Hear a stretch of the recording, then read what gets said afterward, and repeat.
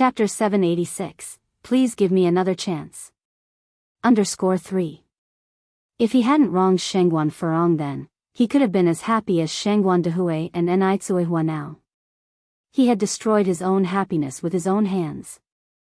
Zhao Shen took a deep sigh, then mustered the courage to walk up to Shengguan Dehui and Enai Tsuehua, brother, sister-in-law. Shengguan Dehui looked up and his brows furrowed slightly. Call me Mr. Shengguan, I'm not your brother now.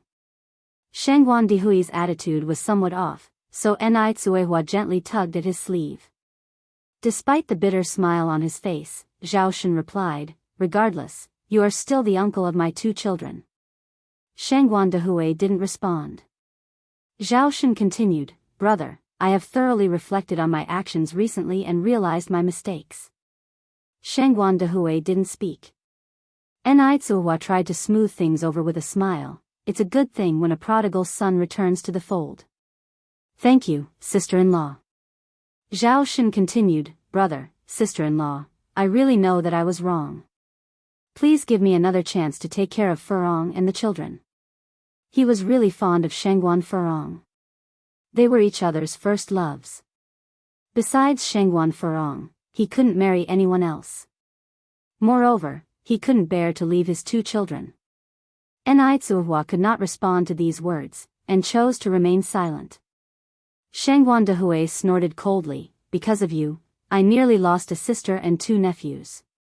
Do you think I'll ever entrust them to someone like you again? The incident of jumping off a building had always been a sore spot for Shengguan Dehui. No matter what, Shengguan Furong was his only sister. Brother, I genuinely know I was wrong. I swear, I will treat Furong and the 2 children well in the future. Zhao Shen raised 3 fingers and continued, bro, I'm begging you. At the end, Zhao Shen even knelt in front of Shengguan Dehui. Seeing this, the people on the street couldn't help but turn their curious gazes towards them. Shengguan Dehui helped Zhao Shen up. A man's knees are as precious as gold, get up. Looking at Shengguan Dehui again, Zhao Shen's face was streaked with tears. He choked out, brother, Furong can't be without a husband, and the 2 children can't be without a father. I'm begging you, I'll definitely cherish this hard-earned opportunity. A man doesn't easily shed tears, but when he does, it evokes sympathy. The sight of Zhao Shen would soften anyone's heart. Shengguan Dehui sighed and replied, I can't decide for Furong. You should talk to her yourself. As long as she's willing to forgive you, I won't object. Zhao Shen wiped his face with his sleeve, gratefully replying, thank you, brother. Thank you, sister-in-law. Shengguan Dehui raised his hand, don't thank me so quickly. Whether Furong will forgive you remains to be seen. Regardless of her decision, I will respect Furong's choice. Zhao Shen nodded, okay brother, I understand. You and sister-in-law have fun together, I'll be leaving first. With that, Zhao Shen turned and left. Watching Zhao Shen's retreating figure, Shengguan Dehui grasped Enai Tsuehua's hand, Dia, what do you think about this? About the matter between Furong and Zhao Shen? Enai Tsuehua asked. Yes. Shengguan Dehui nodded. Enai Tsuehua took a bite of her cotton candy and replied, from the children's perspective, Zhao Shen can be forgiven, after all, a child's growth can't be without a father. But from a moral standpoint, Zhao Shen's actions are absolutely unforgivable. Just like you, I will respect whatever Furong decides. Enai Tsuehua had been through a failed marriage, she knew the difficulties women faced. Whether Zhao Shen had truly repented or not, he had already left an unbridgeable scar on Shengguan Furong's heart. What's done can't be undone, a broken mirror can't be joined again. Shengguan Dehui nodded, so we are of the same opinion. Then he said, forget about this for now, comrade Dia, shall we go see a movie together? I heard from a colleague that a movie called Mr. Zombie just came out. Let's go see it. Mr. Zombie 1 starring Mr. Lam, was released in 1985 and was quite popular at the box office in mainland China.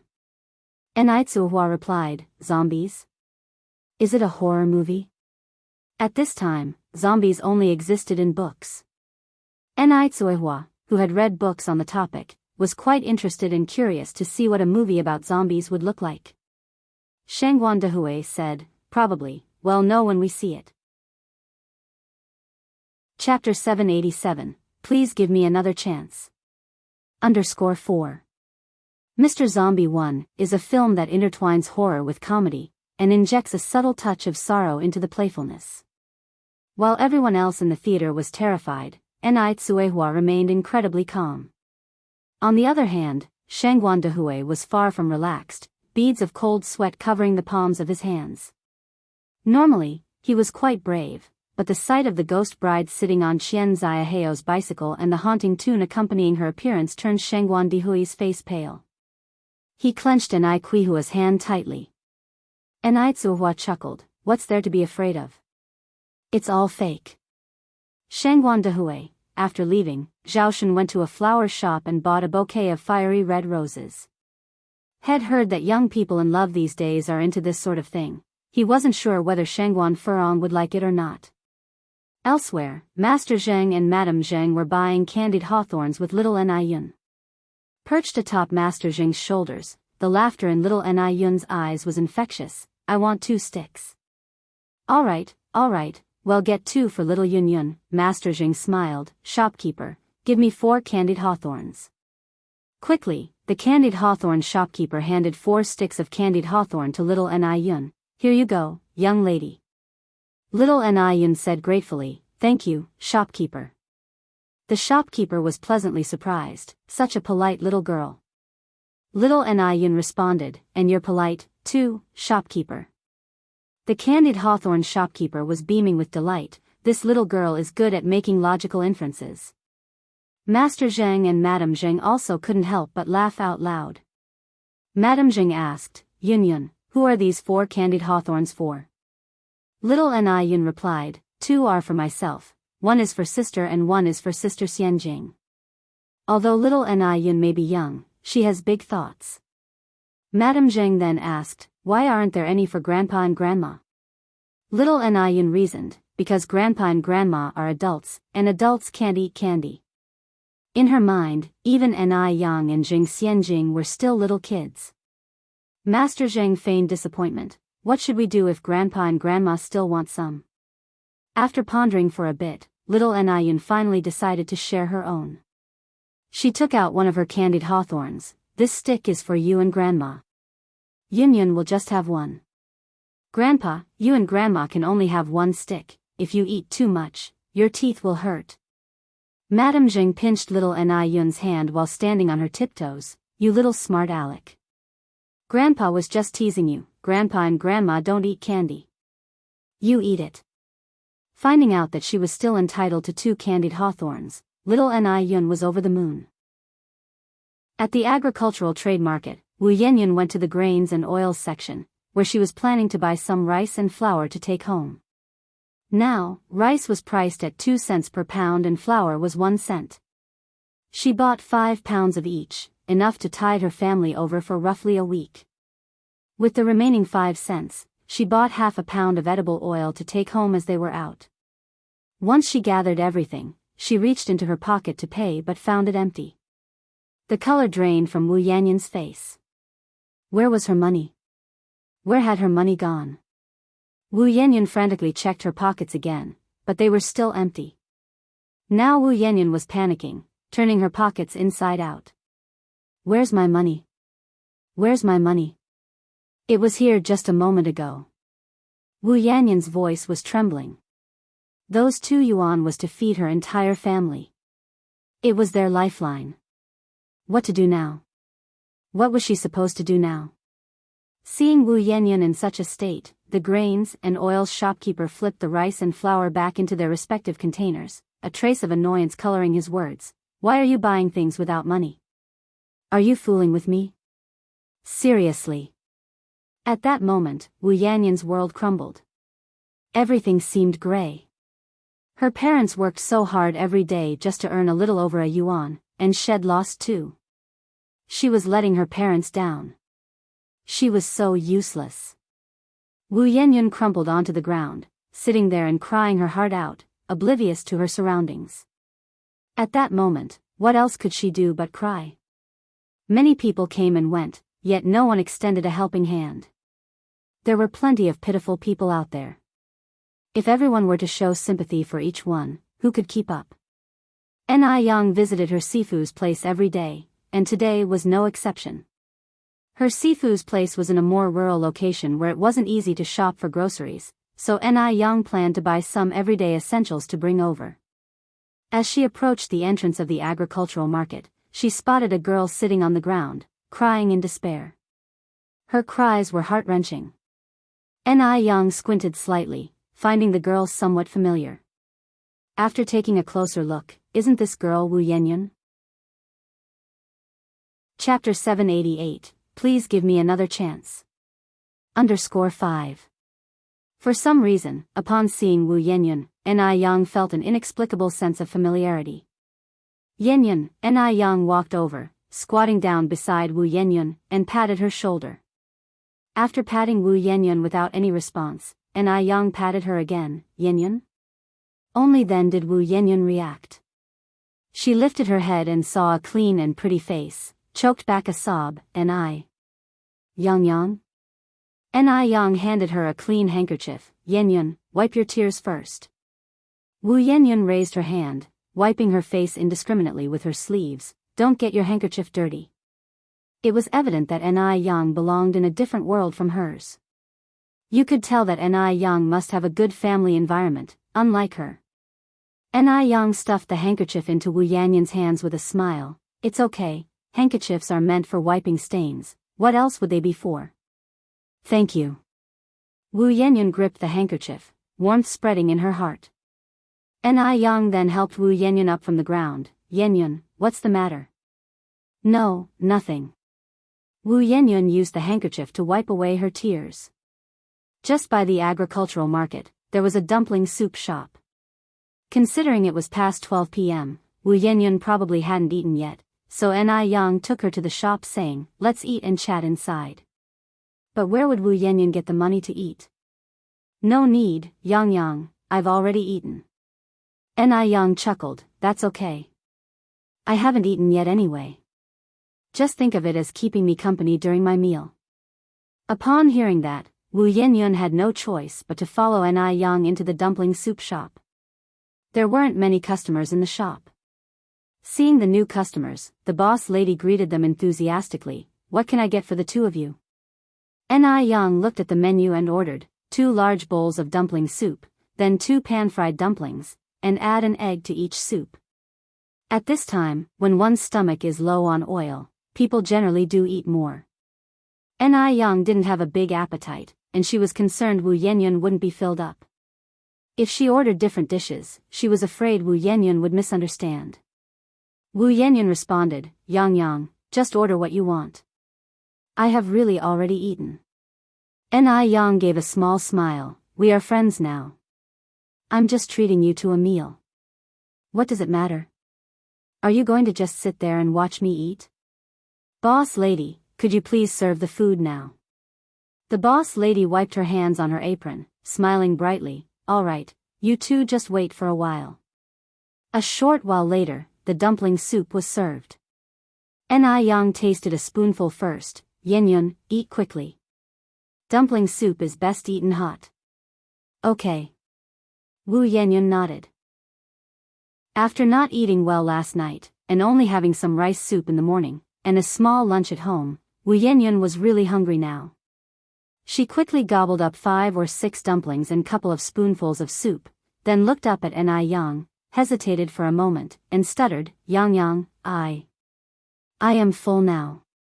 Can I take the rest home?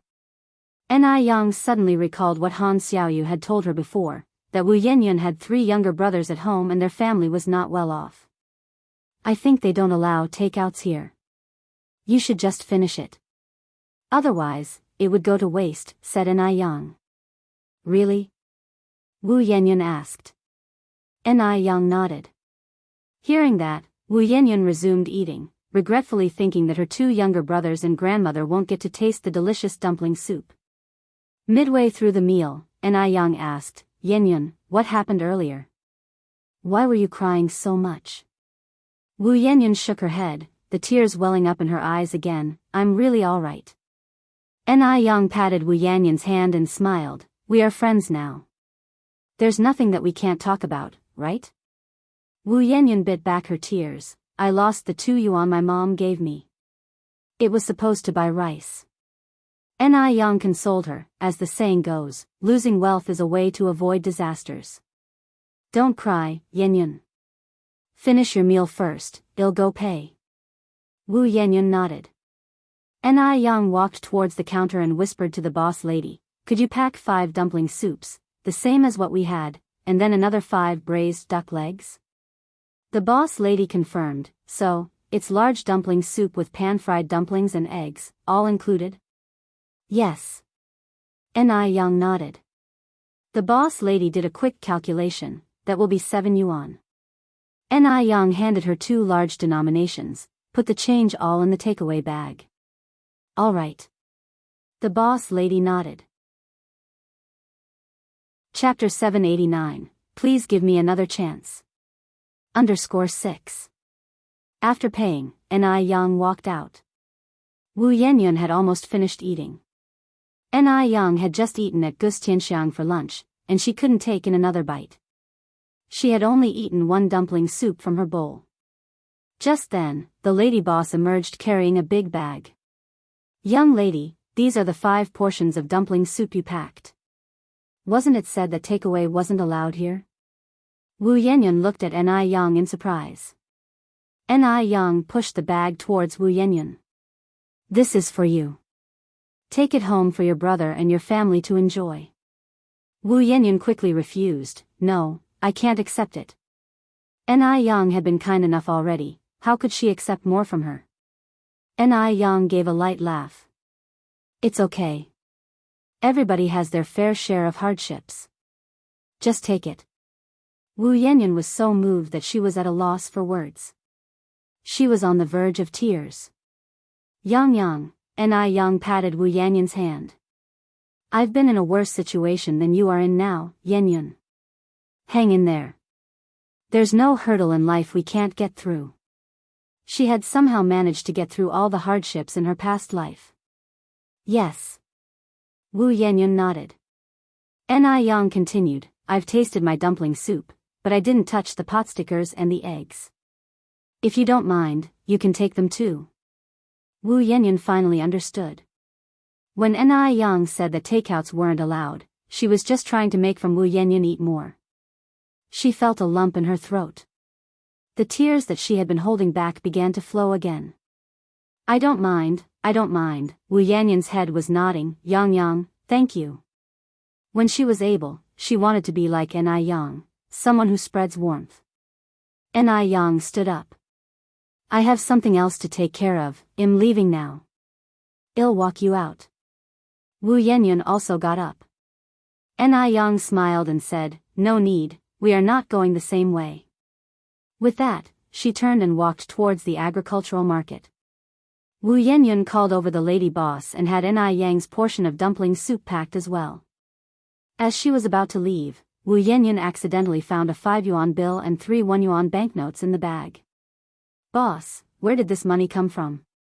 Wu Yanyan asked. The lady boss grinned. That young lady who was with you just now told me to put it in the bag. Wu Yanyan was slightly taken aback and then she realized what Ni Yang had done. Ni Yang was probably trying to protect her dignity with that gesture. She truly was a good person. Wu Yanyan silently acknowledged in her heart. When she was carrying the dumpling soup home, she bumped into the landlord, Wu Lan, coming out of the courtyard. Wu Lan noticed a peculiar expression on Wu Yanyan's face for a moment and then quickly resumed her smile. Yanyan, you're back. Wu Yanyan nodded. Aunt Lan. Wu Dalong and Wu Erlong came bounding out of the courtyard. Big sister. Big sister is home. Big sister, what are you carrying? It smells so good. Wu Yanyan smiled and said, of course, it's something good. Wait a moment. I'll divide it up in the kitchen. Wu Dalong was jumping with joy. Wu Yanyan kept the other 5 portions of dumpling soup for dinner and took out Ni Yang's portion separately, dividing it into 3. Ni Yang had just symbolically eaten a mouthful of her portion. Since it was a larger portion, it could be divided into 3 bowls. She gave 1 egg to Granny Wu, and 1 potsticker each to Wu Dalong and Wu Erlong. Upon seeing that the food was divided into 3 portions, Wu Erlong asked, "Big sister, aren't you eating?" Wu Yanyan smiled and said, "Big sister has already eaten." Before Wu Erlong could respond, Wu Dalong eagerly said, "Xiaolong, if you're not eating, I'll eat your portion for you." Wu Erlong immediately guarded his meal. Wu Yanyan took the remaining portion to their grandmother. Their grandmother scolded with a stern face, "We're already so poor we can't afford food. Your mom gave you 2 yuan just yesterday, and you've wasted it today. Don't we know our place? You extravagant child. What a disgrace. What could our respectable Wu family have done to deserve a child like you? If only we knew back then." In the end, the grandmother started coughing in agitation, looking like she might collapse at any second. Wu Yanyan immediately tried to pacify her, "Grandma, don't be angry. I didn't use the money Mom gave me for this. A kind-hearted lady gave me several portions of these. I plan to save them for dinner. Look, the money Mom gave me is still here." She couldn't dare tell her grandmother about losing the money. She decided to confide it to her parents quietly at night. Seeing this, their grandmother's expression softened slightly. After enjoying the forbidden dumpling soup, she continued, "Xiaoyun, how old are you now?" "I'm 18, Wu Yanyan replied, puzzled. Why would her grandmother suddenly ask her age? 18, their grandmother looked at her with complicated eyes. 18 is not young anymore. She herself had been married at 18. The young mistress had been promised to a family at 16. "Grandma, are you asking for a reason?" Wu Yanyan continued to inquire. Their grandmother shook her head, "No, you can go now." Just as Wu Yanyan was about to leave, it seemed their grandmother remembered something. "Both of your younger brothers should be in school, but they are still at home playing. If it weren't for you, your brothers would be in school by now. Xiaoyun, do you know how much it costs to raise a child?" Wu Yanyan's voice was a little bitter. "I know," their grandmother said. "If you are sensible, you should help your parents more. You are 18, no longer a child. Our family is in this mess because of you." Wu Yanyan nodded in agreement. After leaving their grandmother's room, Wu Yanyan's previously joyous mood had turned somber once more. She knew her grandmother's words had a deeper meaning, but she didn't understand her true intention. Wu Yanyan looked up at the somewhat gray sky, wishing she could give herself a cathartic cry. The Deming Pavilion was located at the busiest street in Beijing. The area near the Deming Pavilion was unusually tranquil because it was the residence of a nobleman. This nobleman was none other than Master Du. Master Du stood by a small pond in the garden, feeding fishes, while Wang Ziki reported the information he had found. "Master Du, Mr. Zheng's biological granddaughter is named Ni Yang. She's 19 years old. She used to live in Dam Village in Haiqing with her birth mother, Ni Tsuehua. 2 years ago, after her parents divorced, she moved to Beijing with her mother, Ni Yang." Master Du scattered a handful of fish food into the pond. "Look up Ni Yang's whereabouts on that night then." Although according to Wang Ziki's findings, Ni Yang seemed to be an ordinary village girl, Master Du knew she was no ordinary person. Wang Ziki was momentarily taken aback before nodding in acknowledgement. "Third brother, who is this lady you are going to such lengths for this time?" A fashionable woman approached from afar. Wang Ziki respectfully greeted, "Second Mississippi." Master Du glanced back, absent-mindedly twirling his prayer beads. "She saved my life. She is not a paramour." "Second sister, when did you arrive in Beijing?" Chapter 790, So Unique. Found the real lifesaver. _1 The person who arrived was none other than Du's half-sister from the same father, Du Jiaojiao. Du Jiaojiao was 36 years old this year, but she looked no different from a woman in her early 20s. She was wearing a fashionable lace dress, her hair was curled in golden waves, and she had on a pair of light black high heels. As she walked, each step clicked on the floor, emanating an aura of authority.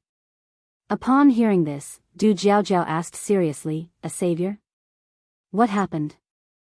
Du narrated the incident from that night in a calm and composed manner. His casual demeanor as if the person who almost died that night wasn't him. People like Du had long understood the cycle of life and death. To him, life and death were no more than a cycle. Du Jiaojiao squinted her eyes in anger and said, "These people are absolutely reckless. No sooner had you left Shanghai than they set their sights on Beijing." Du twiddled with his Buddha beads, "No point getting angry, it's not good for your health." Du Jiaojiao was so angry that she started to laugh. "Who do you think I'm doing this for?" "It's all for you." Although he wasn't her full brother, their bond was much deeper than that of ordinary siblings. Du Jiaojiao then asked, "Have you found out who's behind this?" Du nodded his head. Du Jiaojiao jumped in, "Who is it?" "I'll kill him myself." Du replied, "There's no need for you to act, sister. I've already taken care of it." Du Jiaojiao laughed, "I always knew you were a smiling tiger, pretending not to care on the surface but holding grudges deep down." Given her brother's tumultuous past, his journey to the present has been far from easy. Along the way, a lot of blood had been shed. He truly stepped on bones to get where he is. With one hand on his Buddha beads and the other tossing some fish bait, he said, "I'm no saint. If someone crosses my line, I'll naturally pay them back." Du Jiaojiao added, "So the young girl who saved you is quite formidable. Haven't you found her yet? Anyone who could save her brother must be extraordinarily skilled." At the moment, Du Jiaojiao was also curious about what this little girl looked like. Du shook his head. It was already dark at that time and the clues were too scarce. Du Jiaojiao chuckled, "No rush. As long as destiny dictates, you two shall meet again." Du did not continue the conversation. Du Jiaojiao nudged him with her elbow and giggled, "By the way, do you have some good news to share?" "What good news?" Du was puzzled. Du Jiaojiao laughed, "Don't play dumb. I heard back in Shanghai that you've set your sights on a young girl and are thinking about bringing her home as your wife?" "No," Du straightforwardly denied. Du Jiaojiao was speechless. "You're still pretending in front of your sister?" "Really, there isn't." Du Jiaojiao frowned. "Tell me honestly, all these years, haven't you had feelings for anyone?" Her brother was already in his 30s this year. He was often surrounded by women and even had 2 mistresses. But he had never truly opened his heart to anyone. He was like an emotionless machine, cold and indifferent. Du lightly shook his head. "Throughout my life, I have never understood what it is to like." Du Jiaojiao then asked, "What about love? Even if you've never liked anyone, you must have loved someone, right?" Du cracked a smile. "Love? What is love? Is it something that can satisfy hunger or thirst? Besides, is there really such a thing as love in this world?" He never believed in love between a man and a woman. He never loved anyone. He even found it puzzling why some people could make a huge fuss over so-called love. In Du's view, this was incredibly foolish behavior. Du Jiaojiao shook her head in disbelief. "Being with someone like you who doesn't understand love is so boring." Du fiddled with his Buddha beads. "Buddha said, life is what we make of it, all things in the world are transient. If the mind is not moved, nothing in the world is moved. If the mind doesn't change, everything remains the same." And his mind would never be moved for anyone. Du Jiaojiao gave a snort. "There's a long road of life ahead. I don't believe you won't fall for any girl in the future." Being human, no one could escape the 2 words, passionate love. Du laughed softly. "If I could fall for someone, would I still be waiting till now?" Over these years, he had encountered countless admirable women. Du Jiaojiao gave him a glance, but couldn't refute his words. Chapter 791, So Unique. Found the real lifesaver. _2. Her younger brother, who was well-traveled and handsome, attracted numerous women who wouldn't consider marrying anyone else. Even the daughter of the leader of the desert country, whom he did not bother to give much attention to. He even avoided accepting 2 concubines. Du Jiaojiao continued, "Little brother, I think you should reduce your reading of those Buddhist scriptures. At this rate, you might as well become a monk." Master Du sighed. "Master Wuchen said my 6 senses are impure, so he refused to take me as his disciple. You actually want to become a monk? Have you gone mad? Du Jiaojiao widened her eyes in disbelief, her voice several decibels higher. Master Du smiled, seeming rather amused by the whole scene. Du Jiaojiao continued, our mother only has you as her son. You can't give up on life so easily. The mother, in her words, was Master Du's biological mother. Their father was a notorious womanizer, his legacy littered with the hearts of countless women. Master Du switched his Buddha beads to the other hand. You're overthinking things, second sister. If Master Wuchen didn't accept him as a student, there was still plenty for him to do in mundane life. He had no plans to become a monk anytime soon. Du Jiaojiao noticed the Buddha beads in Master Du's hand and asked, You've been using these Buddha beads for so many years. What are they made of? They're of such good quality. Xiaoye red sandalwood. Master Du replied. Du Jiaojiao extended her hand, let me have a look. No. Master Du refused. Why? Du Jiaojiao asked. Why couldn't she see the simple strand of Buddha beads? Master Du continued, these Buddha beads have gained spiritual energy over the years. Except for me, no one else has ever touched them. If you like them, second sister, I can have our people bring you a few more strands to choose from. However, this one is off limits. Du Jiaojiao asked, I can't even look at them? No. Master Du replied. In actuality, Master Du was overly territorial about his belongings. He didn't even allow others a lingering glance, not even his mother. TCH, so stingy. Du Jiaojiao huffed, I don't want to see it then. Master Du continued, you must be hungry from your long journey, second sister. I know a great restaurant. Would you like to go? Upon hearing about food, Du Jiaojiao's spirits quickly lifted, sure. The two of them made their way to Xianxia.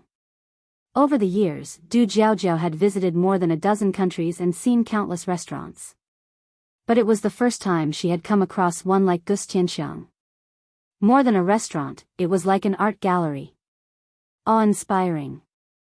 Du Jiaojiao exclaimed, goodness. I can't believe there's a restaurant like this in Beijing. Master Du said, my reaction was exactly the same when I first came here. Du Jiaojiao continued, who's the owner of this place? Master Du shook his head. He too was curious about the owner of the shop, but their privacy was well guarded, so he couldn't find out. Laughing, Du Jiaojiao said, how mysterious. As they entered a private room, Du Jiaojiao couldn't help but exclaim again. She pulled a waitress aside and asked, young girl, the garment you're wearing is really beautiful. Is this a vintage piece? Where did you get it? All the waitresses at Xianxia underwent professional training. Dear customer, the dress I'm wearing is called Chiru, a traditional Han costume.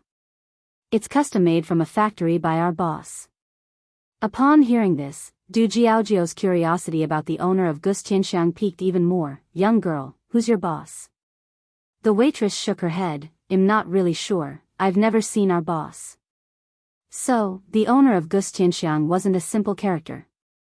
Du Jiaojiao asked, if you've never seen your boss, then who's responsible for running the restaurant now? The waitress replied, currently, our restaurant is being managed by the manager. Du Jiaojiao nodded, okay, bring me the menu. The waitress handed Du Jiaojiao the menu. Du Jiaojiao looked up at Master Du, little brother, what would you like to eat? Master Du glanced at Du Jiaojiao, I'm vegetarian. Du Jiaojiao shook her head in disbelief, you recite scriptures, wear Buddha beads, and eat vegan. Anybody who didn't know better would think you're a monk. You're just so boring. I'll have this grand spread, this gold-plated bounty and this. In one breath, Du Jiaojiao ordered a long list of dishes, considerately adding 3 vegetarian dishes for Master Du. Would you like anything to drink? The waitress asked. Du Jiaojiao thought for a moment, then said, oh, my skin has been in terrible condition lately. It's so dry and uncomfortable. Let's have a lemon water. Chapter 792, So Unique. Found the real lifesaver.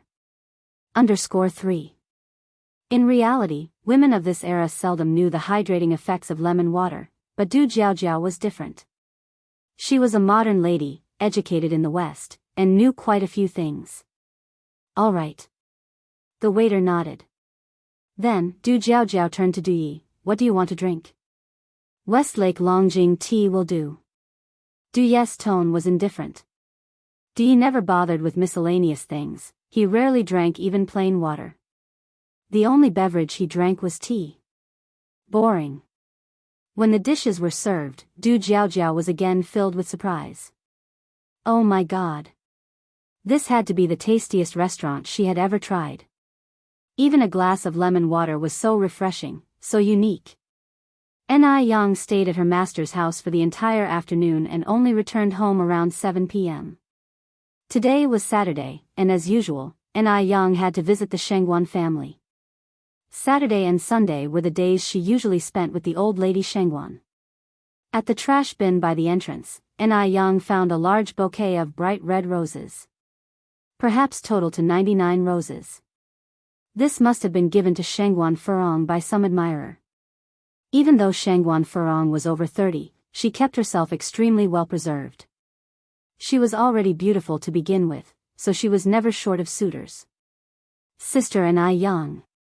As soon as Ni Yang stepped into the house, Zhao Zijuan and Zhao Ziqing, the two sisters, came rushing out. Shengguan Furong wasn't always at the Shengguan family. She only came back on weekends. She spent Saturdays at the Shengguan family, and on Sundays she would take the children to the Zhao family to visit the old lady Zhao. Even though she was divorced, old lady Zhao was still the grandmother of the two children. Zhao Zijuan and Zhao Ziqing really liked their cousin, Ni Yang. Zijuan, Ziqing, Ni Yang took out the candies she had prepared from her bag. The candies were shaped like little pigs, extremely cute, almost making one reluctant to eat them. Thank you, Sister Ni Yang. Zhao Zijuan and Zhao Ziqing said, politely thanking her. Ni Yang patted their little heads. Go and play. Let's go find Sister and play. The two ran inside. Yan Yan is back. Shengguan Shi came out from inside. Sister Xiaoxi. Ni Yang stretched out her hand and hugged Shengguan Shi. Shengguan Shi and Shengguan Su also came back once a week, usually living in their own home. Yan Yan, we're having dumplings tonight. What filling do you want? Shengguan Furong walked out of the kitchen wearing an apron and looked at Ni Yang with a smile. Shengguan Furong had changed a lot. The old her would never have done any housework, but now she even made dumplings. Her long hair had been cut short to ear length, making her look very energetic. It was like she had turned into a new person. Ni Yang laughed and said, Auntie is back, I want dumplings with pure pork filling. Ni Yang loved dumplings with pure pork filling. Of course, she would occasionally eat dumplings with other fillings too. The same went for buns. Shengguan Furong nodded, all right. Ni Yang put her bag on the sofa, it'll help you guys make the dumplings. Me too. Shengguan Shi tucked Ni Yang's arm under hers. The two went to the kitchen where everyone was making dumplings, including Shengguan Su. Even though Shengguan Su was a man, he made very beautiful dumplings. Shengguan Shi noticed that all the dumplings Shengguan Su made had a pork filling. He kept his head down and was very focused, giving off a warm aura under the light. Shengguan Shi thought that whoever married her brother would be very happy in their future. Old lady Shengguan was surrounded by everyone and was very happy. She was truly very happy. She was truly delighted that the Shengguan family had arrived at where they were today, with such sensible and adorable children around them. Zheng Lingling was very angry. The more she thought about it, the more she couldn't accept it. Why did the old Zheng lady and old Zheng gentleman treat Ni Yang and Zheng Xianjing differently? Zheng Xianjing was clearly more outstanding than Ni Yang. Was it possible for Ni Yang to save Du Yi's life like Zheng Xianjing could? Ni Tsuehua and Ni Yang had gone to the Shengguan family, yet these two old folks didn't even come downstairs. Did they really think their family of three was dead? Zheng Lingling sat on the sofa, all her features twisted into a knot. Boo! At this moment, a figure jumped out from behind, giving Zheng Lingling a big fright. You crazy, Zheng Lingling was about to curse crazy woman, but suddenly remembered that the old Zheng lady and old Zheng gentleman were at home. She immediately swallowed the words and pasted a strained smile on her face. Aunt Suyu, what are you doing? Haha, you're a ghost. I scared you. Zheng Suyu jumped up delightedly. Chapter 793, So Unique. Found the real lifesaver. _4. Zheng Lingling continued, Aunt Suyu, please stop causing a ruckus and go get some rest. Ah. No. Don't kill me. I don't know anything. Zheng Suyu suddenly became frightened. She sat on the ground, kicking in front, go away. The ghost is so terrifying. Sister, come save me. I can't see. I don't know. Zheng Lingling looked at Zheng Suyu, narrowing her eyes slightly. This madwoman only knows how to blather nonsense. Auntie, are you okay? I'll help you back to rest. Zheng Lingling reached out to assist Zheng Suyu. Zheng Suyu pushed Zheng Lingling to the ground. You are a ghost. You are not a human. Sister, save me. At that moment, old lady Zheng came running down from upstairs. Suyu, are you okay? Sister. Zheng Suyu ran towards old lady Zheng. Old lady Zheng's eyes welled up with tears. Suyu, do you remember me? Zheng Suyu didn't like calling her sister-in-law from the beginning. When they first met, Zheng Suyu always addressed her as sister-in-law. Even after she married Zheng Jun, Zheng Suyu still called her sister. She has been calling her that for decades now. Zheng Lingling's gaze tightened. Has this madwoman really recovered? Sister, there's a ghost that wants to kill me. I'm so scared. They're all ghosts. Zheng Suyu pointed at non-existent people in the air and clung tightly to old lady Zheng in terror. Old lady Zheng sighed, Suyu, there are no ghosts in this world. Don't be scared. She thought Zheng Suyu was getting better. Zheng Suyu shivered in fear. Old lady Zheng continued, Suyu, how about I take you upstairs to rest? Zheng Suyu nodded in fear.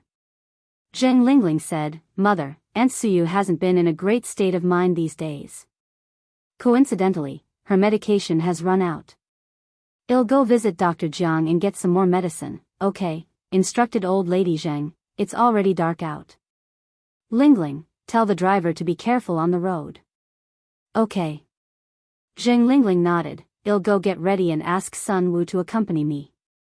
Zheng Lingling returned to her room. Sun Wu was sitting on the bed watching TV. Zheng Lingling continued, get up quickly, stop watching TV. Get up. Sun Wu looked up at Zheng Lingling, where are we going? Zheng Lingling said, to Dr. Jiang's. Without saying anything further, Sun Wu immediately got out of bed. The couple arrived at Dr. Jiang's residence by car. Seeing Zheng Lingling and Sun Wu, Dr. Jiang was delighted and busy pouring tea for the couple. Zheng Lingling took the teapot from Dr. Jiang's hand. You don't have to do that, I can pour the tea, Dr. Jiang continued. Have you two had dinner? If not, I can cook for you. Sun Wu said, Aunt Jiang, you don't have to trouble yourself. We've already eaten. Dr. Jiang nodded, that's good. The three of them chatted for a while, the room filled with laughter and a warm atmosphere. Zheng Lingling said, Aunt Jiang, Aunt Suyu's medicine has run out. I came here to get some. Dr. Jiang said, I'll get the medicine for you in a bit. Zheng Lingling set down her teacup and continued, Aunt Jiang, Aunt Suyu's condition has been getting worse recently. She has been saying some strange things like someone wants to harm her and that she didn't see anything, she doesn't know anything.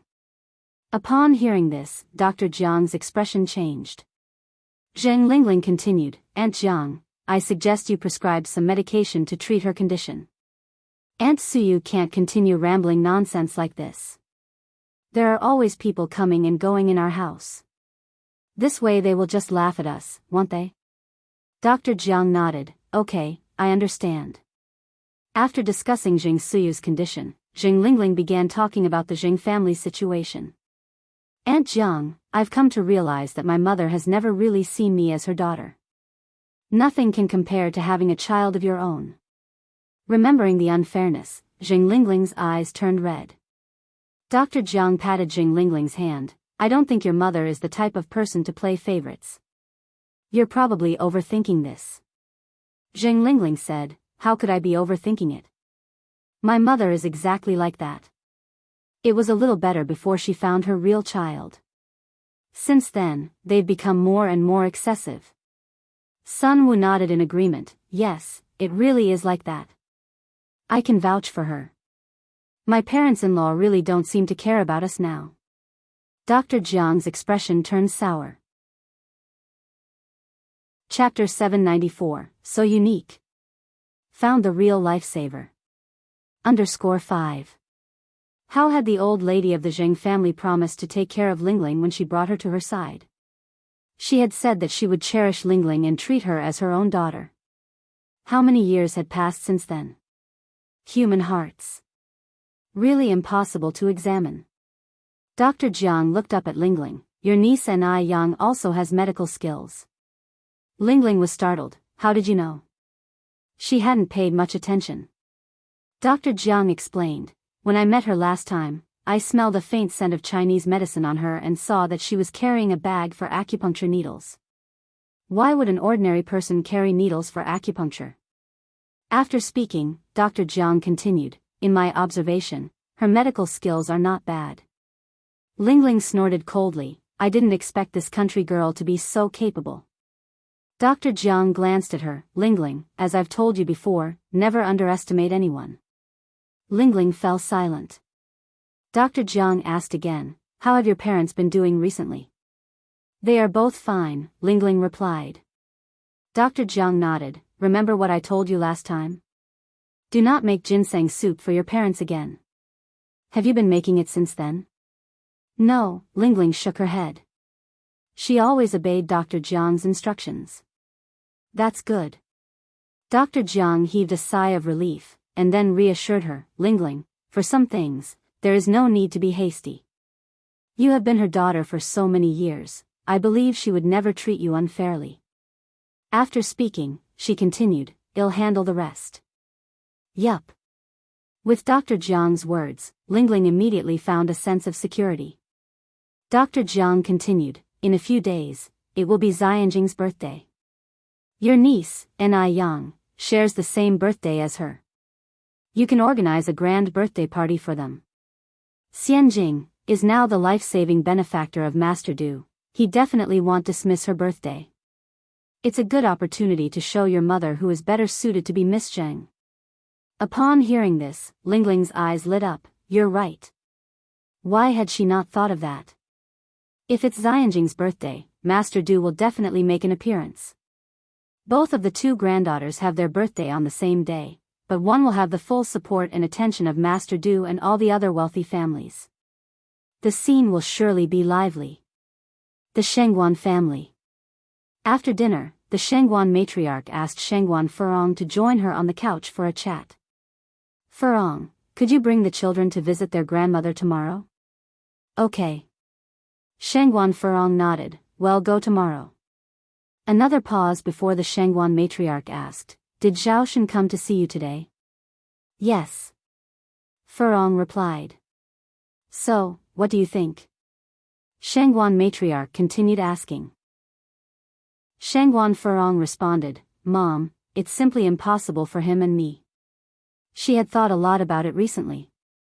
She was able to forgive Zhaoshen for his actions because he was the father of her children after all. But she could never be with him again. Spilled water cannot be gathered again. The Shengguan matriarch sighed. Furong, don't you ever consider the children? They are still so young, Shengguan Furong replied. It is precisely because I have thought about them that I bring them over at least once a week to visit their father. They do not lack the presence of a father. But the children only get to see him once a week. Other kids can see their parents any day. The Shengguan matriarch added. Shengguan Furong responded, that's not how it should be viewed. There are left-behind children in rural areas who only get to see their parents once a year, so then, is a week longer or is a year longer? The Shangguan matriarch was silenced. You just need to think carefully. When you go to their grandmother's tomorrow, remember to bring more gifts. I heard that Zhao's matriarch has not been feeling well recently. Blessings are often given to the offspring by their parents. Forget it. She should not bother anymore. Shangguan Furong nodded. Okay, I know. The following morning, Shangguan Furong carried some healthcare products, and took her children to the Zhao family. The Zhao matriarch had recently caught a cold and had been running a fever. When Shangguan Furong and the children arrived, the Zhao matriarch was lying in bed on an IV drip. Grandma! Grandma! The children immediately gathered around her. Upon seeing the children, the Zhao matriarch's face broke into a smile. Zijuan, Ziqing. Aunt, are you okay? Shangguan Furong approached her. With a smile, the Zhao matriarch said, Furong, you came too. I'm fine, just having a bit of a cold. Chapter 795, So Unique. Found the real lifesaver. _6. Shangguan Furong tucked the duvet around old lady Shangguan. You need to take care of yourself. Old lady Zhao nodded. Yes, I know. Just then, Zhaoshen walked in from outside. Furong, you're here. Shangguan Furong nodded. The children were thrilled to see Zhaoshen. Dad. Even though Zhao Ziqing and Zhao Zijuan were quite grown up, Zhaoshen still picked up one of them. Zijuan, Ziqing, have you missed Dad? Yes. Zhao Zijuan and Zhao Ziqing nodded. Shangguan Furong watched the scene unfold, a smile tugging at her lips. Being apart for a while actually felt good. Zhaoshen had never been so affectionate with the children before. Because old lady Zhao's health was failing, Shangguan Furong decided to leave one of the children with the Zhao family to keep her company. After all, one shouldn't be too selfish. Having witnessed what happened with Lin Fang, she believed that the Zhao family wouldn't repeat the same mistake. She herself would visit once a week. Which of you would like to stay with Grandma? Shangguan Furong squatted before the two children, asking. I will. Zhao Zijuan stepped forward. Mom, I want to stay with Grandma. All right, Shangguan Furong nodded, patting Zhao Zijuan's head. Then, you need to listen to Grandma, okay? Mom will come back to see you once a week. Yes, Mom, I know. Zhao Zijuan nodded sensibly. Tears streamed down old lady Zhao's face as she lay in her hospital bed, moved by their actions. That evening, Zhaoshen walked out with Zhao Zijuan to see off Shangguan Furong and Zhao Ziqing. Furong, thank you. Shangguan Furong replied, you don't need to thank me. Zijuan isn't just my child. However, let me be clear. If you repeat your mistakes, you won't see your children ever again. She would take the children far away. It will never happen again. You have my word. Zhaoshen promised. Shangguan Furong continued, remember those words. All right, no need for goodbyes, you better go back. Ziqing, say goodbye to your father and brother. Reluctantly, Zhao Ziqing waved. Goodbye, Dad. Goodbye, brother. Zhaoshen opened his mouth. Furong, have we really no chance to be together anymore? His eyes were filled with pleading. No, no chance, Shangguan Furong answered. Zhaoshen, I wish you to find your true love soon. Having said that, Shangguan Furong turned around with her child and walked away. With his heart feeling as if it had been torn apart, Zhaoshen watched the silhouettes of the mother and daughter disappear. The pain was real. They were once a happy family of 4, now, they were going their separate ways. Deming Villa. Wang Ziki, soaked in sweat, ran into Grandpa Du's study room. Grandpa Du. Grandpa Du. Grandpa Du put down his Buddhist scripture. What is it? Wang Ziki exclaimed excitedly, Grandpa Du, it's her. It's really her.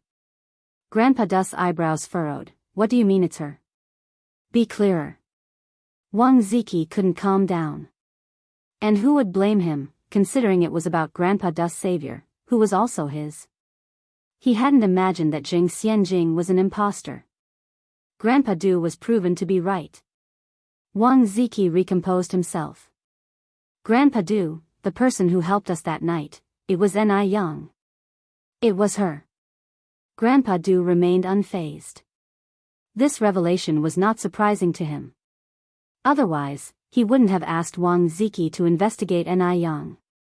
Wang Ziki continued, Grandpa Du, should I bring that necklace to Ni Yang? No need, said Grandpa Du, that necklace has already been given to someone else. Re-gifting it to Ni Yang would seem insincere. Bring the night pearl. The night pearl. The night pearl dated back to the Northern Song dynasty. Wang Ziki was stunned. It seemed that Grandpa Du was really going all out this time. If they wanted to find Ni Yang, they could go to the National Colors and Heavenly Fragrances. Ni Yang was a regular at the National Colors and Heavenly Fragrances. As the weather had begun to get warmer, Ni Yang had stopped wearing her coat. That day, she was wearing a light blue cheongsam with her hair down, a pale blue crystal hairpin adorned with thin fringe on the left side. The fringes trembled as she walked, much like the shimmering surface of water. She was captivating. She looked as if she had walked straight out of a vintage Chinese painting. Grandpa Du was immediately drawn to Ni Yang, who was deep in conversation with Gu Lanji, as he entered. The buzzing crowd and the distance made it hard for him to catch their conversation. Grandpa Du, should we go over? Wang Ziki asked. Grandpa Du nodded. Chapter 796, So Unique. Found the real lifesaver. _7 The two approached together. Miss Ni, excuse the interruption. Mr. Du spoke in an indifferent tone. Ni Yang looked back slightly and saw the man dressed like a scholar and Wang Ziki standing next to him. Ni Yang had seen Wang Ziki's photos at her master and mistress place, and recognized Wang Ziki at first glance. Could it be that this man was the one she had rescued in the alley last time? No, Ni Yang suddenly realized. How did they know her last name was Ni? Huh? Are you calling me? Yes. Mr. Du nodded. Can I have a word with you, Miss Ni? Ni Yang glanced at Wang Ziki, then at Mr. Du, and then nodded, okay. The three of them made their way to the private room upstairs. Mr. Du took out the white crystal hair clip. Miss Ni, do you recognize this? Ni Yang looked closely. Isn't this my hair clip? She had lost one of her hair clips before, but she didn't really take notice, never thought it would have been picked up by this man. How can you prove that this is yours? Mr. Du had always been suspicious. Ni Yang gave a faint smile, took the blue crystal hair clip from her head, a strand of blue-black hair slid down to her ear, spilling onto the table like ink splashed on water. Look, they are a pair, the only difference is the color. Ni Yang had many of these hair clips because she used them to match with her cheongsams, so she had them in every color, and all her hair clips were handmade by her, always in pairs. Was that person that evening you? Asked Mr. Du as Ni Yang expected. He had come to find her for this matter. Yes, it's me. I never thought you would be able to find me. It was a time without surveillance, and it had already gotten dark, and she had left nothing to identify herself, so Ni Yang was genuinely surprised that they could find her. It was unexpected. Seems like, Boss Wang Ziki has quite the influence. Mr. Du continued, may I ask, why did you decide to save me that night? And how did you know I was in danger? It was quite clear that Ni Yang came that night prepared. Mr. Du posed two questions, which were quite difficult for Ni Yang to answer. She couldn't very well say that she was reborn, could she? Because she didn't know in advance that Mr. Du would come, she hadn't prepared in advance. She merely wanted to be an unknown hero. Never thought that Mr. Du would be so persistent in finding her. After a moment, Ni Yang looked at Wang Ziki. Mr. Du immediately understood. Ziki, could you step out for a moment? Okay. Wang Ziki nodded. Can you tell me now? Mr. Du asked. Ni Yang continued, to be honest, I didn't know on that night you were in danger as well. I was there to save my senior brother, and you were saved incidentally. Saved incidentally? Being always esteemed, Mr. Du was hearing such a phrase for the first time. Wherever Mr. Du went, wasn't he adored by everyone? Yet now, his life was only saved incidentally. It was quite a peculiar feeling. Your senior brother is Wang Ziki? Mr. Du asked. Yes, but he doesn't know about my existence. Ni Yang nodded. I am a newly accepted disciple of old Master Wang. I am currently learning medical skills from him. Mr. Du knew that Wang Ziki's father is a doctor. He fiddled with his Buddha beads. Then how did you know that your senior brother was in danger? Ni Yang professionally shot the breeze. You might not believe it, but I can tell fortunes. I had foreseen that my senior brother would face a life and death tribulation that evening, so I was there, waiting. After all, whether it's one person or two I had to save, I might as well save you too. Chapter 797, Face Slapping at the Birthday Banquet. _1 Ni Yang spoke in a gentle tone. There was no hint of jesting in his words. It took a while for Sir Du to process this fact. He was only saved as an afterthought. Can you really tell fortunes? Sir Du asked again. Yes. Ni Yang affirmed with a serious nod. Sir Du toyed with his Buddha beads. Then, can you predict my fortune too? No. Ni Yang shook his head. Sir Du raised an eyebrow. Ni Yang pinched his fingers, putting on the air of a hermit above worldly concerns. Sir, have you ever seen a hermit, I mean a real one, casually predicting fortunes for others? Besides, fortune-telling involves breaking the heavenly secrecy, which could backfire and harm oneself. If it weren't for the fact that Wang Ziki is my elder martial brother, I would not have risked my life to predict his fortune. Ni Yang, who had also been an important figure in his previous life, was quite adept later at cajoling others. It was fortunate that Sir Du, due to his weak and illness-prone constitution during his early years, had kept a few Daoist priests around and so, had a certain degree of belief in metaphysics. Therefore, he didn't question Ni Yang's claims much. After all, it was a fact that she had saved him. Moreover, Sir Du's intuition told him that Ni Yang was not a liar, nor was she someone with ulterior motives. Because her eyes were too clear.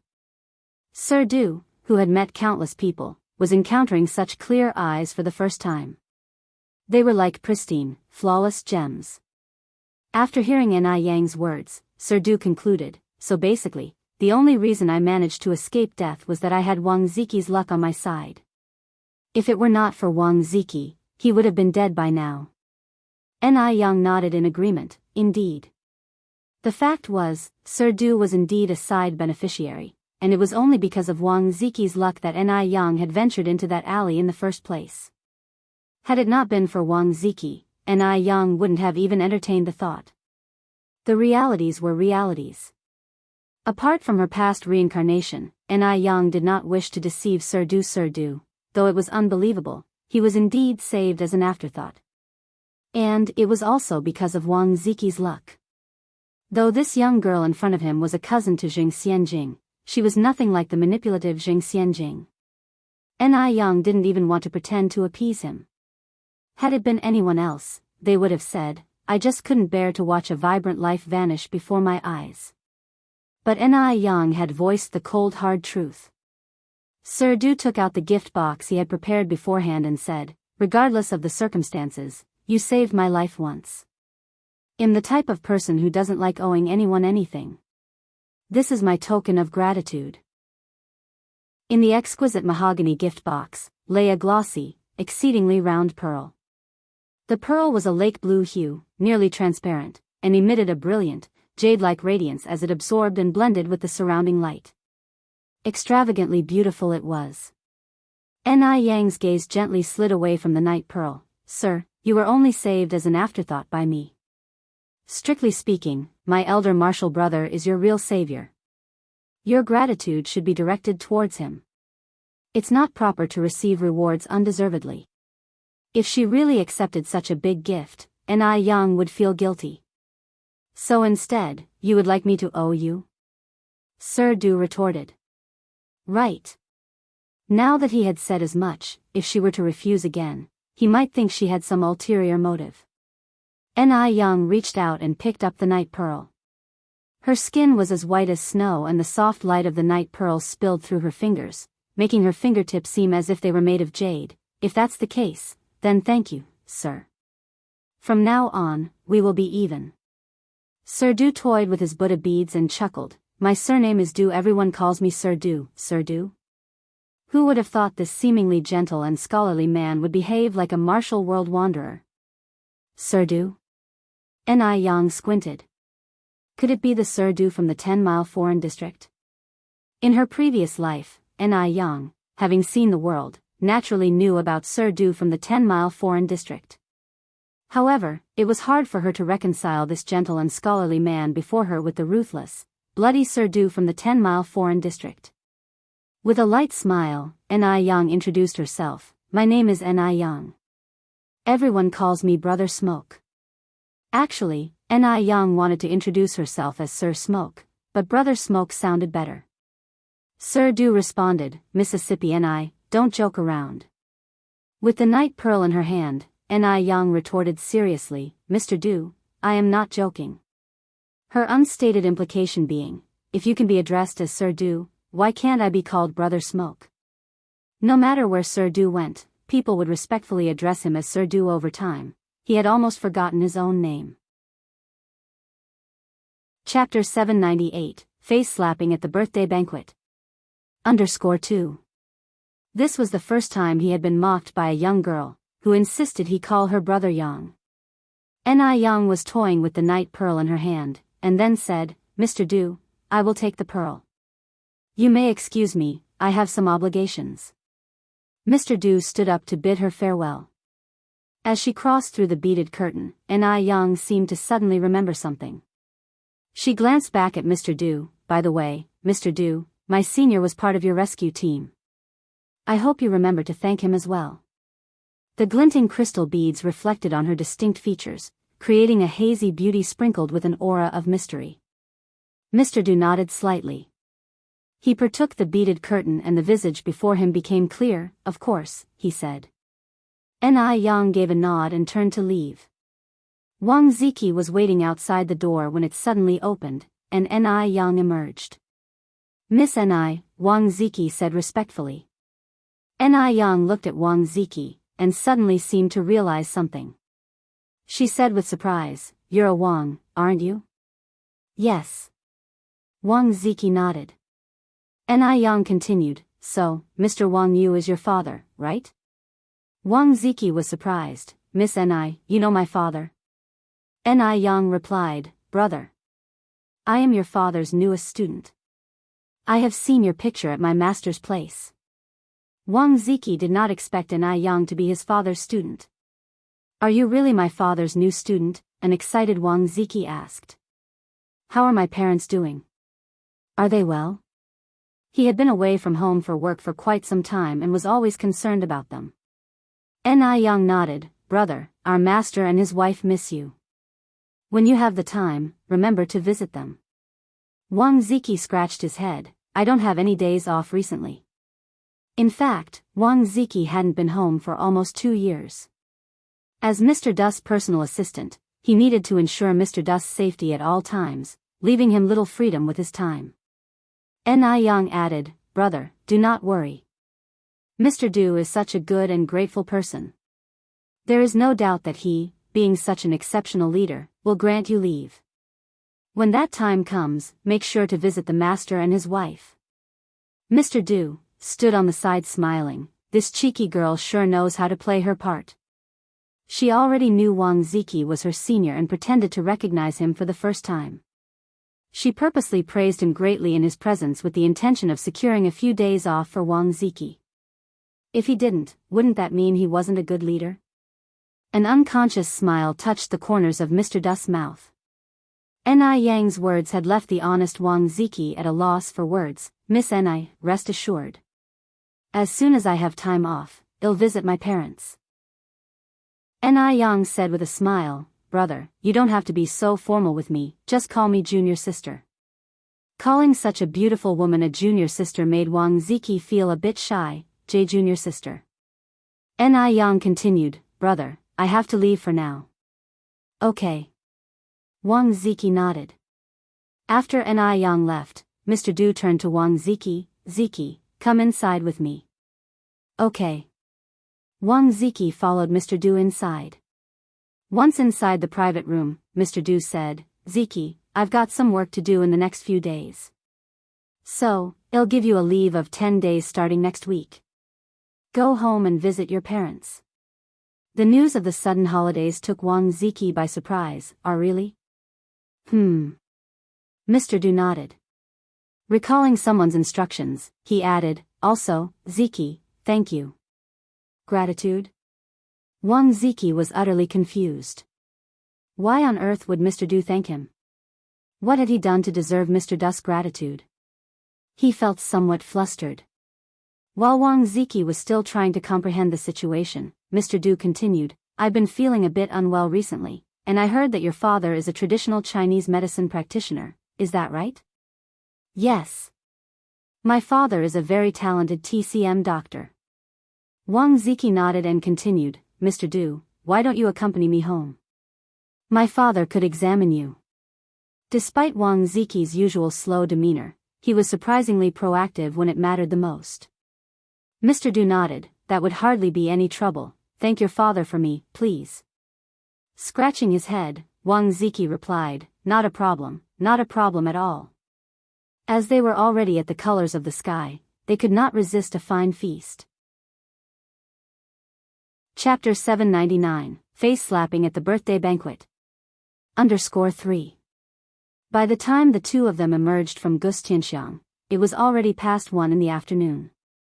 Walking amidst the bustling streets, Grandpa Du caught a glimpse of a familiar figure. It was Ni Yang. Where did she come out from? The pawn shop. Grandpa Du glanced towards the words on the signboard behind Ni Yang, a twitch playing at the corner of his mouth.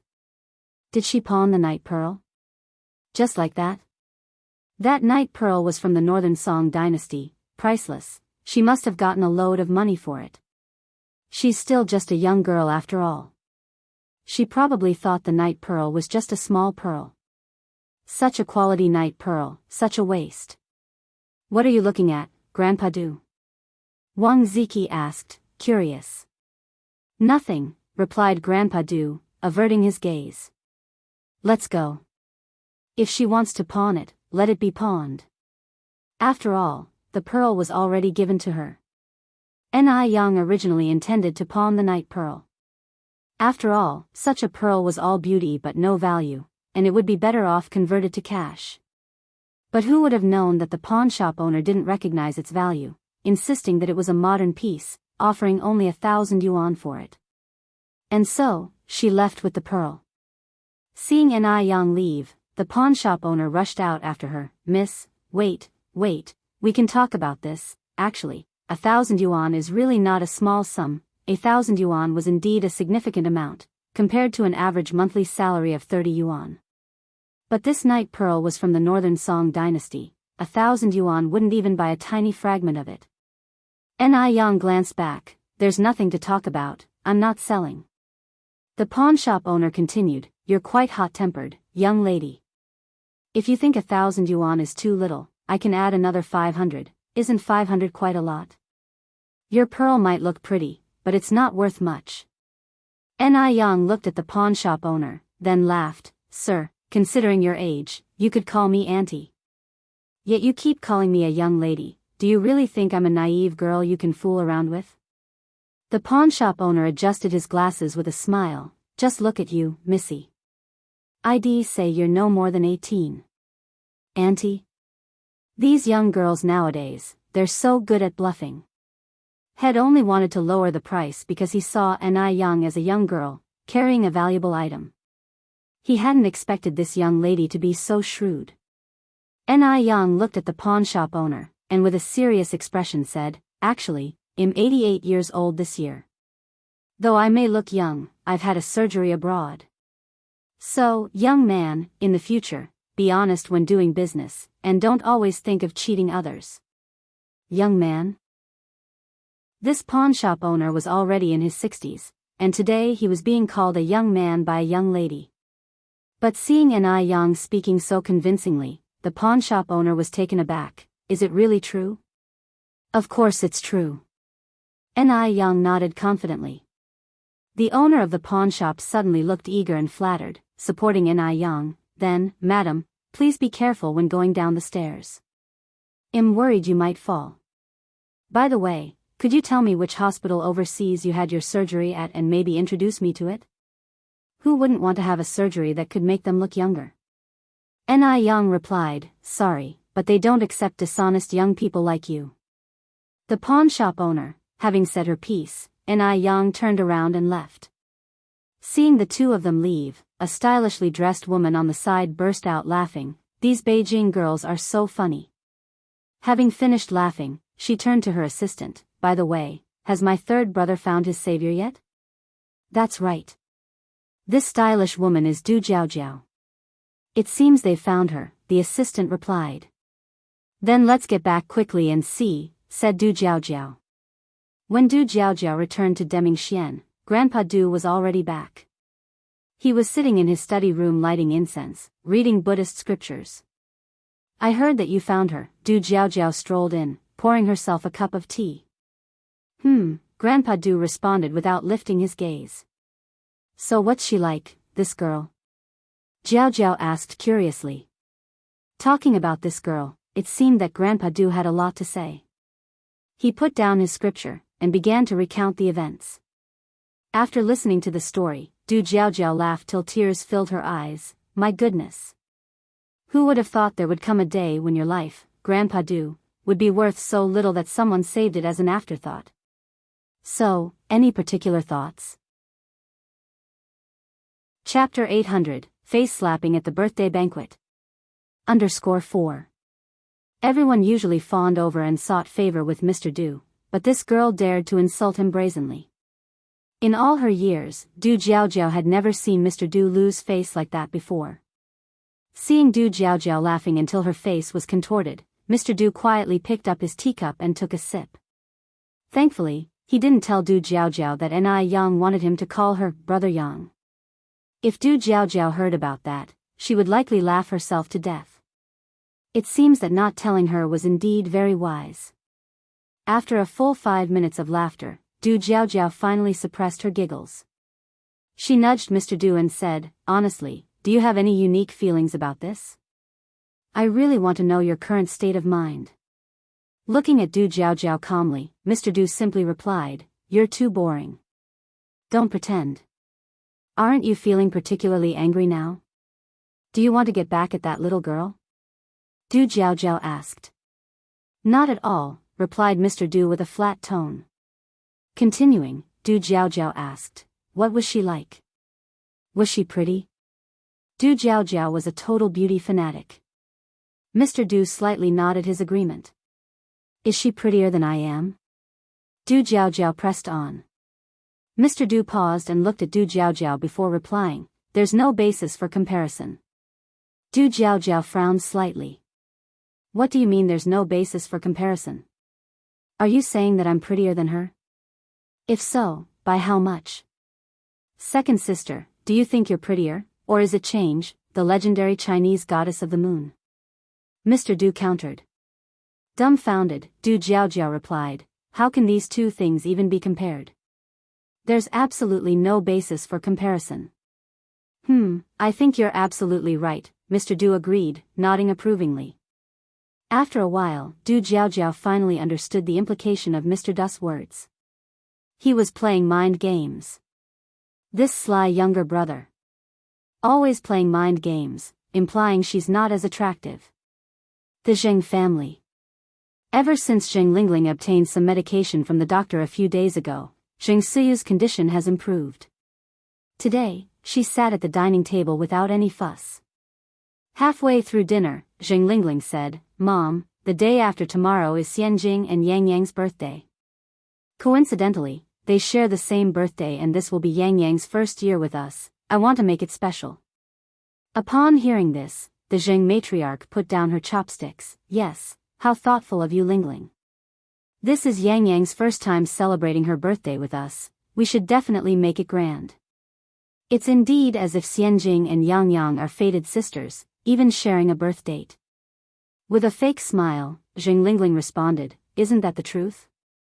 This old hag only cares about her own granddaughter." When it was Xianjing's birthday in the past, why didn't she want to celebrate it grandly? I remember the year when Xianjing turned 18. I wanted to throw a dignified birthday party for her, but what did this old hag say? She suggested that instead of wasting resources on a lavish party, we should donate to the orphanage. Was her daughter less important than those orphans? What Zheng Lingling didn't understand was that, back then, the Zheng matriarch hadn't yet found her long-lost biological daughter. If they had celebrated Xianjing's birthday in grand style, she would have felt as though she was being unfair to the daughter she had lost for so many years. Over the years, the Zheng matriarch had made sure to give Xianjing everything she deserved, not a bit less. But Zheng Lingling never saw this. She lacked empathy and understanding. Continuing, the Zheng matriarch said, "Since we're celebrating both of their birthdays, don't be frugal about the expenses. Don't hesitate to spend where necessary. We can't let outsiders mock our Zheng family for being stingy." Zheng Lingling nodded obediently. "All right, Mom, I understand." After dinner, back in her room, Zheng Lingling called Xianjing and asked her to come home. As soon as Xianjing heard that her mother was planning a birthday banquet, she immediately set off from school. "Wait and see, Xianjing. I will make sure you stand tall and proud at the birthday banquet. We will trample down that country bumpkin Yang. She doesn't even deserve to tie your shoelaces." Xianjing expressed some concern. "Mom, are you sure Mr. Du will come?" It had been many days. Wang Ziki hadn't shown up in all that time. So Xianjing was worried. Zheng Lingling laughed and reassured her, "Don't worry. Mr. Du will definitely come back. I'll make sure news of your birthday gets disseminated tomorrow." Xianjing nodded. In order to make Xianjing's birthday a success and raise her status, Zheng Lingling put in a great deal of effort, even ordering a top-tier evening gown from overseas specifically for the occasion. Chapter 801, A Slap in the Face at the Birthday Party. _5. This is an extremely luxurious light blue evening gown, adorned with tiny diamonds at the hem, which made it appear as though she was walking on water, incredibly beautiful. Xianjing put on the dress and stood in front of the mirror, exclaiming in surprise, "Oh my gosh! It looks so good." She never knew she could look so pretty. Zheng Lingling said proudly, "Of course, how could my daughter not be beautiful?" Xianjing then asked, "By the way, Mom, what kind of evening gown did you prepare for Yang?" Zheng Lingling replied, "The same as yours." Xianjing asked in shock, "What? The same as mine? How could they be the same? What if Yang stole the spotlight from her?" Zheng Lingling patted Xianjing's hand, smiling, "Xianjing, don't worry, that little bitch won't steal your thunder. Although her gown is the same style as yours, the color is different, hers is bright red. Just think about it, such a bright red, can she pull it off? Not only can she not pull it off, but it will also look tacky, and her tackiness will only highlight your pure elegance. She is just a stepping stone for you." Actually, Zheng Lingling didn't want to spend a lot of money on a fancy dress for Yang. But with Grandpa Zheng and Grandma Zheng watching, if she bought different dresses for Xianjing and Yang, Grandpa Zheng and Grandma Zheng would definitely have something to say, which would lead to gossip. By preparing the same dresses, who could have anything to say about that? That's why Zheng Lingling intentionally chose a bright red dress for Yang. Not just bright red, but also adorned with diamonds on the hem. Such a lavish dress isn't something just anyone could carry gracefully. All they had to do was wait for Yang to make a fool of herself. Hearing this, Xianjing nodded, "Mom, you've really thought of everything." "That's right, otherwise how could I be your mom?" boasted Zheng Lingling. In the blink of an eye, the next day arrived, and it was Yang and Xianjing's birthday. As the lifesaver of Mr. Du, many distinguished people from Beijing personally came to celebrate Xianjing's birthday today. "Mrs. Zheng, you truly have raised a good daughter. We will all rely on Miss Xianjing in the future." Zheng Lingling replied with a smile, "Mr. Lu, what are you talking about? Your presence at our Xianjing's birthday celebration is a great honor for her. Please, right this way. After sending off Mr. Liu, Mr. Zhou, Mr. Wang, Mr. Li arrived one by one, keeping Zheng Lingling extremely busy. Looking at Nai Tsuehua, there was not a single person who came to greet her. Zheng Lingling felt extremely gratified. Actually, Nai Tsuehua was not paying attention to these things. She was busy chatting with Nai Chengue. Not only had Nai Chengue come today, but Grandma Lu was also there. Grandma Lu, Grandma Zheng, Grandma Shengwan, and Grandma Mo were all quite compatible, and at this moment, the four old ladies were chatting together, only missing a mahjong set. Nai Chengue glanced at Zheng Lingling not far away and then said, "Yang Yang's mom, I see your sister acting all weird. You better be careful around her." Nai Tsuehua nodded, "Yeah, I know, don't worry, she can't bully me." She was no longer the person she used to be. "That's good," Nai Chengue continued, "by the way, where is Yang Yang? She's the star today, how come I haven't seen her come out yet?" Nai Tsuehua smiled, "She's upstairs changing into a dress. Sister Lingling bought her an evening gown from abroad." Oh, Nai Chengue nodded, turned his head, and looked at Shengwan Dehui not far away playing with little Nai Yun, and said with a smile, "Yang Yang's mom, you really found a good man. Look how well your husband treats little Yun Yun." Nai Tsuehua smiled sweetly. Shengwan Dehui truly was a good husband and a great father. Many times, Nai Tsuehua felt very fortunate. Nai Chengue continued, "Also, Xiaoxiu and Xiaoxi, those two kids are also very good. Yang Yang's mom, you are truly blessed." Nai Tsuehua replied with a laugh, "Don't keep praising me, what about you? It's been so many years, when will you find someone again?" Nai Chengue joked, "Where would I find such good luck as you? You still have an undying first love. My first love is already a grandfather." Nai Tsuehua said, "It doesn't have to be a first love, wow." Just then, a sudden sharp intake of breath arose from the crowd. Chapter 802, A Slap in the Face at the Birthday Party. _6. My God. She's so beautiful. Nai Tsuehua and Nai Chengue turned their heads simultaneously, only to see Jiang Xianjing, clad in a pale blue luxurious gown, gracefully descending the staircase. The long trail of her gown dragged across the floor, diamonds on it glistening under the crystal lights, refracting dazzling light like the rippling surface of water. She really looks stunning. In awe, Nai Chengue exclaimed, "I never thought your niece could look this beautiful. This gown must have been very expensive, right?" Nai Tsuehua nodded, "Yes, I heard it cost over 20,000 yuan." Nai Chengue was dumbfounded. 20,000 yuan just for a gown, the life of the wealthy is truly unimaginable. Watching everyone's envious gazes, Jiang Xianjing proudly held her gown, stepping down the stairs elegantly. She loved this feeling of superiority, basking in everyone's attention. "Xianjing, you look really pretty tonight." Lu Kerson immediately greeted her. Jiang Xianjing pulled a slight smile, "Just mediocre." Another wealthy girl approached. "What do you mean, mediocre? You look like a fairy descended from heaven." "I think, even fairies aren't as pretty as Xianjing." Listening to everyone's flattery, a proud smile enveloped Jiang Xianjing's face, impossible to hide.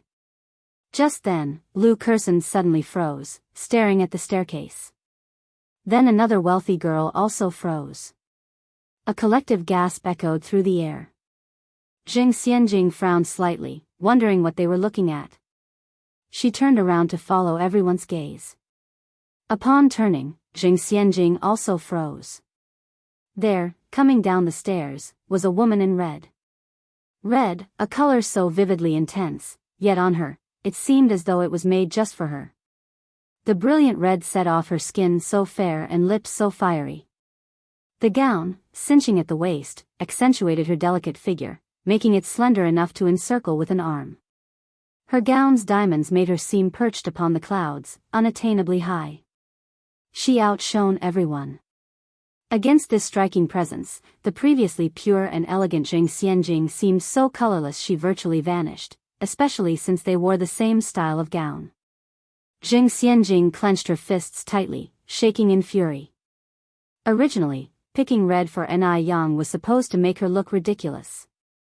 Unexpectedly, it turned out to highlight her spectacularly. Zheng Lingling also couldn't believe she had slipped up. She regretted it. She shouldn't have chosen such a splendid evening gown for Ni Yang. Ni Chengue nearly yelled out, pulling on Ni Kuihua's sleeve, "Yang Yang's mom, that's Yang Yang, right? My God. She looks so beautiful." Ni Tsuhua remarked, "Our Yang Yang has always been this beautiful." Ni Chengue teased with a laugh, "Look how proud you are." Shangguan Shi excitedly tugged on Shangguan Su, "Brother, look at Yang Yang." Shangguan Su calmly responded, "I see her." Enviously, Shangguan Shi said, "I wish I could look as beautiful as Yang Yang." Shangguan Su glanced at her, "Maybe in your next life." Shangguan Shi, frustrated, hit Shangguan Su. Old Master Zheng, originally chatting with a few old friends, proudly announced after seeing Ni Yang descend, "See? That most beautiful girl is my granddaughter. Does your granddaughter have a boyfriend? If not, my grandson is 22 this year." Old Master Zheng hummed, "It's settled. My granddaughter has someone in mind already. Stop scheming for her." Seeing Ni Yang stealing all the limelight, Jiang Xianjing's face was nearly twisted with anger. Lu Kerson quickly consoled Xianjing that Ni Yang is just all show and no substance. She can't compare to you at all. You are Mr. Du's life savior, and I've heard all about it. Mr. Du had a very exquisite statue custom-made from top-grade gems for your birthday as a token of his gratitude. Really? Jiang Xianjing was somewhat surprised. Lu Kerson said, "Of course it's true. My dad told me himself. He was the one who received Mr. Du the day he went to select the gems for carving. Mr. Du said it himself that he wanted to give it to the little Miss Jing from the Jing family as a birthday gift. Who else could the little Miss Jing be, besides Jiang Xianjing? In fact, most of the people here tonight came because they had heard about this and wanted to wish Jiang Xianjing a happy birthday. They all wanted to take this opportunity to get acquainted with the legendary Mr. Du, so Mr. Du had actually returned to attend her birthday party." At this moment, Jiang Xianjing had already pushed aside the awkwardness from earlier. Compared to Mr. Du, what was a little embarrassment? With Mr. Du by her side, she would still be the center of attention tonight. Jiang Xianjing was thrilled. Those around her were even more envious. Mr. Du had come to celebrate Jiang Xianjing's birthday in person. Not everyone could claim such an honor. Upon hearing this, Lingling immediately went over to Jiang Xianjing and instructed her, "Xianjing, when Mr. Du arrives, don't act like those other insipid women. You need to show everyone how you can reject Mr. Du." In Beijing, besides Jiang Xianjing, who else could refuse Mr. Du? And yet, Jiang Xianjing had always been refusing him, despite Mr. Du's continuous efforts. After tonight, the whole of Beijing will know, Jiang Xianjing is Mr. Du's life savior. Jiang Xianjing nodded, suppressing the excitement in her heart. "Okay, Mom, I understand." And so, the course of the party changed completely, with everyone discussing Mr. Du. "Did you hear? Mr. Du is coming later." "I already knew about this. Miss Zheng is Mr. Du's life savior, how could Mr. Du not come? Lucky Miss Jiang Xianjing, to be able to even save Mr. Du. I didn't expect Jiang Xianjing, who appears so frail, to be so deeply capable." "Indeed. Mr. Du's life savior?" Ni Yang raised her eyebrows slightly upon hearing the discussion. It really was quite coincidental. The person she had casually saved also happened to be called Mr. Du. It remained to be seen which Mr. Du was the one famous throughout the 10-mile foreign trade district. Ni Yang didn't dwell on it and proceeded to chat with Shangguan Shi and Shangguan Su. Shangguan Shi said, "Yang Yang, your dress looks absolutely beautiful." Ni Yang smiled, "After the banquet, I'll lend it to you." "Really? That would be great." Just then, a commotion arose at the entrance of the banquet hall, and all the guests paused to look. They saw 4 men in suits carrying a dazzling gem statue slowly walking inward. The crystal statue, about the height of half a person, was delicately carved, depicting many splendid peaches, symbolizing longevity. Leading the way, one man was dressed in a black suit. Another was dressed in a simple cloth robe and cloth shoes, holding Buddha beads. Despite his plain attire, every move he made exuded an unapproachable aura of nobility. "That's Mr. Du," someone in the crowd recognized him. Mr. Du had indeed come. Zheng Xianjing didn't know Mr. Du, but she recognized Wang Ziki, Mr. Du's assistant. Smiling slightly, she fluffed her curly hair and, restraining her excited heart, walked step by step towards Mr. Du. "Mr. Du, I think I made it very clear to your assistant, Mr. Wang Ziki, I'm not the type to leverage gratitude for personal gain. Please take your item back." Chapter 803, Bullied Zheng Xianjing, Ugly Behavior. Zheng Xianjing spoke with extreme confidence. She knew that Mr. Du was there for her. With so many people at today's birthday banquet, who else could share such glory? Yet, she wanted to be the most unique among them. She intended to refuse Mr. Du and make him fall for her exclusiveness. Zheng Xianjing's words indeed surprised everyone in the banquet hall. My God! No one expected that Zheng Xianjing would actually refuse Mr. Du. Zheng Xianjing enjoyed the stunned looks from everyone, stood up straight and confidently faced Mr. Du. Just then, Wang Ziki, dressed in a suit, stepped forward. "Excuse me. Miss Zheng, Mr. Du isn't here for you." "Is Miss Ni Yenyang here?" "What?" Zheng Xianjing doubted she was hearing things. She was the one who had saved Mr. Du's life. What did Mr. Du want with Ni Yang? Expressions of surprise showed on the faces of others as well. It seemed Zheng Xianjing was just being delusional. This was going to be an interesting scene. A VIP arrived at the banquet hall, and Mr. Zheng, the host, couldn't neglect his duties. He immediately approached. "Is this Mr. Du?" "I am Yang Yang's grandfather. May I ask what brings the two of you here for my granddaughter?" Wang Ziki bowed slightly. "Mr. Zheng, this is Mr. Du. We have specifically come to celebrate Miss Ni Yang's birthday." They came for Ni Yang's birthday. They had come to celebrate Ni Yang's birthday. Zheng Xianjing's face turned pale instantaneously. Mr. Zheng was also bewildered. Wasn't Zheng Xianjing supposed to be Mr. Du's lifesaver? Why was Mr. Du here to celebrate Ni Yang's birthday instead? Wang Ziki continued to explain. "Hey Race, what happened? A few months ago, Miss Ni Yang once saved Mr. Du. However, at that time, Mr. Du was not aware of Miss Ni's real identity. Coincidentally, your family has two granddaughters of similar age, and Miss Zheng Xianjing concealed the truth. So, we took a big detour and misidentified the lifesaver. In reality, it was Miss Ni Yang who actually saved Mr. Du." As soon as he spoke, the place went silent immediately. Zheng Xianjing felt her blood run cold, her face turning even paler than paper. Why? Why did it turn out like this? She was the one who had saved Mr. Du.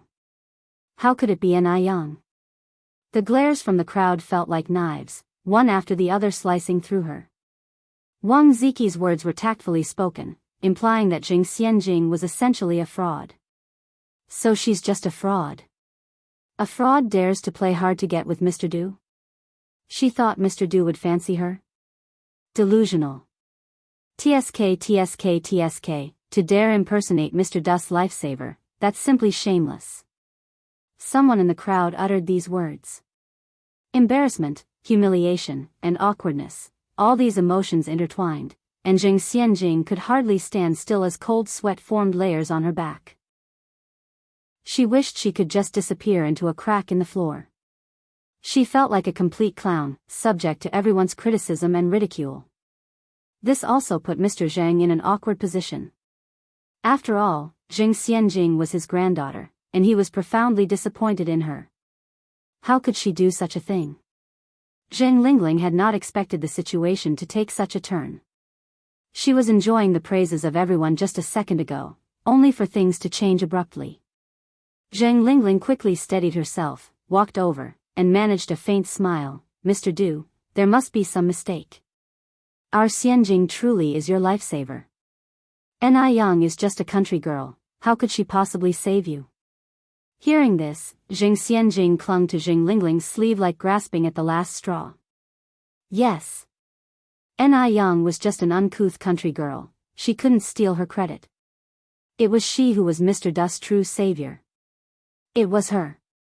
At that moment, Mr. Du finally spoke. I wondered why Miss Jing Xianjing would shamelessly claim this favor. It turns out she has such a great role model in her mother. With that, Mr. Du turned to Mr. Zheng. Mr. Zheng, you really need to sort out your family manners. Who was Mr. Du? Would he sit idly by while this mother and daughter insulted his lifesaver? He was a man of high position, whose presence alone exuded a compelling aura. Immediately, Jing Lingling found herself speechless, her face turning from red to purple, overcome with shame.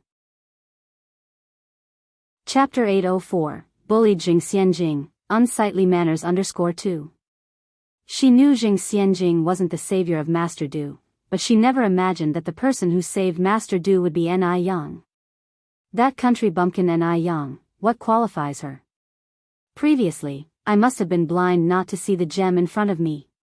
Turns out, the real Miss Zheng is the one who saved Master Du's life.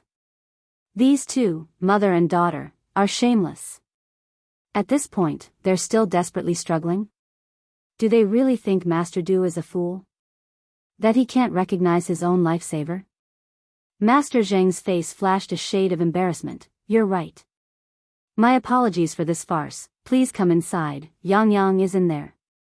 While speaking, he motioned to the servants beside him, hurry and take Madam and the young miss back to their room to rest. Under these circumstances, if Jing Lingling and Jing Xianjing continued to stay at the banquet, it would be utterly humiliating. Just a moment ago, the mother-daughter duo Jing Lingling and Jing Xianjing were the center of attention, and now, they had become the laughingstock. As she passed by Ni Yang, Jing Xianjing's eyes were filled with nothing but hate and jealousy. What makes Ni Yang so special? Why should she take credit for what I did? Jing Xianjing wished she could rush up and tear Ni Yang's face apart, but she managed to hold herself back. She had already been humiliated once. She couldn't allow it to happen a second time. Just wait. She will definitely have her revenge for today's events. Jing Xianjing's face was deathly pale as she followed Jing Lingling back to their room. However, the whispers behind her hadn't stopped. Especially those who had been looked down upon by Jing Xianjing, they were now laughing until tears nearly flooded their eyes. I have to go back and tell Siyu the good news. She'll be so happy when she hears it. Who is Zhang Siyu? Zhang Siyu is the wealthy girl who was severely humiliated by Jing Xianjing last time. Thinking of the mocking faces of those people, Jing Xianjing was so furious she was about to explode. Xianjing, as long as Qingshan exists, there's no fear of no firewood. Jing Lingling held onto Jing Xianjing's hand. Jing Xianjing clenched her teeth tightly and nodded her head. Shangguan she pulled on Ni Yang's hand and whispered, Jing Xianjing really has some nerve, to even dare impersonate Master Du's savior. Doesn't she realize who Master Du is, that a little girl could deceive him? Shangguan she had already seen what Ni Yang was capable of, so Ni Yang having rescued Master Du was not a surprise to her at all. Ni Yang swirled her wine in the tall glass, the liquid rippling in circles under the crystal light, oblivious to the fact that she had become the focal point of the entire hall's discussion.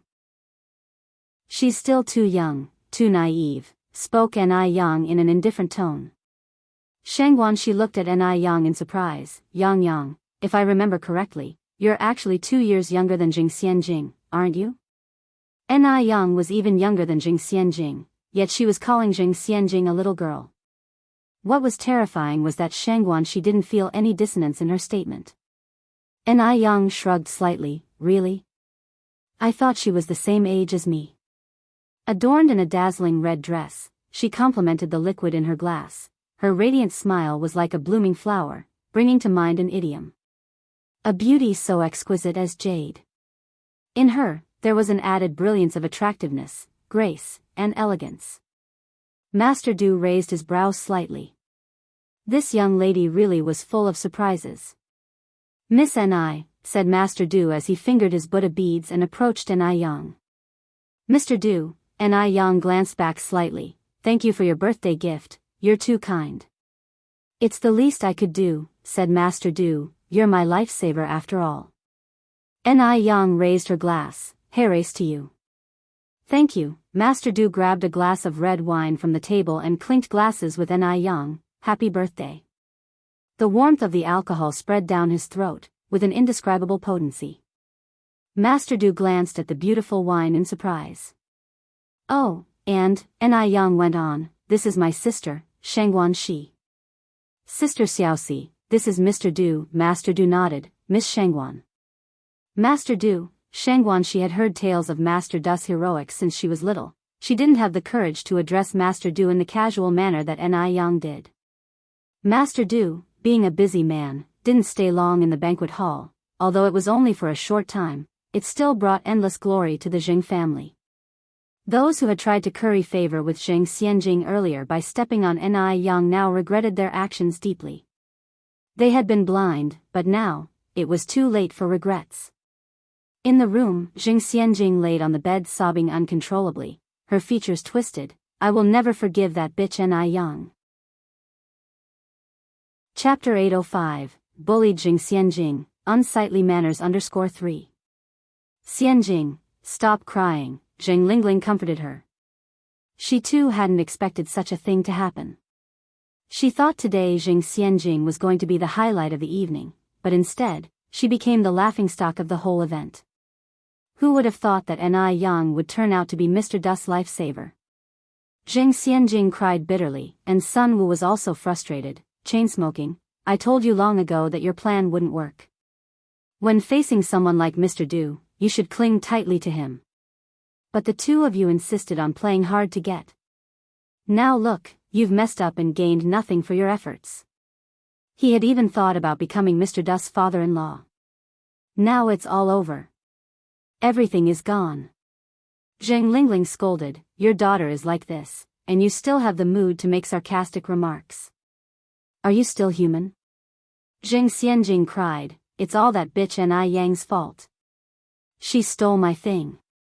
Clearly, I was Mr. Du's lifesaver, there must be something fishy going on. It was that bitch Ni Yang seducing Mr. Du. Definitely. Why did all the good things fall into Ni Yang's lap? Why was she the one who became the joke? Zheng Xianjing truly couldn't accept it. She just couldn't. She extremely loathed Ni Yang. Zheng Lingling said, yes, Xianjing, you're right. That Ni Yang is the bane of our family of 3. First, she took our family fortune, and now even your credit. Don't worry, Mom won't let her get away with it. We still have a long way to go. Tonight, although the Jing family had their moment, they also lost face. After the banquet ended, Master Zheng's expression was grim as he told the servant, go and call down the madam and miss. Yes, the servant went upstairs to call them. Shortly after, Zheng Lingling and Zheng Xianjing came down from upstairs. The mother and daughter had changed into plain clothes, looking somewhat haggard, especially Zheng Xianjing, whose eyes were swollen from crying. Father, Zheng Lingling took the initiative to speak. Master Zheng with a stern face, said, explain this situation.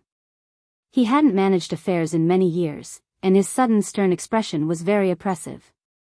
Zheng Lingling continued, Dad, this incident is all my fault, I didn't teach Xianjing well. If you want to blame someone, blame me. Xianjing is still young, please don't blame her. Young? Master Zheng looked up at Zheng Lingling, you have the audacity to say that.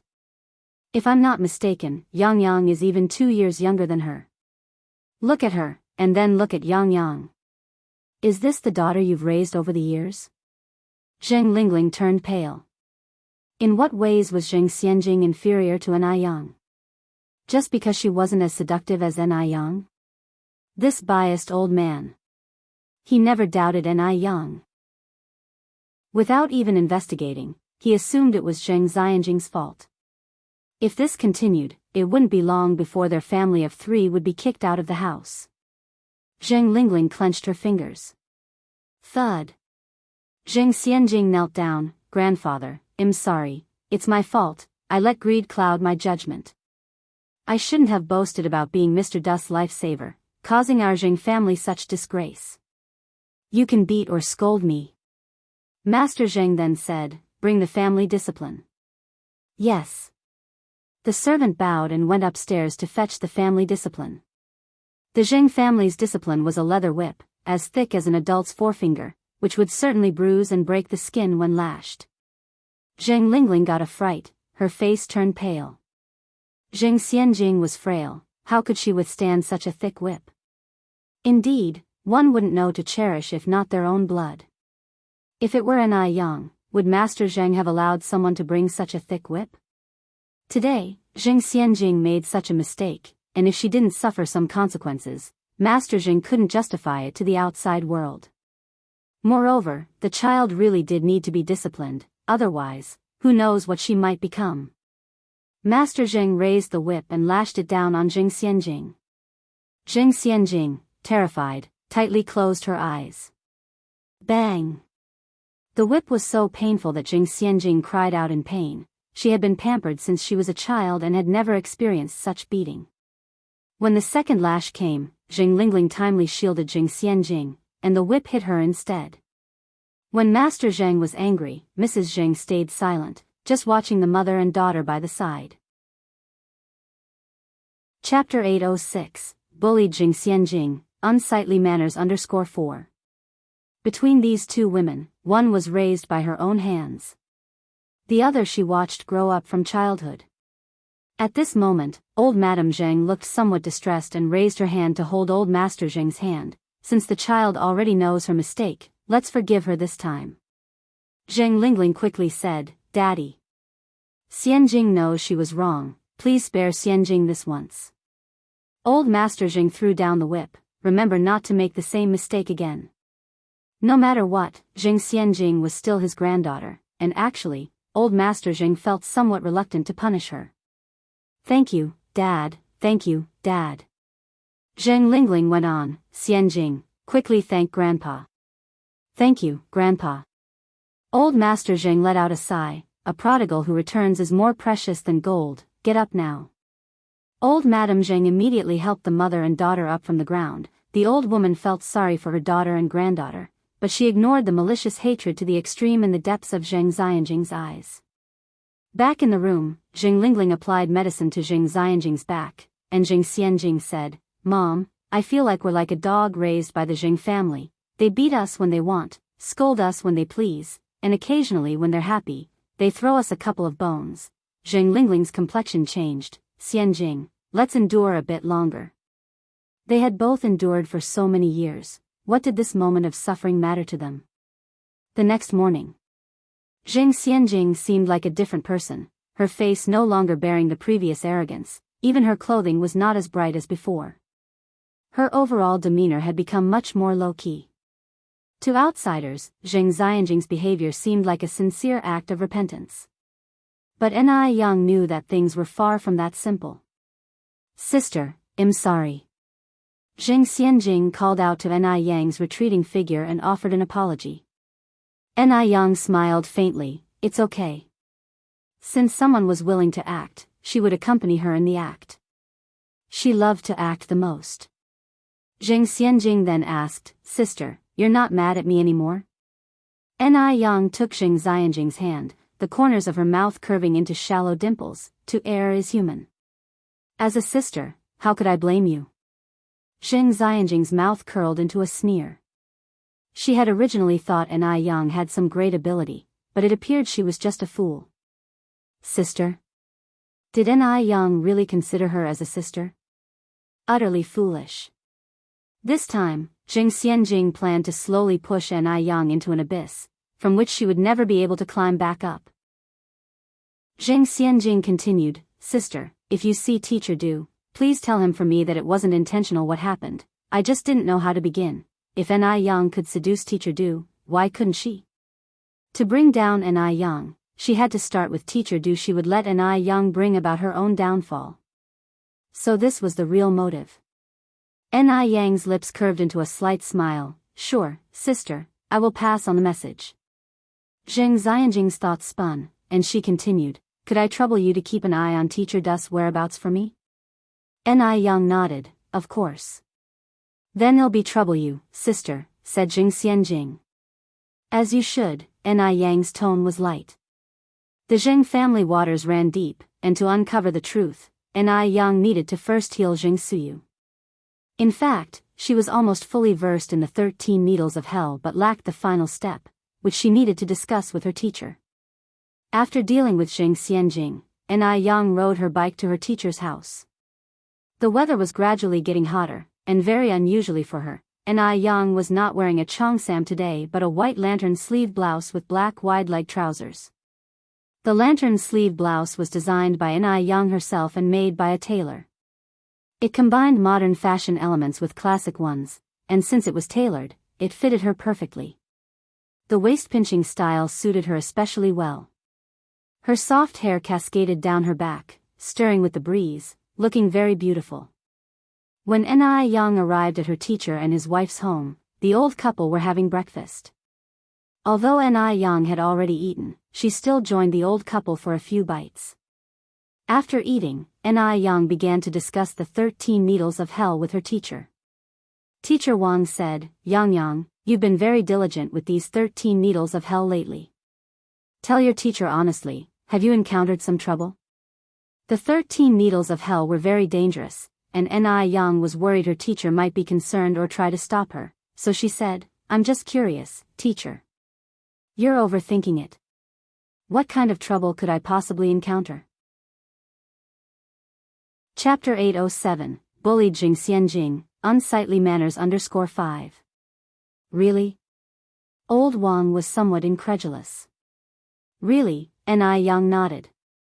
Seeing that Ni Yang didn't seem to be lying, Old Wang didn't press further but said instead, to tell you the truth, I'm quite curious about these Ghost Palace 13 needles. When two medicine fanatics got together, they entered a state of obsession, completely unaware even when someone came to the house. Actually, there's an acupoint song for the Ghost Palace 13 needles, but because the Grand Master feared outsiders would secretly learn it, it was never recorded in medical texts. It's been passed down orally from one generation of disciples to the next. Master, what is the acupoint song? I'd like to hear it, Ni Yang said as she casually picked up a brush, gathered her hair up, secured it at the back of her head, revealing a stretch of fair and graceful neck, her whole being radiated with the vibrancy of youth. It's been too long, and I've forgotten, Old Wang stroked his beard. Please try to remember. Let me think, Old Wang tried hard to recall, then finally slapped his forehead, I remember now, for all illness caused by myriad demons' wild antics, 13 needles points must one acknowledge, first needle the Ghost Palace to start one's round, then needle Ghost Faith, responses abound, one by one in order from head to toe seek. Men start from left, women from right, first needle's place in the center, Ghost Palace is correct, left needle in and right needle out. This is the Grand Master's brilliant secret, mad and malignant spirits all will desert. This was the acupoint song for the Ghost Palace 13 needles. Ni Yang picked up another brush and quickly jotted down the acupoint song on rice paper with flawless accuracy, her writing speed matching Old Wang's speaking pace. The sunlight shone in from outside the door, casting two tall shadows. But nobody noticed this. Master, the acupoint song corresponds to the 13 major acupoints of the human body. Generally speaking, as long as you target these 13 major points, there wouldn't be much room for error. Yet Ni Yang felt that it couldn't be that simple, there must be something missing. Old Wang's eyes lit up, Yang, your brush writing is quite good. Young people nowadays who can write with a brush are few and far between. Nowadays people use fountain pens, ballpoint pens, pencils. Old-fashioned things like brushes have long been phased out. But Old Wang was different, after all, he had lived through that era and was a man who cherished the past, so he always kept brushes, and only used brushes at home. Ni Yang smiled and said, Master, you have a good eye. I also think my writing looks quite nice. Old Wang didn't feel that his disciple was being vain at all and nodded, of course, could my eye for talent ever be poor? Outside, the corners of a man's mouth twitched. Dad. Just then, a rough male voice rang through the air. Old Wang was stunned. Was he hearing things? Dad. Old Wang turned around sharply and saw the son he had been longing to see. 2 years apart, and that rascal seemed to have grown tall again. Dad. Wang Ziki walked over and embraced Old Wang, his voice trembling. Old Wang couldn't help his eyes from reddening. He even doubted if he was dreaming. Old Wang stealthily pinched his thigh. Ouch. It hurt like hell. This wasn't a dream. Dad, I've missed you so much. Wang Ziki burst into tears. Boss Wang said with a stern face, a man should not lightly shed tears. What's there to cry about? Hold those tears back. Despite being on the verge of tears himself, he was still seriously chastising his foolish son. Wang Ziki wiped his face with his sleeve. Dad, where's Mom? Boss Wang replied, your mom went to the vegetable garden. The vegetable garden is where they grow their own vegetables since they live in the countryside and have to grow what they eat. Oh, Wang Ziki nodded and then added, by the way, Dad, this is my boss, Mr. Du. Old Wang knew of Mr. Du by reputation but had never met him before. Mr. Du, it's a pleasure. Uncle, Mr. Du said, twirling his Buddha beads, nodding slightly. Old Wang took another look at Mr. Du, feeling that this Mr. Du was very different from the rumors, resembling more a schoolteacher from the Republic era, genteel and elegant. Just then, as if suddenly remembering something, Old Wang gestured to Yang, Yang, come here. Ziki, this is the apprentice I've taken on recently. Before Old Wang could finish speaking, Yang smiled and said, Master, I've already met my senior brother. With that said, she greeted Mr. Du. Mr. Du nodded in acknowledgement. Old Wang exclaimed in surprise, Yang, how do you two know each other? Yang succinctly replied, Master, isn't there a family portrait in the living room? One day I saw someone on the street who looked exactly like senior brother from the portrait, so we got to know each other. Chapter 808, Bullied Xianxia, Unsightly Manners _6. Upon hearing this, Old Wang directly gave Wang Ziki a punch to the head. You little bastard, you come to Beijing and don't even think to visit your old man and mother. I really wasted my effort raising you. Wang Ziki, looking simple and honest, didn't know how to explain. Dad, I'm sorry, Old Wang huffed. I'm not your dad. Just then, noises came from the entrance. It was Wang Zhosher returning. Wang Zhosher wasn't as calm as Old Wang. She hugged her son, whom she hadn't seen for 2 years, and cried out loud. Yang stood to the side, the corners of his mouth turning up in a subdued smile. He had finally fulfilled his former master and mistress dream. The last time his former master and mistress saw their son, who had been missing for 2 years, the vibrant boy they remembered had been turned into a cold corpse. One could imagine the couple's feelings at the time. Such despair. Now that their son had finally come back, the couple was overjoyed. Wang Zhosher even slaughtered 2 chickens and a big goose. Although Old Wang seemed a bit unhappy on the surface, he was actually very pleased. I'll go catch some shrimp in the river. Go ahead, Wang Zhosher said with a smile, be careful. Emichim, Old Wang nodded. Wang Ziki was busy catching up with Wang Zhosher. Mother and son had so much to talk about after all these years apart. As a result, only Yang and Grandpa Du were left in the living room. Yang was busy researching the 13 ghost needles and had no time to deal with Grandpa Du, so the scene became Yang reading medical texts. Grandpa Du counting Buddha beads. The only sound in the air was the flipping of pages. Although no one was speaking, the scene wasn't awkward. After lunch, Wang Ziki seemed to remember something important. Dad, Grandpa Du hasn't been feeling well lately. Could you please take a look at him? Old Wang looked at Yang. Yang, you've followed behind me for so long, why don't you try to put your learning into practice? Grandpa Du, these master and disciple. One just happened to save him, the other wanted to use him for practice. It really fit the saying. If you're not family, you won't enter the same door. Yang nodded, okay. Grandpa Du's lips twitched, she really dared. Yang walked over to Grandpa Du. Could you please extend your right hand? Grandpa Du did as asked. The cold fingertips rested on his wrist for quite a while, yet there was no sound. Grandpa Du looked up and asked, "Is there any hope?" Yang withdrew her fingers. "It's not that serious, Mr. Du. This is an old ailment. The toxins accumulated in your body haven't been completely cleared. Just a couple of prescriptions should alleviate the fatigue." Grandpa Du slowly retracted his hand and straightened his sleeves. "Then ill trouble, Miss Ni." The young lady was still able to discern his old ailment, which meant she had some skill. However, Grandpa Du had already figured she had good medical skills, otherwise, she wouldn't have left the right pills for him that night. "A doctor's heart is like that of a parent's, it's only right," Yang said in a muted tone as she took out a writing brush to prescribe the medicine. "A doctor's heart is indeed like that of a parent's, the saying goes." But Grandpa Du felt something was off. After the prescription was written, Yang handed it to Old Wang. "Master, please have a look." Old Wang took the prescription and moved next to Grandpa Du. "Forgive the trouble, Grandpa Du, but please extend your hand again." Grandpa Du extended his hand. As Old Wang felt Grandpa Du's pulse, he understood why Yang hadn't said anything for so long.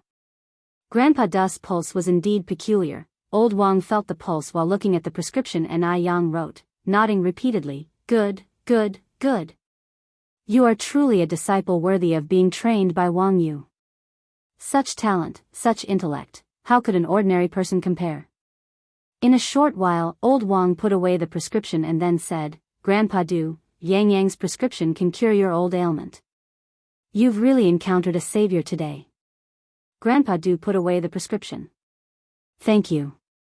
That afternoon, because someone from the village came to seek treatment and a particular rare herb was missing, the patient's condition was quite urgent. Old Wang had no choice but to go up the mountain with a basket to gather herbs. Yang approached. "Master, it's getting late now, you're getting on in years, and it's not safe to go up the mountain. Let me go instead." It had rained last night, and the mountain was likely to be filled with miasma, Yang was worried for Old Wang. Old Wang laughed. "Listen to you, girl, if a big man like me isn't safe, how could a young lass like you be any safer? Let the master go." Yang took the basket off Old Wang. "Don't forget, master, I'm quite skilled. Besides, today is Big Brother's first day back, you should stay and keep him company at home." Chapter 809, Bully Jingxianjing, Unsightly Manners _7 Old Wang was left speechless by her remarks, but still expressed his concern. Yang, are you sure you can manage alone?" "Sure, no problem." Yang slung her carrying basket on her back, waved to Old Wang, and turned to leave. Old Wang watched Yang's retreating figure with worry. By chance, at this moment, Master Du came out of the house.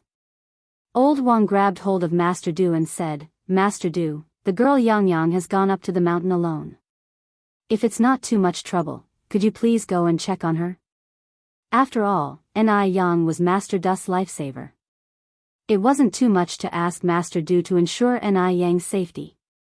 Besides, with Master Du around, who was the grim reaper of the 10-mile foreign market, Old Wang felt very secure. Master Du's expression was unfazed. First, they had used him for sparring, and now they were actually asking him to play bodyguard. What was this all about? If word got out, it would ruin his reputation for life, but out of respect for Old Wang as an elder, and given that Yang had saved him before, Master Du did not refuse. "All right, uncle, I'll go now." But this was only a one-time exception. Old Wang, touched, said, "Then I'll have to trouble you, Master Du." Master Du, holding his Buddha beads, headed in the direction Yang had gone, pursuing steadily. On the other side, where Wu Yanyan was. Thanks to Yang's support, Wu Yanyan finally managed to eat nearly 2 full meals at home. However, this quickly drew Grandma's dissatisfaction. She felt that Wu Yanyan really didn't understand anything. Even she, as a grandmother, hadn't filled her belly, yet Wu Yanyan was only looking out for herself. A 17-year-old girl, yet not as sensible as a 7-year-old child. She had given Wu Yanyan hints, both openly and covertly, on so many occasions, but Wu Yanyan just didn't get it, bowl after bowl. So selfish. Grandma Wu, watching Wu Yanyan polish off 2 bowls of congee, could only feel a headache coming on.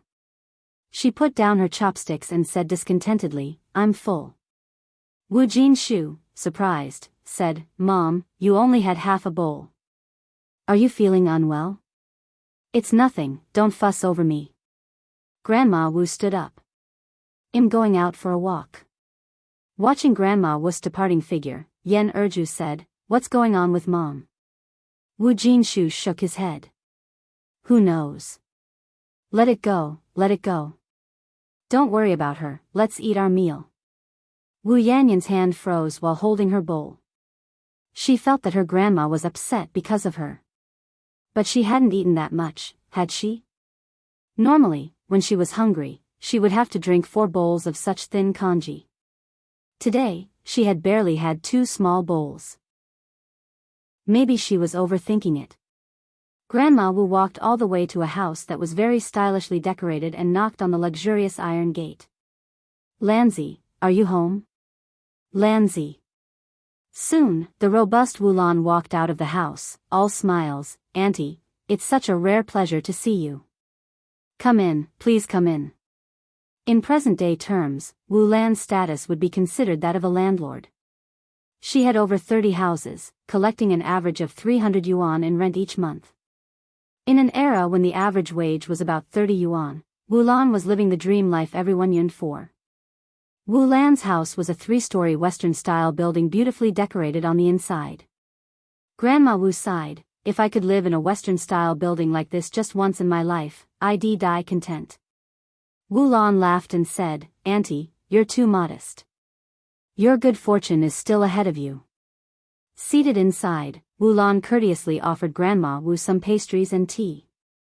Having not eaten her fill at home, Grandma Wu ate several pieces of egg cake and even stealthily pocketed one, intending to bring it back for her eldest grandson. Wu Lan noticed Grandma Wu's sneaky move but said nothing about it. Although Grandma Wu's manners were unsightly, she was there to ask a favor, wasn't she? After eating and drinking her fill, Grandma Wu continued, "Lanzi, those things you mentioned to your auntie last time, are they still valid?" Chapter 8:10 Be a worldly person who drinks alcohol and eats meat. Hearing this, Wu Lan's smile brightened even more. "Of course, it counts." "Auntie, have you made up your mind?" Grandma Wu hesitated, then said, "I still need to think it over." Wu Lan then picked up another egg cake and stuffed it into Grandma Wu's hand. "Auntie, you really should think it over. My brother has such good conditions. If Yanyan marries him, she'll just be responsible for giving birth to a child for my brother. All she needs to do is take good care of my mom and the 2 kids, she doesn't have to do any other hard work. She can just enjoy her easy life at home." Wu Lan had a younger brother named Wu Chang, 35 years old this year. He had been widowed 2 years earlier and hadn't found a suitable match, so when Wu Lan saw that Wu Yanyan was quite good-looking and still a maiden, she wanted to introduce Wu Yanyan to Wu Chang. Grandma Wu continued, "Lanzi, how old is your brother this year? How many people are in his family? I didn't quite catch it last time, tell me about it in detail this time." Wu Lan poured a cup of tea for Grandma Wu. "My brother is 35 this year. That dead wife of his left behind 2 daughters, the oldest is 9 this year, and the younger is 7. Then there's just my mom at home, no one else. Don't worry, my brother's household is very simple. After Yanyan marries him, certainly no one will be able to bully her." Grandma Wu frowned. "At 35 years old, that's a bit old, and he has 2 children. Our Jinshu is also only 35 years old." Wu Lan continued, "Auntie, don't look at my brother's age, but he has good conditions. You see our family is doing pretty well, right? My brother's conditions are even better than mine. My brother owns 30 apartments. The house you are renting now, just in front of that, belongs to my brother. Auntie, if this goes through, I can talk to my brother about giving you that house in front. He has so many apartments, he wouldn't miss one." Wu Lan spoke with the confidence of wealth, and Grandma Wu was astounded, asking hurriedly, "The 2-story Western-style house with a yard just in front?" "That's right."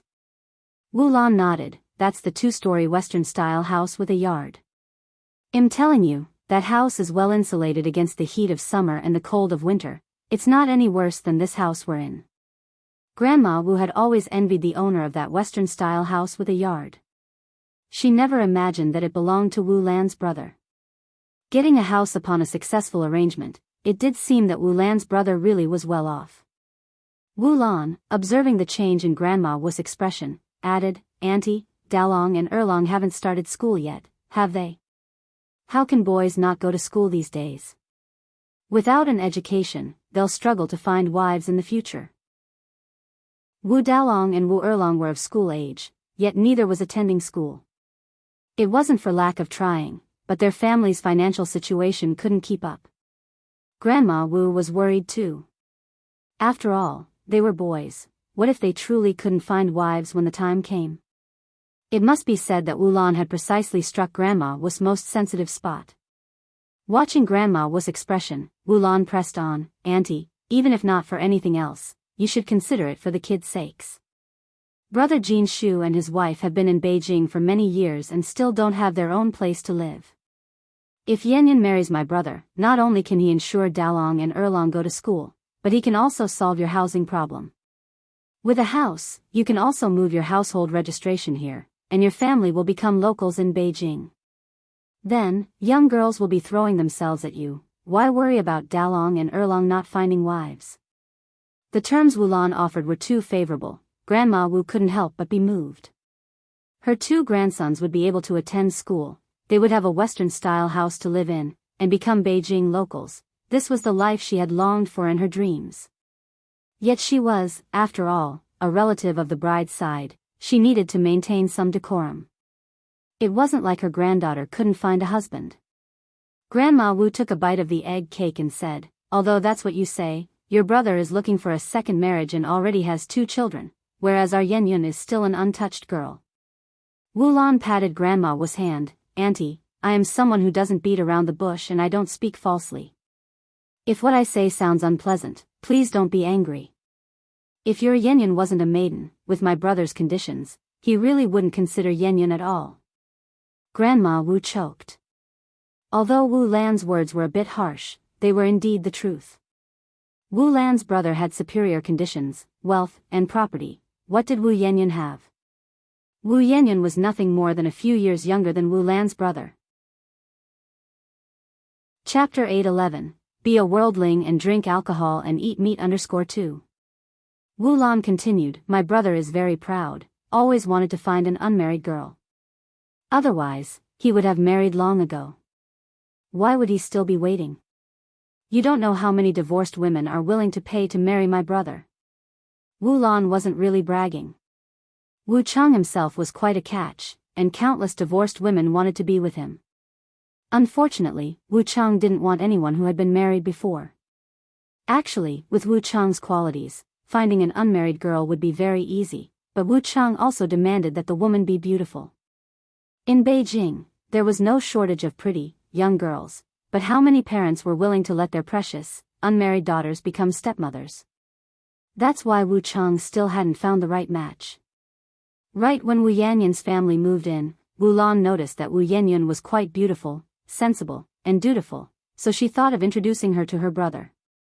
With Wu Chang's excellent prospects, Grandma Wu didn't want to give up. She had been alive for so many years but had never once lived in a Western-style house. She dreamt of living like city people, in a Western-style house, if only just once. "I can't decide for Yenyun on this matter. I need to ask Jianghu and his wife." Wu Lan took Grandma Wu's hand, "Auntie, you are Yanyan's biological grandmother. How come you don't have the final say in this matter?" Grandma Wu sighed, "How can I make the decision for the 2 of them?"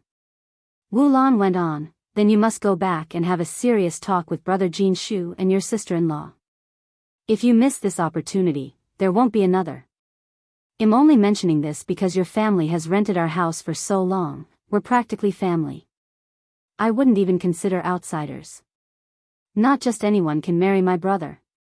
Grandma Wu stood up, "All right, let's leave it at that for now. I'm heading back. I'll walk you out." Wu Lan escorted Grandma Wu to the gate. Grandma Wu's bounded feet moved slowly. A journey that ordinary people could complete in 15 minutes took her over 40 minutes to reach home. Upon arriving home, Wu Yenyun was washing dishes in the kitchen. Yan Erju was breastfeeding her child, while Wu Jinshu was feeding the ducks in the yard. These ducks were freshly caught, still fluffy and yellow. Wu Jinshu fed them and said, "Eat up, little ducks. Whether our 3 kids can go to school depends on you." Grandma Wu approached. "You're counting on these ducks to pay for the kids' schooling?" Wu Jinshu nodded, his face full of longing. "Mom, don't underestimate these ducks. There are 10 of them. Once they grow up, they'll become big ducks. The big ducks will lay eggs and hatch more ducklings, and then we can sell them for money, right?" These 10 ducklings had cost the couple nearly all their savings, which were only possible thanks to the 13 yuan Ni Yang had given them last time. Otherwise, they barely scraped by each month, with no spare cash to buy ducklings. Grandma Wu chuckled. "Waiting for these ducklings to grow up, lay eggs, and hatch new ones will take ages. You might be able to wait, but the children can't. Come with me, I need to talk to you." Wu Jinshu put down the dipper and followed Grandma Wu into the house. Grandma Wu glanced outside before closing the door.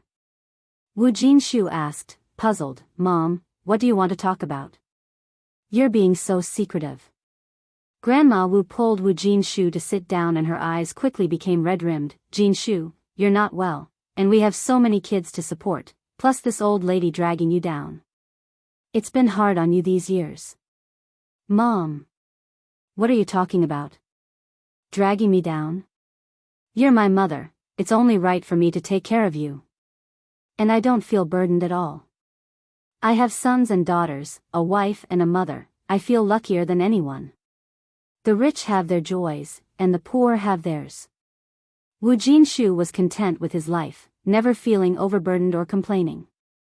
Grandma Wu wiped away her tears, "Yet, I just can't help but feel for you." Wu Jinshu was 35. Wu Lan's brother Wu Chang was also 35. Wu Chang had money and a house, everything. What did Wu Jinshu have? He didn't even have the money to send his kids to school. So young and already in poor health. Every parent feels for their child. "Mom, you're overthinking it. I'm living a good life, what is there to feel sorry for?" Wu Jinshu helped Grandma Wu dab her tears. Chapter 8:12, Be a Worldling and Drink Alcohol and Eat Meat 3. After crying for a while, Grandma Wu took 2 egg cakes out of her pocket. "Here, take these, have a good nourishment, but don't give them to anyone else." Grandma Wu had gotten a total of 4 egg cakes, with 2 earmarked for Wu Dalong and Wu Erlong. "Mom, where did you get these?" Yenyun asked. Egg cakes sold for more than 1 yuan per pound on the street, which their family couldn't afford. "They were from Wu Lan," Grandma Wu replied, adding, "Wu Lan is a kind-hearted good person." Wu Jinshu also had a favorable impression of this landlord. When they initially rented the house, Wu Lan had even given them a 2 yuan discount. Wu Jinshu said, "You eat them, Grandma. I'm still young, I don't need them." Grandma Wu sternly said, "If I tell you to take them, just take them. I've already eaten." Upon finishing her sentence, Grandma Wu continued, "Jinshu, having so many kids at home isn't a solution. Yenyun is not that young anymore. Maybe we should consider finding a good family for her to marry into. Our circumstances aren't great, finding her a good family could allow her to lead a comfortable life." "No way." Wu Jinshu immediately objected. "Yenyun is only 17 years old this year. How can we talk about marriage? I want her to continue studying. A girl, sooner or later, will have to get married. What's the use of studying so much?" Grandma Wu persisted. In the past, girls her age already had several children. Grandma Wu's thinking had been deeply ingrained from the old society, how could it be changed easily? Wu Jinshu said, "The past is the past, and now is now, Mom. Men and women are equal now.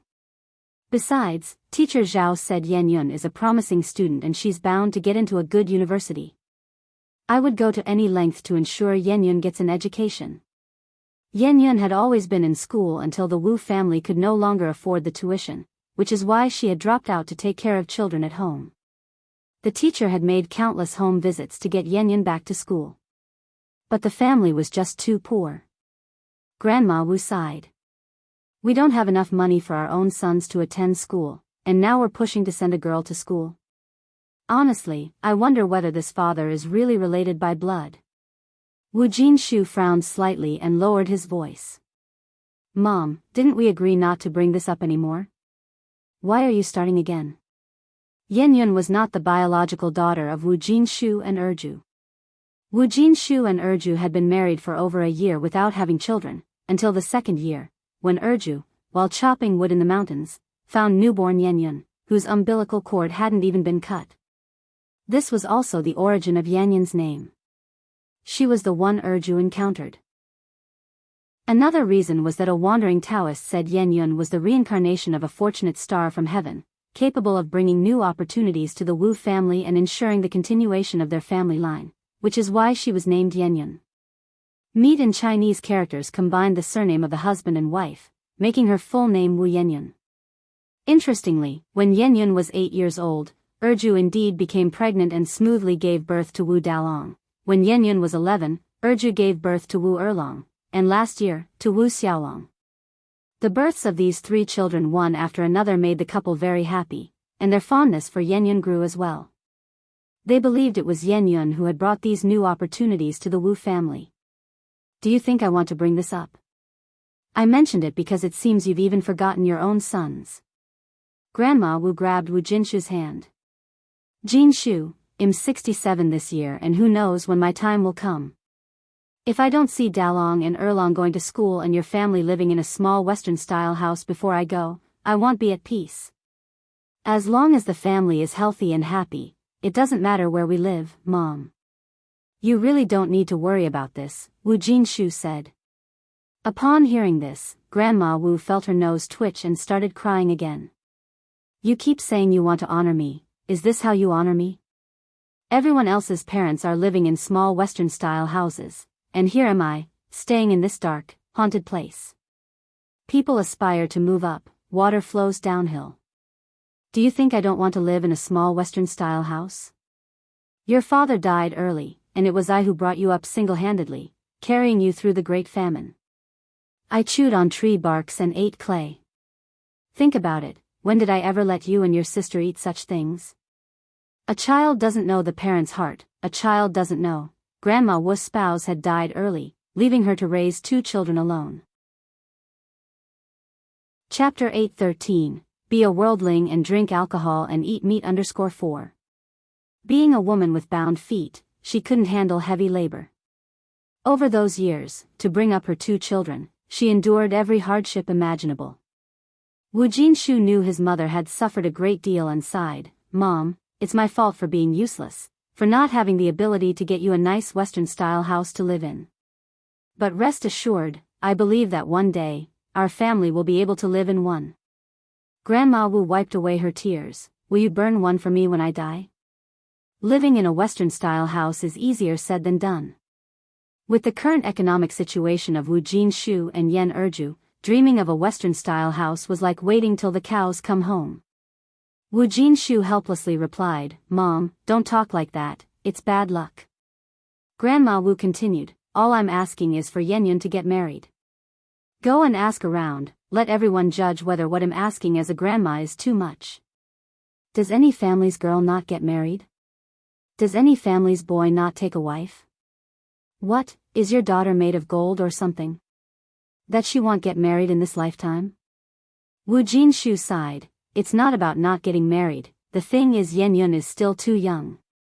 She's already 17, not 7. Grandma Wu retorted. And you're not even her real father, you've done enough by raising her all these years. With a helpless sigh, Wu Jinshu said, My dear mother. Why do you keep bringing this up? In my heart, Yenyun is as much my own daughter as Dalong, Erlong, and Xiaolong. I'm her real grandma, aren't I? Grandma Wu said. The way you talk makes me sound like an evil grandmother. I just want her to get married for her own good. Given our situation, staying with us is just suffering. She would be better off getting married early and enjoying life. I'm thinking of her well-being. How great are the circumstances at Wu Chang's house. Once Yanyan marries into that family, she would be able to enjoy the good things in life, not just for herself, but she would make things better for her own family too.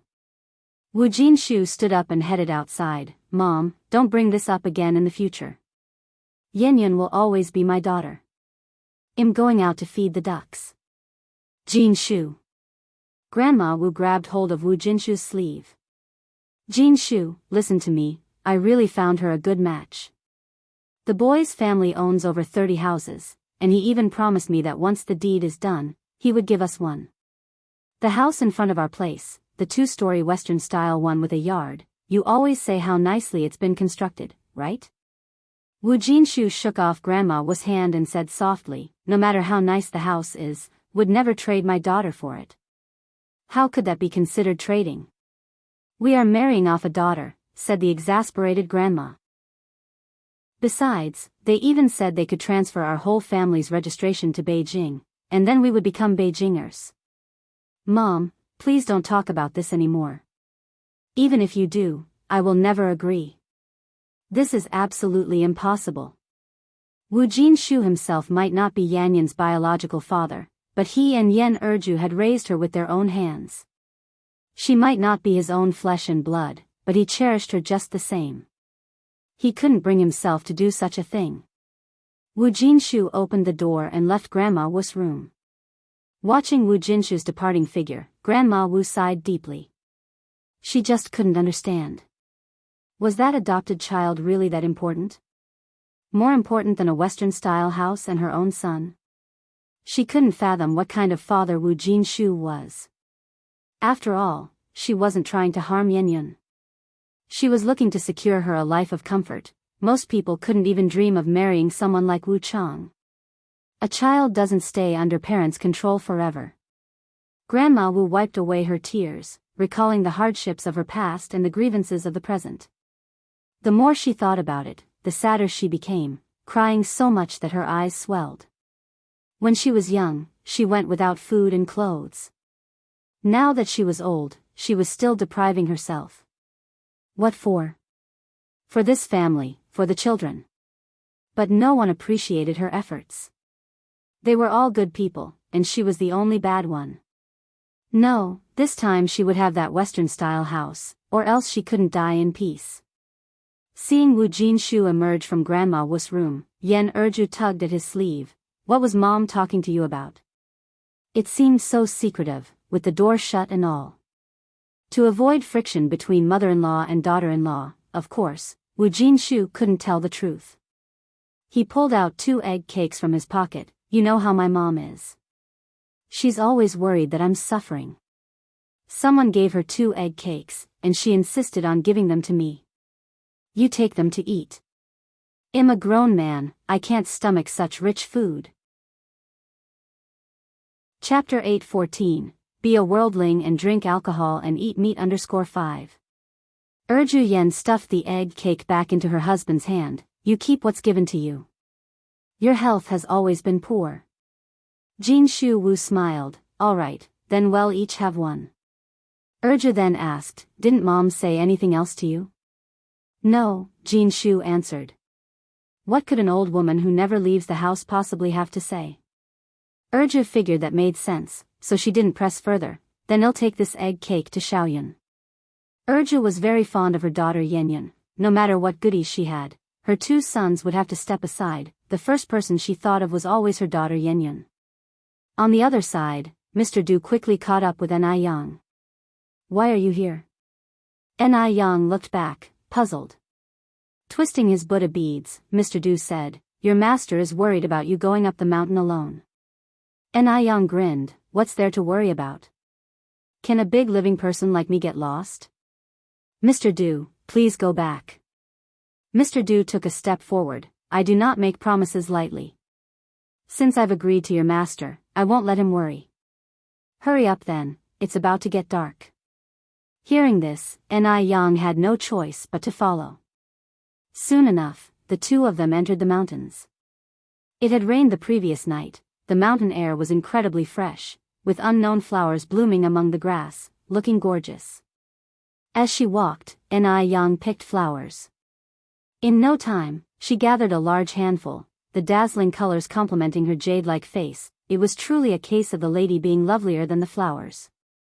Mr. Du followed behind. Didn't your teacher ever teach you to protect plants and flowers? Yang placed the flowers into her basket. Didn't your teacher ever teach you to be more flexible in your thinking? The ancient said, if you have flowers, you should pick them before they wilt, don't wait for the branches to become bare. Mr. Du was speechless. This young girl always managed to leave him at a loss for words. For the rest of the time, Mr. Du simply kept silent, quietly following behind. Conveniently, Yang preferred not to be disturbed while she was digging for herbal medicine. The mountain woods were well preserved at this time, with all kinds of herbs to be found. The more Yang dug, the less she wanted to return. She even encountered several plants that had disappeared in later ages. Mr. Du leaned against a pine tree, half closing his eyes, slowly twirling the Buddha beads in his hand. At that moment, he suddenly opened his eyes and said to Yang, don't move. Above Yang, in the branches of a tree, coiled a bamboo viper, flicking its tongue. The bamboo viper was a terrifyingly venomous snake. A single bite could be crippling, if not fatal. Just as Mr. Du was about to make a move, Yang swiftly stood up and with lightning speed, grasped the 7-inch of the viper, even faster than the snake itself. It was a second that could make one's heart race. Holding the viper's 7-inch in one hand, Yang drew a shining dagger from her waist with the other, deftly extracted the snake gall, popped it into her mouth, and swallowed it whole. It was incredibly cool.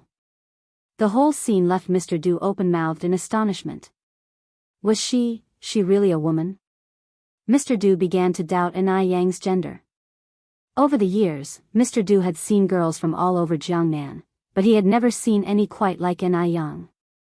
Able to fight, skilled in medical arts, adept at collecting herbs, and unafraid of snakes. And then to swallow a snake gall whole.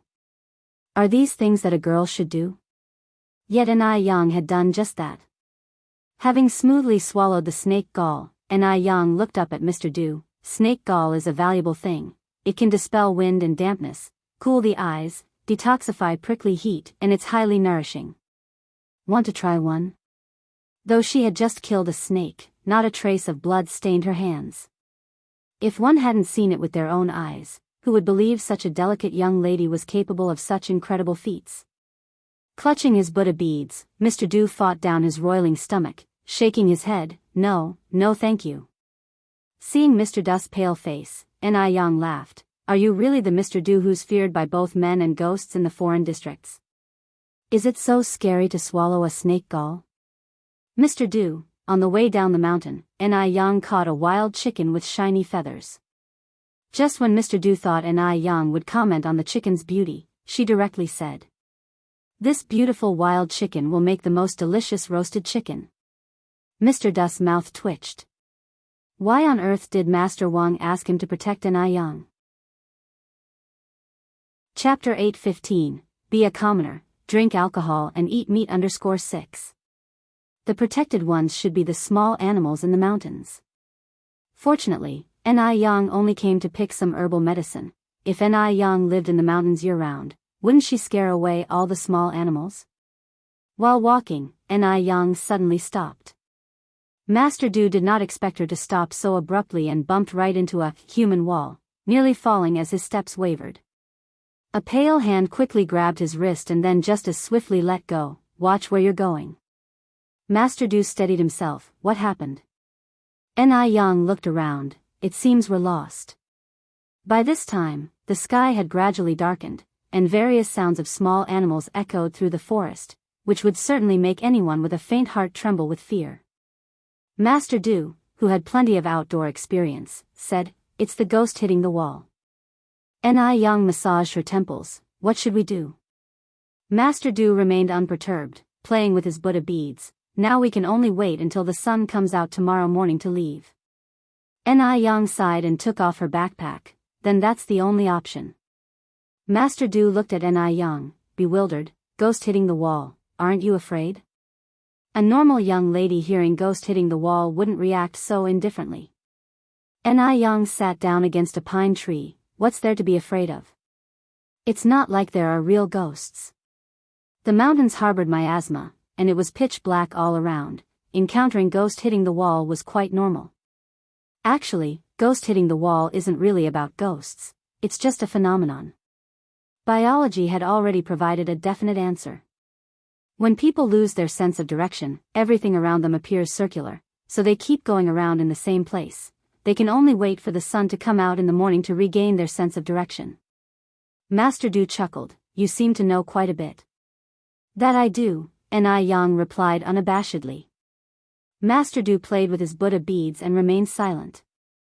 Ni Yang took a water bottle out of her backpack, took several gulps, and then turned to Master Du. Are you thirsty? After walking half a day in the mountains, how could he not be thirsty?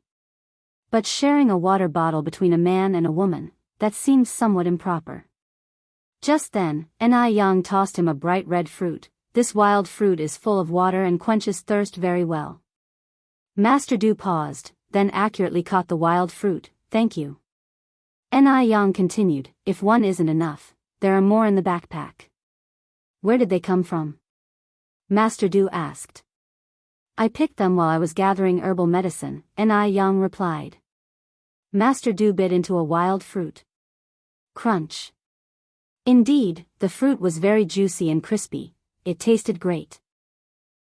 As darkness deepened, Ni Yang pulled a shiny bead out of her pocket and placed it on a branch, instantly lighting up the area. A good item indeed, it was far better than an electric light. Master Du, surprised, said, I thought you sold that bead? Ni Yang took out a dagger and swiftly slit the throat of the roasted chicken. I was planning to sell it, but unfortunately, I met a boss who didn't appreciate its value. I see, Master Du's expression softened, turning to look at Ni Yang, and his gaze shifted back to astonishment. What are you doing? Killing the chicken, Ni Yang answered casually. Why kill the chicken? Ni Yang responded incredulously, of course to eat it. Do you want to go hungry tonight? After a pause, Ni Yang added, do you know how to make a fire? There was no shortage of twigs all over the mountain. I don't have matches, Master Du said. You don't smoke? Ni Yang asked. Grandpa Du shook his head. Not smoking is good, Ni Yang continued. Then do you know how to start a fire by rubbing sticks together? Rubbing sticks together to start a fire? Grandpa Du, with a bewildered look on his face, said, I'm not a caveman. Then do you know how to kill a chicken? Ni Yang asked again. I'm not a butcher either, Grandpa Du replied. Though Grandpa Du had extensive wilderness experience, it didn't mean he knew how to do everything. Moreover, whenever he was in the wilderness, there were always plenty of people around him, so there was no need for him to do anything himself.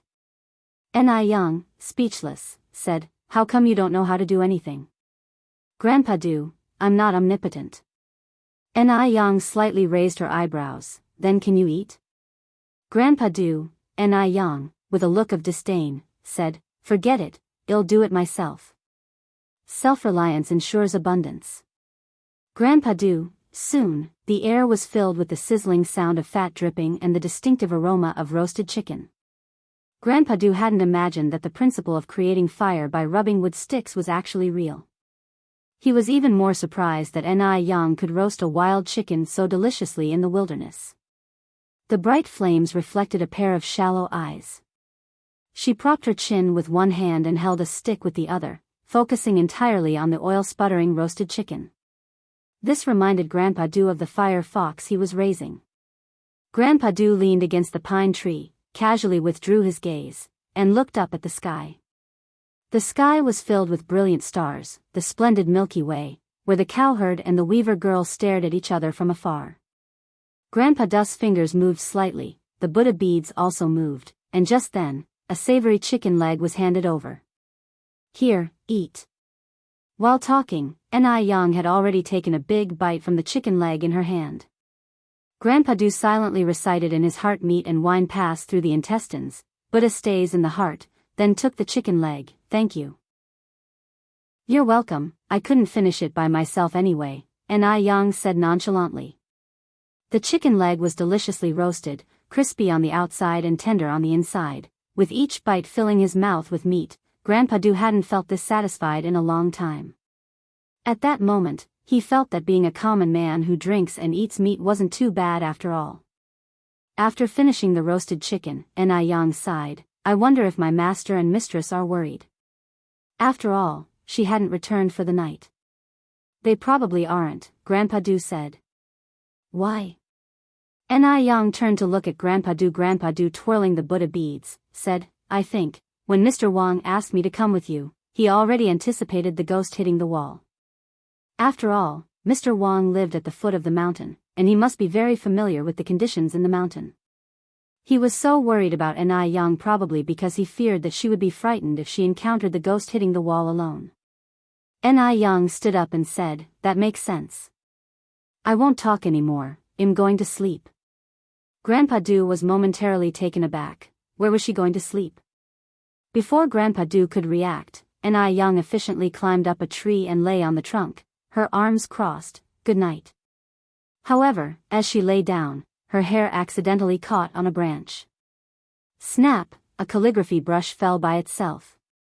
Thousands of black hairs cascaded down instantly, spilling over the tree trunk, and beneath the black hair was a face delicately stunning. Yang had no choice but to sit up from the tree trunk, and looking down at Grandpa Du, she extended her hand, trouble you to pick up the calligraphy brush for me. Grandpa Du bent down to pick up the brush and tossed it up. Yang caught the calligraphy brush precisely, thanks. No trouble, Grandpa Du replied, his facial expression unchanged. Chapter 8:16, The Truth. Yang sat steadily on the tree trunk, using a brush to secure her long hair behind her head, revealing a face as clear and refined as a painting. Her long black hair instantly disappeared between her pale fingers, which surprised Mr. Du. A tiny brush, yet so magically effective. A strand of hair mischievously slid from her forehead, Yang casually swept it back and yawned, I'm so sleepy, I'm going to sleep now. Mr. Du, you should sleep early too. As she spoke, Yang lay down on the tree trunk. Fortunately, she hadn't worn a cheongsam today, otherwise it would have been really inconvenient. Mr. Du sat under the tree, picking up a few dry branches and placing them on the blazing bonfire, the new wood causing sparks to fly. The two, one above and one below the tree, coexisted in extreme harmony. After a while, Yang's even breathing could be heard from above the tree.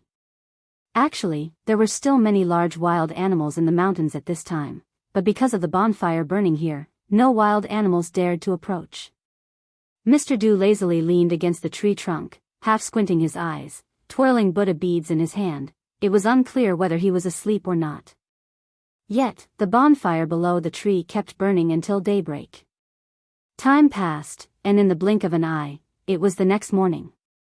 The golden morning sun shone through the gaps in the tree leaves, casting a misty golden light in the forest, giving a lively and vibrant feel. Yang slowly opened her eyes, looked at the tender green leaves above her, was momentarily bewildered, then sat up from the tree trunk, stretched her limbs, and loosened her muscles. A bit more awake, Yang looked down from the tree. Mr. Du, who had been sleeping under the tree, was nowhere to be seen, and only a few sparks still flickered on the nearby bonfire. Where could he have gone so early in the morning? Eaten by a tiger? Yang frowned slightly, and just then, Mr. Du came from not far away with 2 plump stream fish skewered on a branch he carried. So he wasn't eaten by a tiger after all. Yang waved at him, good morning. Morning. Mr. Du placed the stream fish down and then said, there are 2 small streams if you turn left not far from here, do you want to go wash up? Really? Yang jumped down from the tree trunk stably and landed firmly. Did you catch this fish? Yes. Mr. Du nodded. I didn't expect you to be able to fish, Yang continued, I'll go wash up first. Let's have grilled fish for breakfast. Give me the fish, I'll take them and prepare them. Prepare? Mr. Du asked puzzledly, isn't it just grilled directly? Yang helplessly shook her head, you must be one of those aristocrats who don't concern themselves with worldly matters. No, rather, a wealthy noble, not to know such basic life skills. Mr. Du, just as Mr. Du had said, to the left was a clear stream that was visible to the bottom, lined with a layer of pebbles, reflecting dazzling light under the sun, and some rainbow trout could be seen swimming in the stream. There were some copper coin grass and unidentified wild flowers growing by the stream, creating a beautiful scene that, in later generations, would definitely be a popular spot for photos. The cool water splashed on her face, immediately making her feel much more awake. There was no toothpaste in the wilderness, but fortunately, Yang found a kind of herbal plant substitute, chewed it a few times in her mouth, then rinsed with clean water. After grooming, Yang began to clean the stream fish. When Yang returned with the fish, Mr. Du had rekindled the nearly extinguished bonfire. He sat cross-legged in front of the bonfire, twirling the Buddha beads in his hand as if ready to ascend with the wind at any moment. Yang didn't disturb him, and began to grill the fish in front of the bonfire. The wild stream fish from the mountains were extremely delicious, incomparable to the feed-raised fish from modern days, and soon the air was filled with an irresistible aroma. Mr. Du's eyelids twitched, finally understanding why Ananda, the elder, had never been able to fully renounce worldly attachments. This mortal world was indeed hard to leave behind. Seeing that the grilled fish seemed about done, Yang handed one to Mr. Du. Try it and see how it tastes. Mr. Du lightly lifted his eyelids, took the grilled fish, and took a bite. The fish was fresh and tender, leaving a lingering taste that was delightful. It was very different from the fishy taste he had anticipated. Very good. Yang also took a bite. Actually, this isn't even the best tasting grilled fish. The mountain lacks seasonings. Authentic grilled fish brushed with sesame oil and chili oil and then topped with spring onion, ginger, and garlic that is truly delicious. Chapter 8:17, The Truth. _2. Talking and talking, Yang's eyes began to light up as if they were filled to the brim with stars. Do you know a lot about food? Grandpa Du slightly lifted his eyes, meeting a pair of clear, bottomless eyes, then subtly lowered them again. Yang took another big bite of fish. It's okay, just a bit pickier than the average person. Grandpa Du nodded. Yang continued, what about you? I always see you with Buddha beads. Have you seen through the mundane world? Grandpa Du smiled faintly. I'm just a common man. Seeing through the mundane world isn't so easy. Yang nodded, that makes sense. In this vast mundane world, there are wines, meats, and beauties. It's indeed not easy to see through all that. You seem to understand life quite well, Grandpa Du said in a light tone. Having finished the last bite of the fish, Yang clapped his hands, stood up from the ground, and said, let's head back. Okay, responded Grandpa Du, standing up as well. Yang poured the water from his water bottle over the campfire to extinguish it, and they descended the mountain together. They walked one after the other. Yang led the way, and Grandpa Du followed. As they passed a slippery spot, Yang looked back to remind Grandpa Du, there's water here, Mr. Du, be careful. Grandpa Du lifted his eyes towards Yang. Somehow, he felt that he was not here to protect Yang. In fact, the one being protected had always been him. Right, how could someone who could slaughter chickens, kill fish, fight, and even dare to swallow a snake gall need anyone else's care? A faint smile unwittingly appeared on Grandpa Du's lips. Soon, they arrived at Old Wang's house. The old couple were leaning against the door, looking out. Seeing Yang and Grandpa Du return, they excitedly greeted them. Yang, Grandpa Du, you're back. Was everything okay last night? All good, Yang replied, grasping Wang Zishi's hand. Don't worry, mistress. Old Wang looked at Grandpa Du. It must have been tough for you last night. This was the Grandpa Du who was respected by everyone within 10 miles. To think that he spent a night on the mountain. It's not worth mentioning, Grandpa Du said slowly. Old Wang continued, Grandpa Du, you and Yang must not have eaten breakfast yet? There's porridge and 8 treasure congee in the pot. I'll serve you some. No need, Ni Yang grilled some fish on the mountain, replied Grandpa Du. Hearing that Grandpa Du had already eaten, old Wang didn't insist further. When they reached the courtyard, Ni Yang put her basket on the ground and said, Master, Mistress, I didn't return all of last night. My folks are surely worried. I'll head back now. Oh, and the medicinal herbs are inside. Okay, take care on your way. Old Wang came over. Okay, nodded Ni Yang, not forgetting to bring along a bunch of wildflowers she had picked on the mountain. As they were kept alongside various medicinal herbs, the wildflowers hadn't withered and were still stunningly vibrant. Before leaving, Ni Yang didn't forget to greet Wang Ziki and Grandpa Du, elder brother, Mr. Du, I'm heading back first. Grandpa Du nodded slightly, be careful on your way. Wang Ziki said, goodbye, junior sister. Ni Yang looked back and waved at them, goodbye. Ni Yang had come by bike, placing all the wildflowers in the front basket, stepped on the petals, and like a freed butterfly, she disappeared down the narrow path ahead.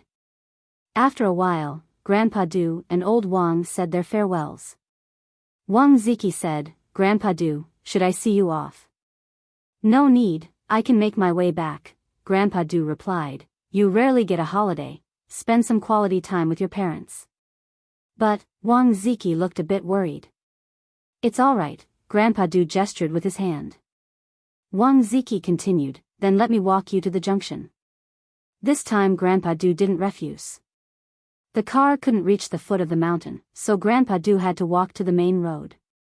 When Wang Ziki returned, Wang Zhosher said, your Grandpa Du truly cares about his subordinates. Wang Ziki nodded in agreement, yes, our Grandpa Du is very kind. Old Wang scoffed lightly, kind, what kind of kindness? If he was really that kind, he wouldn't have waited so long to give Ziki a holiday. Wang Zhosher, pulling on Wang Ziki's sleeve, added, don't listen to your dad. By the way, Ziki, has Grandpa Du mentioned a wife? If not, introduce him to your second aunt's cousin. Every elder has the heart of a matchmaker, always the first to think of keeping good prospects within the community. Chapter 8:18, The Truth. _3. Wang Zhosher said without speaking, do you really think things are that wonderful? Do you think Di could take a fancy to Xianxin? It doesn't cost anything to talk about it, Wang Zhosher said with a smile. Xianxin isn't ugly, what if Di took a liking to her? Ziki, I think Di is quite affable and has a good temperament. Try and mention it to Xianxin, will you? Good temperament? Affable? A twitch tugged at the corner of Wang Ziki's mouth. If his mother saw the dark side of Di, she probably wouldn't make such a comment. Seeing that Wang Ziki was silent, Wang Zhosher became unhappy. What's wrong with you, child? Mum is talking to you. Does Di have a wife or not? Xianxin is your cousin, and yet you're not taking this to heart at all. Only then did Wang Ziki react. Di only has 2 concubines, no official wife. Concubines? Wang Zhosher thought she was hallucinating. How long has it been since liberation, and your Di actually still has 2 concubines? Ziki, are you sure you're not mistaken? Wang Ziki shook his head. Di is not a citizen of China, so the laws of China do not apply to him. Not only does he have 2 concubines, but both of them are strikingly beautiful. Considering Xianxin's circumstances, I don't know if she could even become the 3rd concubine. How could someone with 2 concubines possibly set his eyes on her niece, Xianxin? So Wang Zhosher didn't entertain any more wild thoughts. Continuing, Wang Zhosher said, forget it, Ziki, let's pretend I never said anything. However, Di seems so refined and cultured, yet he's quite a playboy. It's really surprising that he has 2 concubines. Does he have any children? Wang Ziki continued, Di doesn't have any children at the moment. Having 2 concubines and yet no children. That's really strange. Under normal circumstances, there should be at least dozens of children. Wang Zhosher asked, is there a problem with Di, in that regard? Wang Ziki touched his nose. It probably isn't that.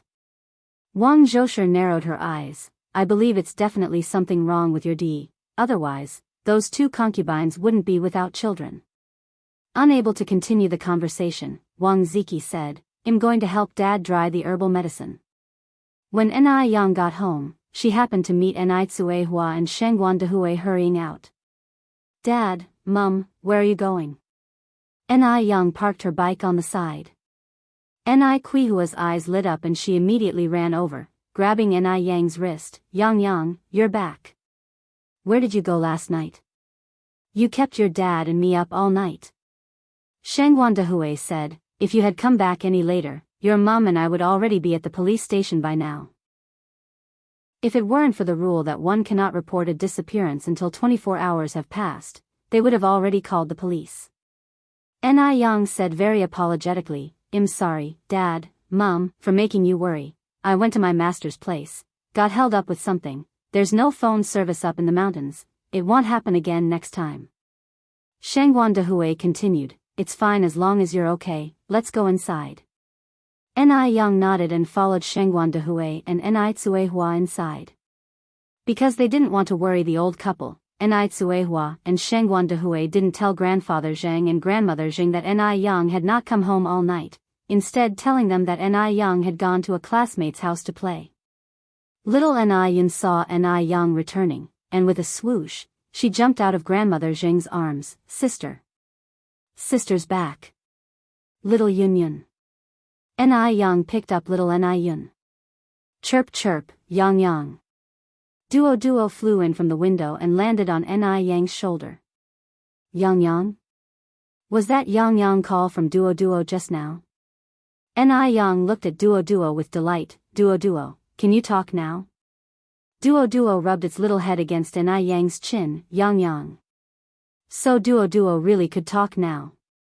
Grandfather Zheng and grandmother Zheng were also very surprised. "This little bird is so smart."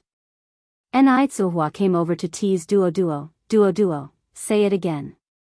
"Yang Yang." Duo called out with its voice raised again. Ni Tsuehua laughed as well. "Then call out Yun Yun." "Yang Yang." Indeed, Duo could talk, but it didn't say everything, it only knew Yang Yang.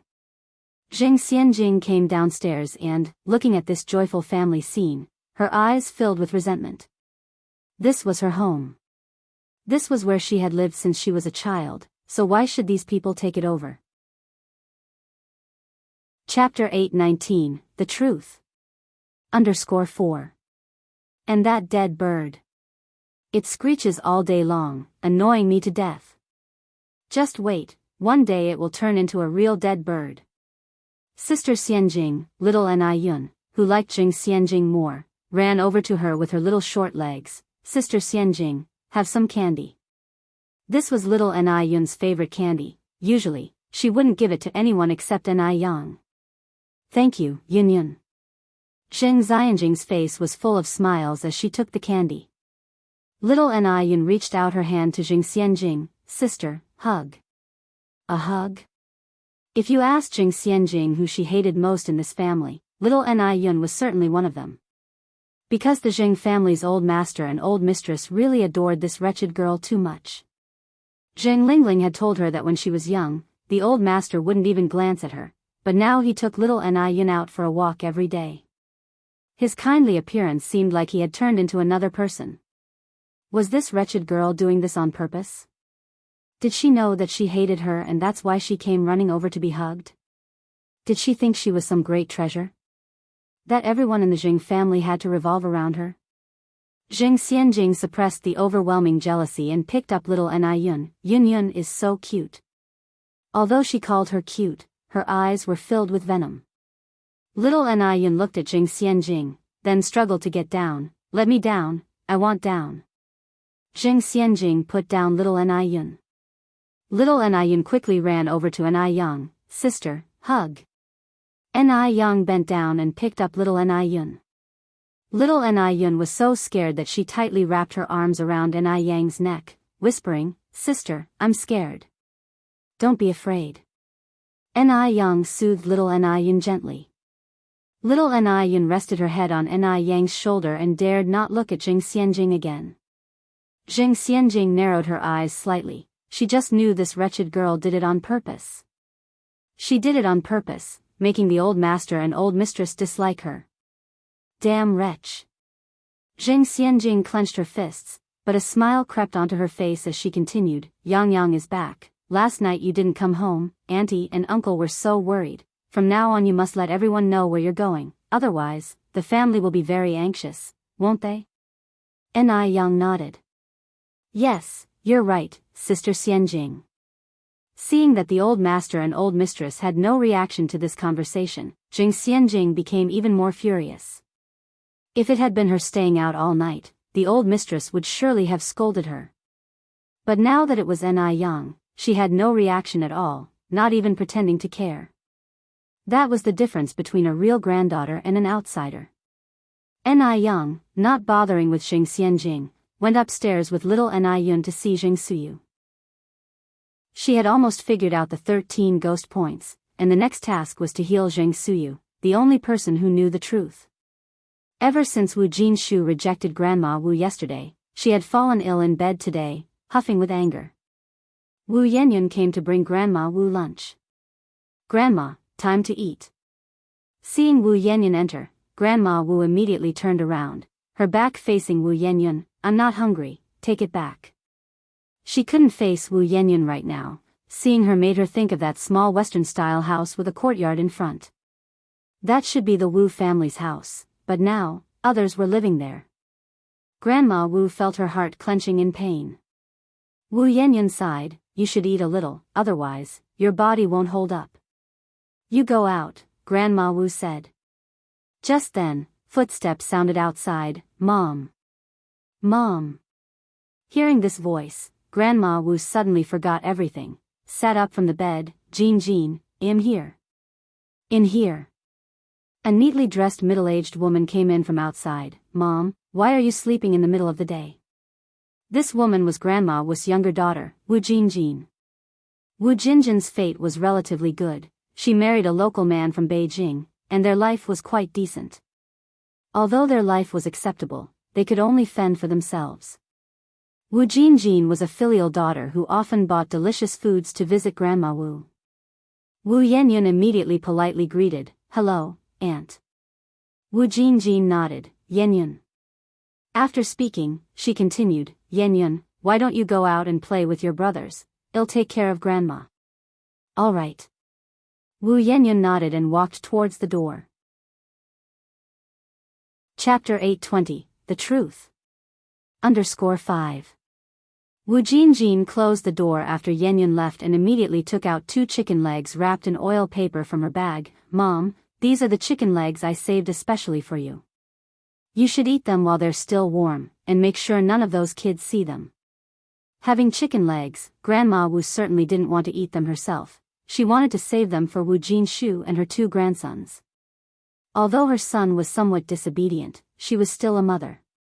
How many mothers would hold a grudge against their son? Grandma Wu carefully put away the chicken legs. I just had dinner and can't eat any more right now. I'll save them for later. Wu Jinjin did not know Grandma Wu's cautious thoughts and continued, Mom, what's going on with you? Lying in bed in the middle of the day, are you feeling unwell? Speaking of this, Grandma Wu sighed deeply. It's like this. Grandma Wu recounted the entire story to Wu Jinjin without missing a word. Wu Jinjin, surprised, said, such a great opportunity and my brother disagrees? Wu Lan's family conditions, in high society, might only be considered ordinary, but compared to families like Wu Jinjin's and Wu Jinshu's, they were definitely wealthy. For Yenyun to marry into such a family would be marrying above her status. Grandma Wu said, that stubborn brother of yours, he says he won't sell his daughter. Wu Jinjin grabbed Grandma Wu's hands, Mom, you can't listen to my brother on this. While you're still here, you should be the one calling the shots. Not to mention Yenyun isn't even my brother's biological child. Even if she were, marrying into such a well-off family would be a huge stroke of luck for her. If it were someone else, they might not even be able to marry so high. Grandma Wu sighed, the man is as old as your brother and already has 2 daughters. Your brother probably feels pity for Yenyun marrying into a family and becoming a stepmother. Being a stepmother is not easy these days. Wu Jinjin said, what about being a stepmother? Who you marry is who you marry. Rather than marrying some poor guy, it's better to marry someone with good conditions and later become a wealthy lady.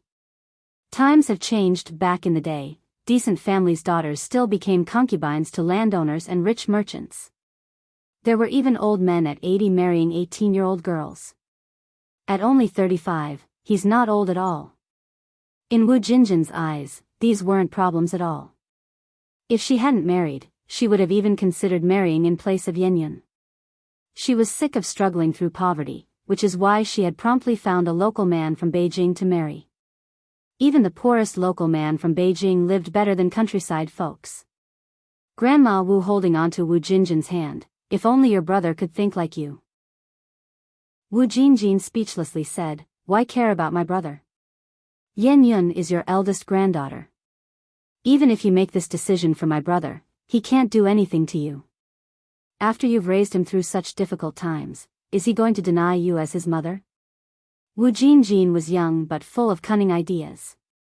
Learning that her niece could marry into such a good family, of course, she couldn't miss this opportunity.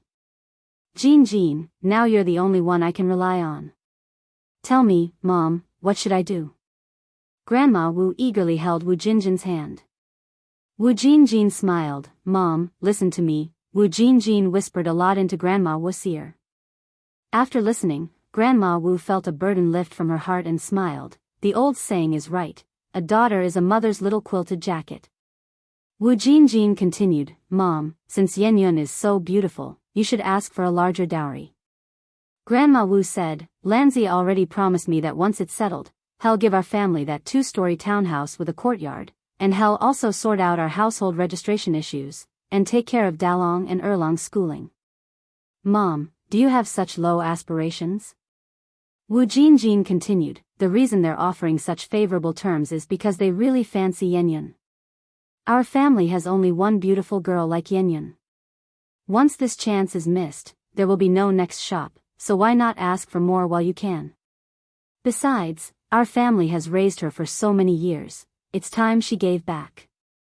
The more Grandma Wu listened, the more she felt Wu Jinjin was making sense. So, Jinjin, what should we ask from them? Grandma Wu asked. Wu Jinjin said, why ask for objects? Objects are trivial. Of course, it's most reliable to ask for money. Their family has money, right? Besides those 3 promises you were given last time, ask for an additional 2,000 yuan. Chapter 821, The Truth. _6. 2,000 yuan. At this time, an ordinary family would need about 10 years to earn 2,000 yuan. Grandma Wu got a fright. Will they give it?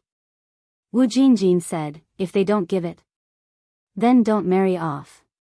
Anyway, my brother doesn't even want to marry Yan Yun off yet.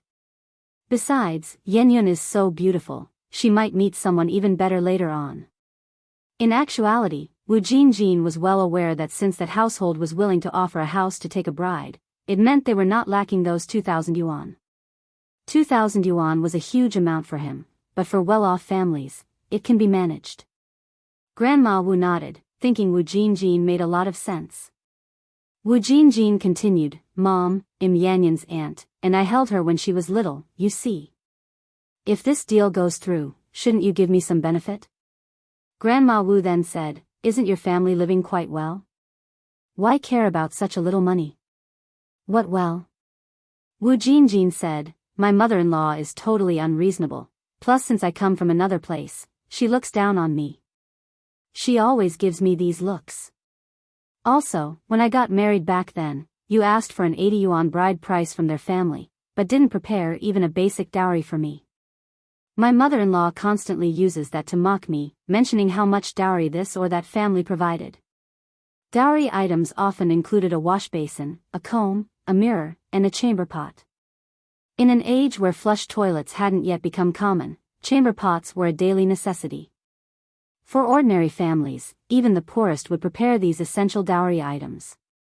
Slightly better off ones would even buy chests, nightstands, and dressing tables as dowry. But the Wu family was too poor, and as Wu Jinshu was not well, Grandma Wu, after asking for the hefty bride price of 80 yuan, hadn't prepared any dowry items for Wu Jinjin. Knowing she hadn't handled things properly back then, Grandma Wu sighed and said, Jinjin, you've suffered a lot at the Li family over these years, but I had no choice, you know our situation. Let's not talk about the past. Wu Jinjin said, Mom, this time you have to support me in front of my in-laws. Don't worry, I won't ask for too much. Recalling her daughter's suffering at her in-laws' house over the years, Grandma Wu nodded firmly, okay. Jinjin, how much money do you want? Wu Jinjin said, actually, I don't really want money. I just hope you can buy me a bicycle, and also, I want a sewing machine. At that time, a bicycle alone cost nearly 300 yuan, and a sewing machine would cost even more. Grandma Wu was really reluctant, but thinking of Wu Jinjin's sufferings at her in-laws, she gritted her teeth and agreed. Just a bicycle and a sewing machine? Even if both items together cost 1,000 yuan, she would still have 1,000 left. Besides, they would still get a house and a Beijing household registration, considering that, they weren't losing out. Seeing that Grandma Wu agreed, Wu Jinjin was very happy. Mom, that settles it then, you really mustn't regret this. Don't worry, I won't regret it, said Grandma Wu. That's great. Wu Jinjin said, let's get going. We will visit Wu Lan's place now. Why are we going to Wu Lan's? Asked Grandma Wu. Since the matter is settled, it's time to finalize the wedding date. Wu Lan replied, sooner rather than later. What if someone gets ahead of us? Wu Lan's brother is such a catch, I'm sure many people have their eyes on him. Hearing this, Grandma Wu quickly got out of bed. All right, let's go. Wu Yanyan knew why her grandmother was so angry. She probably resented her for eating too much. With not a lot to go around, one more person eating was just additional burden. Wu Yanyan sat in the courtyard, looking up at the sky, and let out a deep sigh. Just then, she saw Grandma Wu and Wu Jinjin hurrying out. Grandma, Aunt, where are you going? Wu Yanyan immediately stood up. Wu Jinjin looked back impatiently, it's adult business, kids should stay out of it. Wu Yanyan had nothing more to say. She arrived at Wu Lan's house. Wu Lan welcomed Grandma Wu and Wu Jinjin with her usual warmth. Wu Jinjin, who was eloquent, clarified the purpose of their visit in just a few words. On hearing this, Wu Lan said, getting a daughter-in-law for my brother isn't something to be taken lightly, and since you've already given it some thought, let's set a time for the young people to meet. Whether this works out still depends on my brother.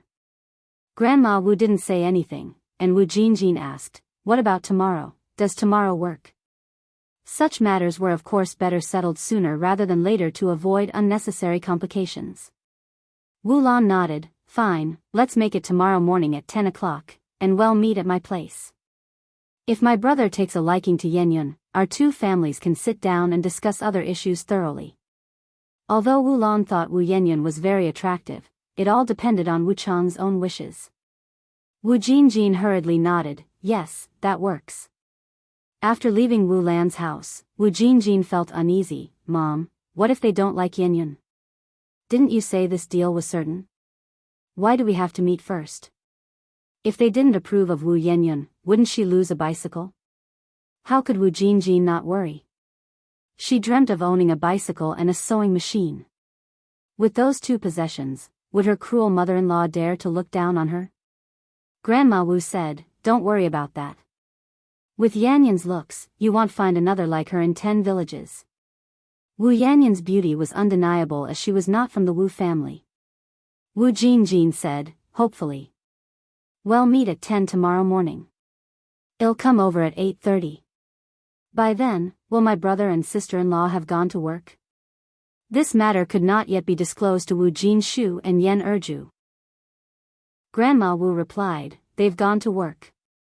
They leave for work every day at 7 in the morning. Wu Jinjin nodded, that's good. Upon returning home, Wu Yanyan was not there. Wu Dalong and Wu Erlong were taking care of their younger brother. Grandma Wu asked, why are you two looking after Xiaolong? Where's your older sister? She had something to attend to, Wu Erlong replied. She has nothing to attend to. I bet she's just slacking off. All right, go play, I'll watch Xiaolong, Grandma Wu said. Hearing they were relieved of the duty, Wu Daolong and Wu Erlong ran off faster than rabbits. Wu Yanyan trudged down the street with heavy steps. She hadn't had enough to eat in the evening or at noon, and now she hardly had any energy. Walking down the streets of Beijing, she went from shop to shop asking if they needed part-time workers. She wanted to find a job. A job that could help reduce the burden on her family. Excuse me, are you looking for part-time workers? I'm hardworking and can do any sort of job. No, we're not hiring. Get out of here. These were the kinds of rejections Wu Yanyan faced.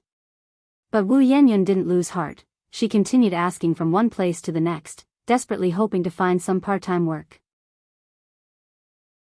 Chapter 822, Transfer. There were many shops on the street, but few needed part-time workers. After all, the economy at this time wasn't as developed as in later times, and the businesses weren't booming. Many shops could barely make ends meet, so how could they afford to hire people? Moreover, Wu Yanyan was still underage, so even the shops that needed part-time workers wouldn't dare to hire her. As she walked, Wu Yanyan came across a noodle restaurant with a long queue at the entrance, and next to it was a milk tea shop, both swarming with people. Business was booming. The milk tea shop was called New York Milk Tea, and the noodle restaurant was called Sour Fish Noodle Restaurant. Both establishments had become popular in Beijing over a year ago and had spawned many imitators in Beijing streets, yet the originals had never been surpassed. New York Milk Tea and Sour Fish Noodle Restaurant had significantly influenced the dining scene. Wu Yanyan entered the restaurant where two aunties were efficiently cleaning the tables. Auntie, do you hire part-time workers? The aroma inside the restaurant was so tantalizing that Wu Yanyan couldn't help but swallow saliva. Your business is thriving for a reason. Coincidentally, the store Wu Yanyan visited was managed by Zhou Qingshang. Zhou Qingshang had a daughter about Wu Yanyan's age. Girl, would you like to come work here? Yes, Wu Yanyan nodded in a hurry. Auntie, don't worry, I can do anything. You can pay me whatever you think is appropriate. I really need this job. Zhou Qingshang then asked, how old are you this year, young lady? 17, Wu Yanyan replied. Zhou Qingshang's daughter, Wang Xiaoya, was 16 and in her final year of junior high school. Young lady, aren't you going to school? Wu Yanyan shook her head. Zhou Qingshang had also faced tough times in the past. If it weren't for Ni Yang and her daughter coming to Jinghua village, Wang Xiaoya probably would have dropped out of school by now. Seeing Wu Yanyan, she felt sympathy. Just wait a moment for me, young lady. Zhou Qingshang quickly cleaned up the table and headed towards the kitchen. Wu Yanyan stood there waiting for Zhou Qingshang with a nervous heart. Zhou Qingshang soon came back with a bag in her hand. Young lady, this is some leftover buns and noodles from our lunch. If you don't mind, you can take them home and eat, otherwise, it would just be a waste if we throw them away. Thank you, auntie. Wu Yanyan took the bag with both hands. Wu Yanyan continued, young lady, we have never hired part-timers before, and am not sure if the boss will hire you. Come back tomorrow afternoon at 2 o'clock, and the boss will be here. Although Zhou Qingshang was now the store manager, hiring part-time workers wasn't something she could decide. Even more so since Wu Yanyan wasn't of age yet. She was afraid of causing trouble for Ni Yang. Auntie, thank you. Thank you. Wu Yanyan held the bag and kept bowing to Zhou Qingshang. You're welcome, Zhou Qingshang replied. You should head back now, and come again tomorrow. Wu Yanyan left with the food in hand. Zhou Qingshang had given a lot. There were 10 meat buns and a large bag of soup noodles. Actually, these foods were not leftovers from lunch but were bought by Zhou Qingshang herself. Looking at Wu Yanyan's condition, she knew she hadn't eaten enough. Zhou Qingshang had also experienced being hungry before and knew how painful that could be. Wu Yanyan was very hungry and couldn't resist eating a meat bun as she walked. The meat bun was truly delicious, bursting with juice at each bite. The flavor of the meat bun lingered in her mouth. Wu Yanyan ate 3 buns in a row before gradually regaining her strength. Just then, a car suddenly rushed around the corner, screech. The sharp sound of an emergency brake echoed, and Wu Yanyan's face instantly turned pale, frightened and collapsing to the ground, the noodles scattering everywhere. Fortunately, the car stopped just 0.1 millimeters away from her. Wu Yanyan swallowed nervously, thinking she was about to be hit a moment ago. Go and check. The man in the back seat, holding Buddha beads, spoke faintly. The sunlight shone through the car window and cast a faint glow on him, making the already ethereal and elegant man seem even more unreal. All right. The driver nodded, opened the car door, and stepped out. Are you all right, young lady? The driver walked over. Wu Yanyan couldn't care less about herself, crying out in distress, my noodles, my noodles. Those noodles were enough for a meal for her family, but now, they were all spilled.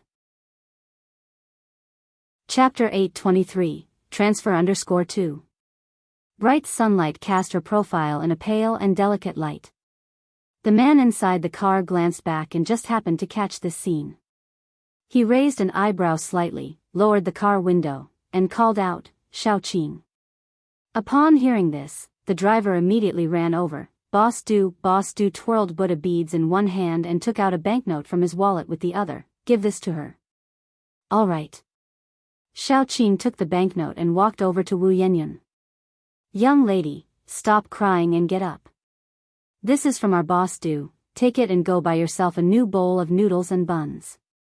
Before her eyes was a blue 100 yuan bill. The most common bills people saw at that time were the 10 yuan ones, also known as Big Unity. Ordinary families almost never saw a 100 yuan bill. The fact that this man gave out 100 yuan so freely suggested he was no ordinary person. Seeing that Wu Yanyan had no reaction, Xiaoqing stuffed the money into Wu Yanyan's hands and got back into the car. Wu Yanyan hurriedly lifted her head and saw a gentle and elegant profile through the fleeting car window. He was dressed in old-style traditional clothes, looking straight ahead, his handsome features set against a cool, snowy aura. Such people, who appear so cultivated, are actually the hardest to deal with. Wu Yanyan clutched the banknote tightly in her hand. Their family was indeed short on money at the moment. With this large sum of 100 yuan, they could do a lot. The streets bustled with people. After the black car disappeared, only Wu Yanyan remained sitting on the ground. A few stray dogs and cats ran over from not far away, quickly clearing the food remnants on the ground. Everything returned to normal as if nothing had happened. Wu Yanyan stood up from the ground and limped towards the grain and oil shop. She bought 100 pounds of rice in one go, along with 10 pounds of sesame oil, 50 pounds of flour, spending a total of 30 yuan. The shopkeeper even personally delivered these items to the Wu family. It may seem like a lot of goods, but with so many people in the Wu family, and their appetites larger at that time, these items wouldn't last very long, at most, half a month. When Wu Yanyan returned, Wu Jinshu and Yan Erju had already come back. Seeing the shopkeeper carrying bags of rice and oil into their house, Yan Erju pulled Wu Yanyan aside with a puzzled look. Xiaoyun, what's going on? Mom, this is for you. Wu Yanyan handed the remaining 70 yuan to Yan Erju and briefly explained the afternoon's incident. Yan Erju and Wu Jinshu paled when they heard that Wu Yanyan had almost been in a car accident. Xiaoyun, are you all right? Wu Yanyan shook her head. Mom and Dad, don't worry, I'm fine. That's good, Yan Erju continued. But you need to be more careful in the future, especially when crossing the street. You can't be this lucky every time. Wu Jinshu said, your mother's right. You can't be this lucky every time. What if the car had hit you badly? How would our family cope? We can earn money back, but you have to understand that no amount of money can buy back a life. What's priceless in this world? Life is priceless. Wu Yanyan nodded. Mom and Dad, I understand. Wu Erlong added from the side, Mom and Dad, with this money, can sister go to school now? Yan Erju gave a bitter smile. How could this money be enough? Just the tuition for one semester was 98 yuan, plus miscellaneous fees and food, it all added up to 138 yuan. That was why in the 1980s, so many dropped out after middle school. Wages were low. To send one child to school could deplete a family's entire savings. Not like later generations, where 9 years of compulsory education was fully implemented. Not only was school free, there were scholarships and subsidies for students in need. Thus, those who lived through this era were very frugal in later times. Wu Dalong continued, "Is it enough for Erlong and me to go to school?" "Not enough," Yan Erja shook her head, then said, "But don't worry, Dalong, Xiaolong. Mom and Dad will work hard and provide for your schooling. It's just a matter of time before they could save enough for tuition." Just then, Granny Wu happened to overhear Yan Erja's statement, retorted, "With what you and Jin Shu earn, it wouldn't be enough even if you saved for 10 more years." Yan Erju and Wu Jinshu together earned less than 20 yuan a month. The rent was 10 yuan a month, their meager income barely covered the family's expenses, and they still dreamed of affording their children's education. Chapter 824, Transfer_3. Dream on. The family was already living like this, yet Wu Jinshu stubbornly refused to marry off his daughter. He didn't even consider his own abilities. Fortunately, she was still clear-headed and able to make decisions for the household, otherwise, Wu Jinshu and Yan Erju would have dragged the whole family down. Upon hearing this, Yan Erja's expression darkened. Then she said, "Mom, are you hungry? I'll go cook some dinner. Tonight we'll have aromatic white rice." In later generations, rice was a common food, but in this era, struggling families could hardly afford a meal of white rice. Yan Erja's family normally only ate coarse rice. Coarse rice, meant for feeding chickens and ducks, was hard and astringent, choking the throat and causing pain. And even this coarse rice wasn't enough to go around. Grandmother Wu glanced at Yan Erju. Where did the money come from to buy white rice? Yan Erju explained the situation to Grandmother Wu. Grandmother Wu said, "Just 100 yuan makes you this happy?" Wu Yenyun could exchange for a small Western-style house plus 2,000 yuan. How happy would Yan Erju be then? After Grandmother Wu left, Yan Erju tugged at Wu Jinshu's sleeve. "Why do I feel like Mom was a bit strange today? She didn't even care about 100 yuan. If others heard, they might think our family is rich." Wu Jinshu wasn't concerned. "That's just how my mom is, probably just in a bad mood today." Yan Erju didn't dwell on it and turned to Wu Yenyun. "Xiaoyun, go rest for a bit. I'll make dinner today." Wu Yenyun rolled up his sleeves. "Mom, you've been tired all day. Let me do it." Yan Erju smiled and said, "Mom's not tired. You, on the other hand, must have been really scared by that car just now. Go rest, you've been working hard these days too." Unable to argue with Yan Erju, Wu Yenyun reluctantly went to his room to rest. That evening, Yan Erju steamed a large pot of rice, and also fried a plate of sesame oil vegetables and cooked a big bowl of sesame oil egg soup. The children ate very happily. Wu Yenyun also unusually had a full meal that shocked him, especially since Grandmother Wu didn't give him any looks during the meal. He felt surprised and somewhat pleased. After all, he was still a teenager. He wanted to eat his fill too. Who would want to experience the pangs of hunger? The next morning, Wu Jinshu and Yan Erju went to work together. Grandmother Wu approached Wu Yenyun. "Yenyun, let Dalong and Erlong keep an eye on Xiaolong. You come with me." Wu Yenyun nodded. "Grandma, where are we going?" "You don't need to worry about that," Grandmother Wu continued. "We'll leave when your aunt comes." "Oh."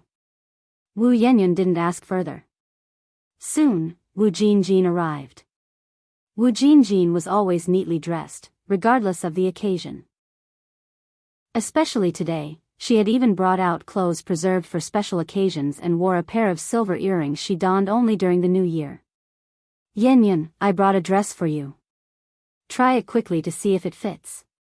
If it does, put it on and well go." Wu Jinjin handed a water-red dress to Wu Yenyun. Wu Yenyun was stunned. "Aunt, is this for me?" Wu Jinjin was a very dutiful and filial daughter, but not a good aunt.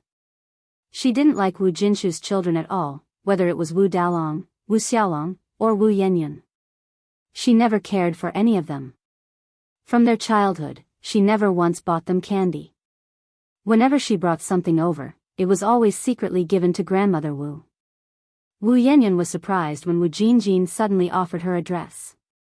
Wu Jinjin smiled and said, "Look at you asking such questions. If it's not for you, who else could it be for? Go change quickly, we have to go out soon." Convinced that the dress was for her, Wu Yanyan went back inside the house to change. After Wu Yanyan left, grandmother Wu expressed her dissatisfaction. "You work hard for your money, why waste it buying clothes for her? It's not bought, this dress belonged to Jianli when she was younger," Wu Jinjin replied. Jianli was Wu Jinjin's sister-in-law. Upon hearing the dress was an old one that didn't cost money, grandmother Wu finally relaxed. After a moment, Wu Yanyan came out dressed. Wu Yanyan was unlike the rest of the Wu family. She was tall and, even though she was only 17, she had already reached a height of 165 centimeters, surpassing Wu Jinjin by more than a head.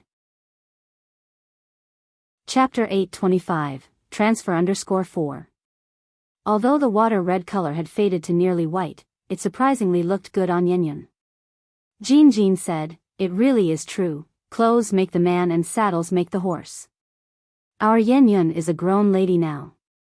Such a beautiful maiden, Wulan had no reason to look down on her. It looked like her bicycle and sewing machine might just be within reach after all, Jinjin thought, her smile growing brighter. Yanyan tugged at her skirt uneasily. "Auntie, perhaps I should change out of this. It's not convenient for working." "There's no need, just wear that." Jinjin grabbed Yanyan's wrist. "Today, you don't have to do any chores." "Let's go then, it's almost time," Grandma added. "Dalong, Erlong, take good care of your brother at home. We'll be back soon." "Grandma, I want to go too." Dalong followed Grandma's steps. Grandma said kindly, "Dalong, stay home. Grandma will bring back some sweets for you." Hearing there would be sweets, Dalong was overjoyed. All right, then you should hurry, Grandma." Walking along the road, Yanyan felt something odd and asked, "Grandma, Auntie, where are we going?" Jinjin, smiling, linked arms with Yanyan. "Just out for some fun, you'll see soon enough." Soon, they reached Wulan's house.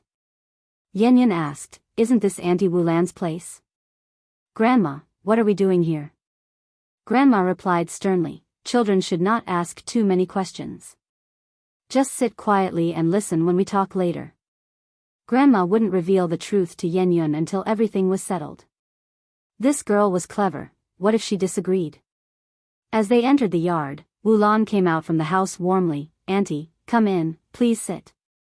There were quite a few people in the living room. Among them were Wulan's husband and her brother, Wu Chang, remembering Wulan's mother. Wulan introduced, "Mom, Xianxia, this is Yanyan's grandma, this is Yanyan's auntie, and this here is Yanyan." Jinjin was especially good at handling situations, and she immediately started greeting everyone. Feeling several pairs of eyes scrutinizing her intensively, Yanyan became noticeably nervous, her hands tightly wrung together. Actually, Wu Chang had been rather reluctant to come today. Because Wulan had said the girl was just a countryside lass, he thought, how pretty can a village girl be? But he hadn't expected Yanyan to be so attractive. Wu Chang immediately stood up. "So this is Yanyan. You must be tired from the long walk, please have a seat." Wu Chang, at 35, didn't need to work because his family owned over 30 properties. His days were spent playing card games and collecting rent, living a practically idyllic life. This led to a drastic alteration in his appearance. He had a beer belly, a bald head, and a greasy face, looking much older than his actual age. Wulan and their mother felt reassured seeing Wu Chang act like this. He must be interested. Otherwise, why would Wu Chang be so enthusiastic? Though Wu Chang wasn't much to look at, his financial situation was solid. Despite having met numerous girls, none had interested him. Finally finding one that satisfied him, their mother heaved a great sigh of relief. And not only was the girl pleasing to Wu Chang, but she also greatly satisfied the mother-in-law. She was beautiful and seemed easy to handle. As a mother-in-law, she didn't want a strong-willed daughter-in-law. If she ended up with such a daughter-in-law, instead of being taken care of, she would be the one catering to the daughter-in-law. Jin and Grandma, sensing the situation, urged Yun to sit down. Xiaowu says sit down, so quickly take a seat. Yun had never experienced anything like this, but she vaguely understood that today's visit was far from a simple courtesy call. There was definitely something else going on. Yun felt uneasy, especially unable to endure Wu Chang's blatant stares. She had barely touched the sofa when she quickly stood up. Grandma, Auntie, I have something to do, I need to go back. After saying that, she left the place as if escaping. Although Wu Lan's house was as splendid as a palace, it made her feel suffocated. It was only after running outside that Yun could finally breathe more easily. Grandma was livid. Chapter 826, Transfer_5. This wretch. How she embarrasses her. Does she think she's such a hot commodity that no one else will do but her? Wu Chang looked at Wu Yanyun's retreating figure. Why did she leave? With his conditions, how could Wu Yanyun not be impressed? Wu Jinjin said with a smile, trying to smooth things over. Our Yanyun has never been in a match before, it's her first time riding the wedding sedan. She's just shy. Xiaowu, please don't take it to heart. She's quite satisfied with you. Hearing this, Wu Chang breathed a sigh of relief. Well, that's good. Wu's mother glanced at Wu Jinjin and said indifferently, can you speak for your niece? When Wu's mother was not retired, she was the head of the local district. She was always serious and had a thorough way of addressing issues. This matter isn't so simple. Wu Jinjin smiled and said, Auntie, I can't decide on this matter, but my mom can. Yun is my mom's granddaughter. Upon hearing this, Wu's grandmother immediately agreed, yes, I can decide on this. Wu's mother continued, our Wu family has always been clean and keen, we never do things that trouble others.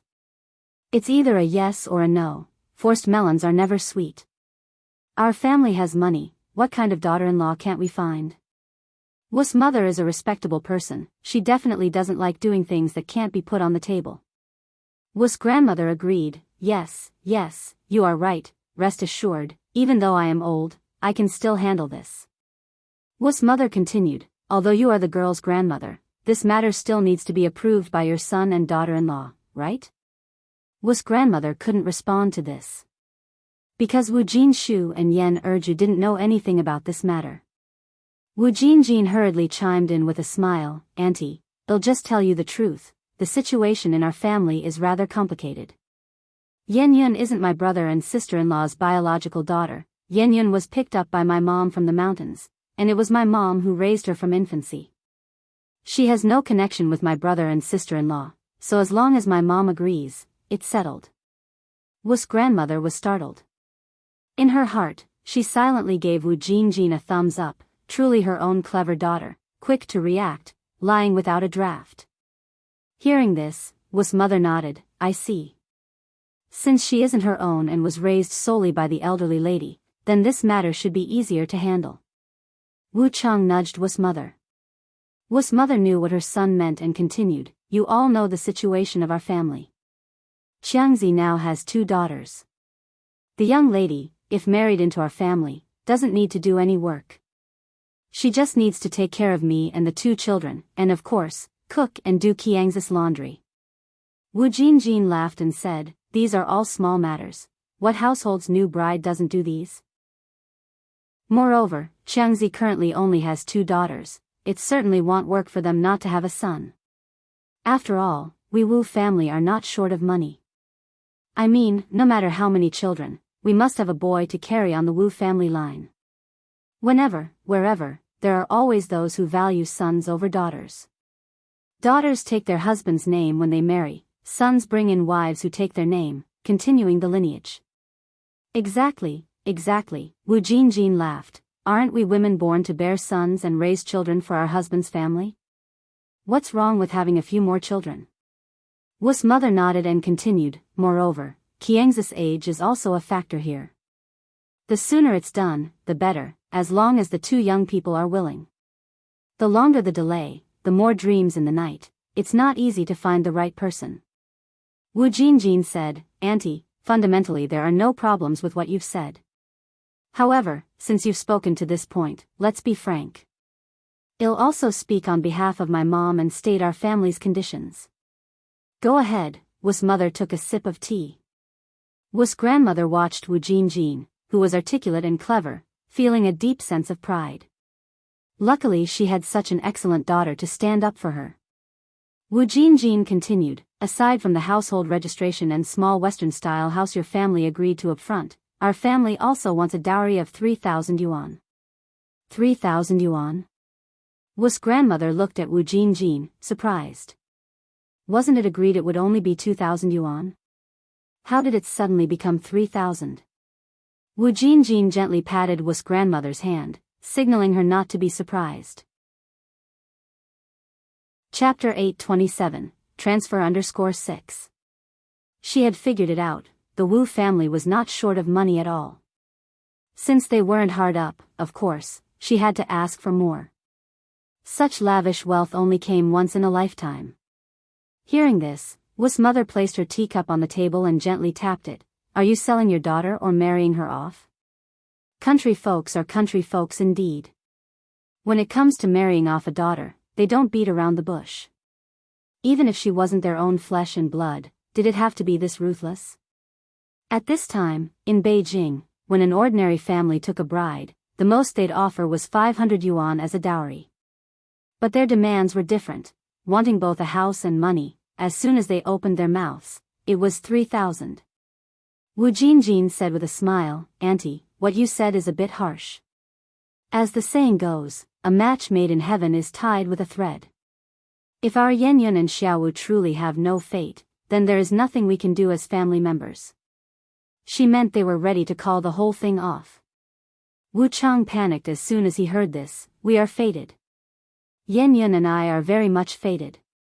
I agree to the 3,000, none of the conditions you proposed are a problem. Wu Yenyun was so beautiful and still an untouched young lady. It wouldn't matter if it were 3,000 or even 30,000, Wu Chang would find a way to gather it. Wu's mother inwardly rolled her eyes at Wu Chang, frustrated with his lack of resolve. She had planned to bargain down the price, yet her son was so weak-willed in front of a beautiful girl that he couldn't even move his feet. Now that everything was out in the open, Wu's mother didn't beat around the bush either and continued, to show the Wu family sincerity, let's draw up an agreement, pay the dowry now, then choose a day for both families to sit down for a meal together, and settle on a wedding date. As for the house, your family can only move in after the young couple is married. Agreed, Wu Jingjin nodded. Wu's mother turned her head to look at Grandma Wu, what about you? Do you see any issues? Yenyun had been raised by her hands after all, and Wu's mother felt it necessary to ask for Grandma Wu's opinion. Grandma Wu said, I have no objections. They were willing to pay so much, offer a house, and move the household registration. What could she possibly object to? Wu's mother had come prepared today. She took out 3 stacks of RMB from her bag. Here is 3,000 yuan.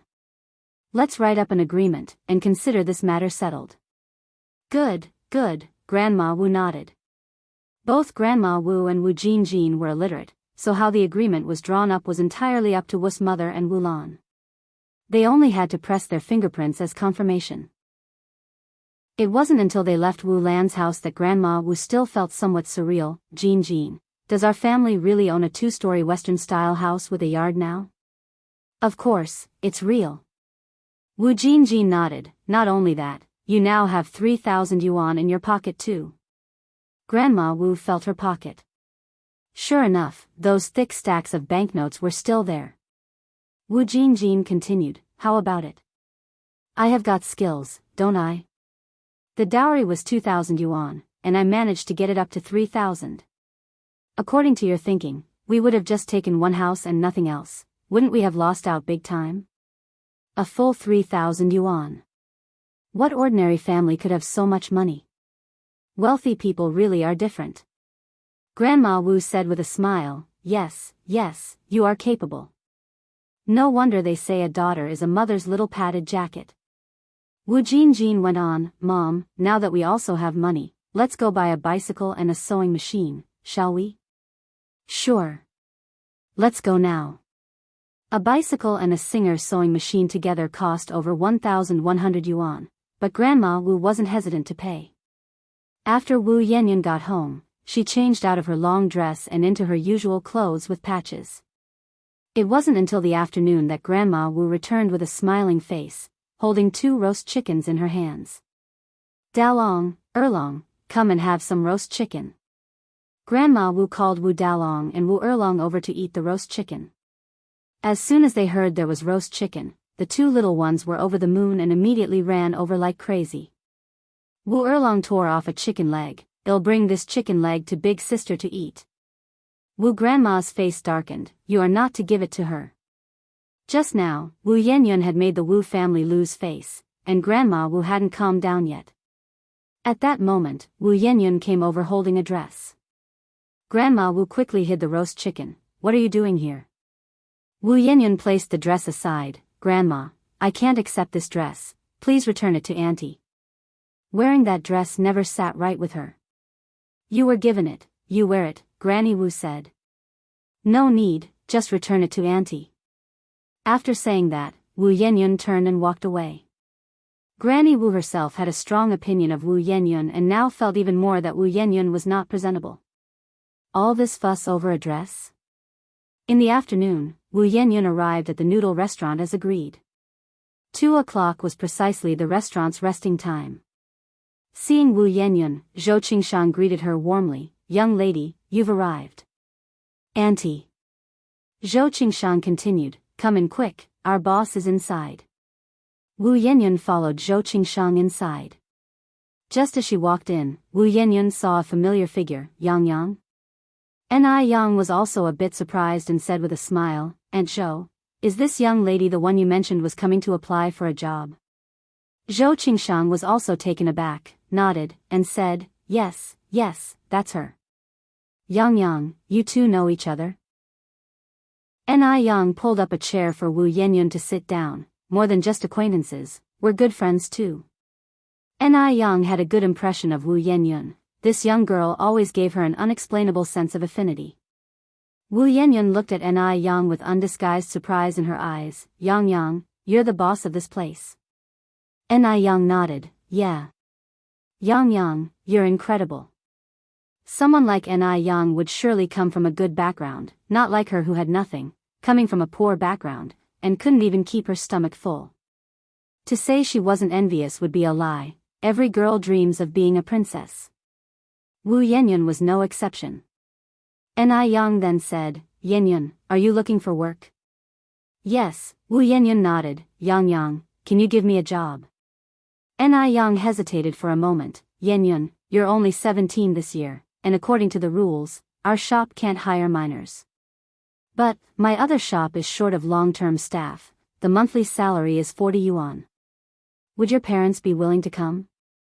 After all, Yang was in business, and her competitors were watching her like a hawk. If she really hired a child laborer, it would be just asking for trouble. As the saying goes, the bigger the tree, the harder it is to stay out of the wind. Currently, she couldn't take such risks. However, she really wanted to give Wu Yanyan a hand, so she suggested hiring Wu Yanyan's parents. A monthly salary of 40 yuan? These words made Wu Yanyan's eyes light up. Wu Jinshu and Yan Erjus' combined monthly salary was barely 20 yuan. If they worked for Yang, they could make 80 yuan a month. With those 80 yuan, she wouldn't have to worry about her 2 brothers' schooling and food and clothing problems anymore.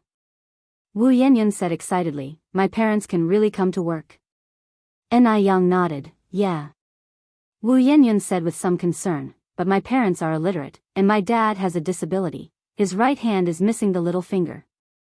Can they really come to work? It was precisely because Yan Erju was illiterate and Wu Jinshu had health issues that they never found a good job. Otherwise, their family wouldn't be struggling to get by. It's okay, Yang continued, as long as uncle and auntie don't mind. Doing cleaning work doesn't require literacy, and it's relatively light and doesn't require much strength. Chapter 828, domineering. The noodle restaurant's cleaning job mainly involves tidying up tables and sweeping floors, which isn't considered heavy labor for someone used to hard work. Yang, are you serious? Wu Yanyan asked with a hint of disbelief. Yang nodded. Of course I'm serious. Do you think I would joke about something like this? By the way, are your parents home? If they are, have them come over for a trial. If they think it's good, they can start working tomorrow morning. Wu Yanyan excitedly said, they're at home, at home. I'll go and call them over right now. Wu Jinshu and Yan Erju were actually not at home, but Wu Yanyan didn't want them to miss such a good job opportunity. Alright, Yanyan, don't rush. I'll be in the shop all day today. Hearing this, Zhou Qingshang looked at Yang in surprise. Since there were several stores, Yang usually spent no more than 2 hours in each shop. Today, to help Wu Yanyan, she said she would stay in the shop the entire day. Then, Yang, I'll be right back. Wu Yanyan ran towards the door. Fortunately, the place where Wu Yanyan worked wasn't far from here. She first went to the rice shop where Yan Erju worked. In the mild May weather, Yan Erju was nevertheless sweating profusely as she carried a 160-pound bag of rice up to the second floor of the rice shop. There were many workers in the rice shop who carried rice bags, but they were all strong men. It was quite rare to see a woman like Yan Erju doing such work. Therefore, everyone admired Yan Erju greatly. Erju, your daughter's here, a co-worker told Yan Erju. Although Wu Yanyan seldom came to the rice shop, she was very beautiful, so everyone remembered her. My elder daughter is here? Yan Erju dropped the bag of rice and casually wiped her forehead with her sleeve. Yes, she's waiting for you outside right now. Oh, then I'll go right away. Yan Erju put her sleeve down. Normally, Wu Yanyan wouldn't come to the rice shop to find her unless something happened at home. With this thought, Yan Erju felt a sudden rush of anxiety and hurried towards the door. Xiaoyun, why did you come? Is something wrong at home? No, Wu Yanyan shook her head. Mom, I found a better job for you and Dad. Please take a leave and then come for an interview with me. Relieved that nothing was wrong at home, Yan Erju asked, what kind of good job? Wu Yanyan explained the situation. Upon hearing this, Yan Erju said in surprise, really, 40 yuan a month? Working in the rice shop, struggling day in and day out, she barely earned a bit more than 10 yuan a month. And now, simply cleaning could earn her 40 yuan a month? At that time, even educated people working in factories were only earning 30 yuan a month. Could she, who couldn't recognize a single written character, really earn a monthly salary of 40 yuan? Really? Wu Yanyan nodded confidently. Mom, let's hurry and go find Dad. Yan Erju hesitated, still somewhat incredulous. Xiaoyun, you're not being fooled by someone, are you? Wu Yanyan smiled and said, Yang isn't a cheat. She's the one who invited us to eat dumpling soup last time and gave me 13 yuan. Upon hearing this, Yan Erju believed her by 70 to 80%, and took off her work apron. Then I'll ask our boss for leave right now. Yan Erju successfully took her leave. Let's go quickly. Mother and daughter arrived at the construction site where Wu Jinshu worked. Wu Jinshu, upon hearing about the job, was also somewhat incredulous. He only earned a few cents for a whole day's work at the construction site. A monthly salary of 40 yuan was undoubtedly great news. The three of them hurried to Yang's noodle restaurant, all in less than an hour. Yanyan, here you are. These must be your uncle and aunt? Yang stood up politely. Wu Yanyan nodded. Yang, this is my dad, and this is my mom. Mom and Dad, this is Yang, and she owns this noodle restaurant. Hello, young comrade, I am Xiaoyan's mother. I am Yanyan's father. Although Yang was young, she was beautiful, well-dressed, and exuded an air of elegance, not seeming like an average person. Standing in front of such a distinguished person, Wu Jinshu and his wife felt quite awkward, unsure of where to put their hands. This couple looked very simple and honest. Ni Yang smiled and said, "Uncle and Auntie, please sit down. Don't be nervous." As she spoke, Ni Yang poured a cup of tea for the couple. "Uncle, Auntie, please have some tea." Chapter 829, Domineering. _2. Thank you, we're not thirsty," Yan Erju said nervously as she slightly bowed. Ni Yang continued, "How old are you two this year, uncle and auntie?" Wu Jinshu was so nervous he wasn't sure what to say, but Yan Erju was more composed. "I am 34 this year, and Zioyan's dad is 35. Ni Yang smiled and said, "Then uncle and auntie are about the same age as my mom. She is 38 this year, and my dad is a bit older than you all." Yan Erju said, "We are just poor folks, how could we compare with you? We all come from a farming background, having walked through hard times. There are no levels among us. When my mom and I first came to Beijing 2 years ago, we almost didn't have a place to stay. Luckily, we met a kind soul on the train who provided us a foothold," Ni Yang said.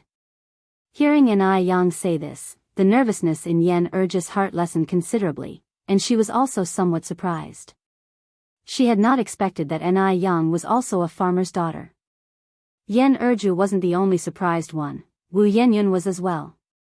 Especially Wu Yenyun, who had always assumed that Ni Yang came from a wealthy background. She had not expected that Ni Yang's past was just like hers. In just 2 years, Ni Yang had achieved so much, she was truly impressive. "Where are you originally from?" Yan Erju asked. Ni Yang smiled slightly, "We're from Dam Village." "Dam Village?" A delighted expression appeared in Yan Erju's eyes. "You're from Dam Village?" "We're from Haiqing too, and we live in the village right next to yours." In the vast sea of people in Beijing, it's not easy to come across someone from the same hometown. Ni Yang was a bit surprised as she said, "Really?" Seeing that Yan Erju and the others were getting more relaxed, Ni Yang continued, "Uncle and auntie, Yan Yun has already talked to you about the salary, right? 40 yuan a month, work 6 days and rest 1, so you have 4 rest days each month. You'll also receive benefits during the Dragon Boat Festival, Mid-Autumn Festival, and Spring Festival. There are rest days and benefits too. This treatment is really too good." Yan Erju was a bit amazed. She hadn't expected the salary to be so high and to still include rest days. Ni Yang nodded, "Uncle and auntie, if you agree, come along with me now to see the work environment." "We agree. Of course, we agree." Yan Erju nodded eagerly. With such a great job opportunity, it would be foolish not to agree. "Then uncle and auntie, please come with me."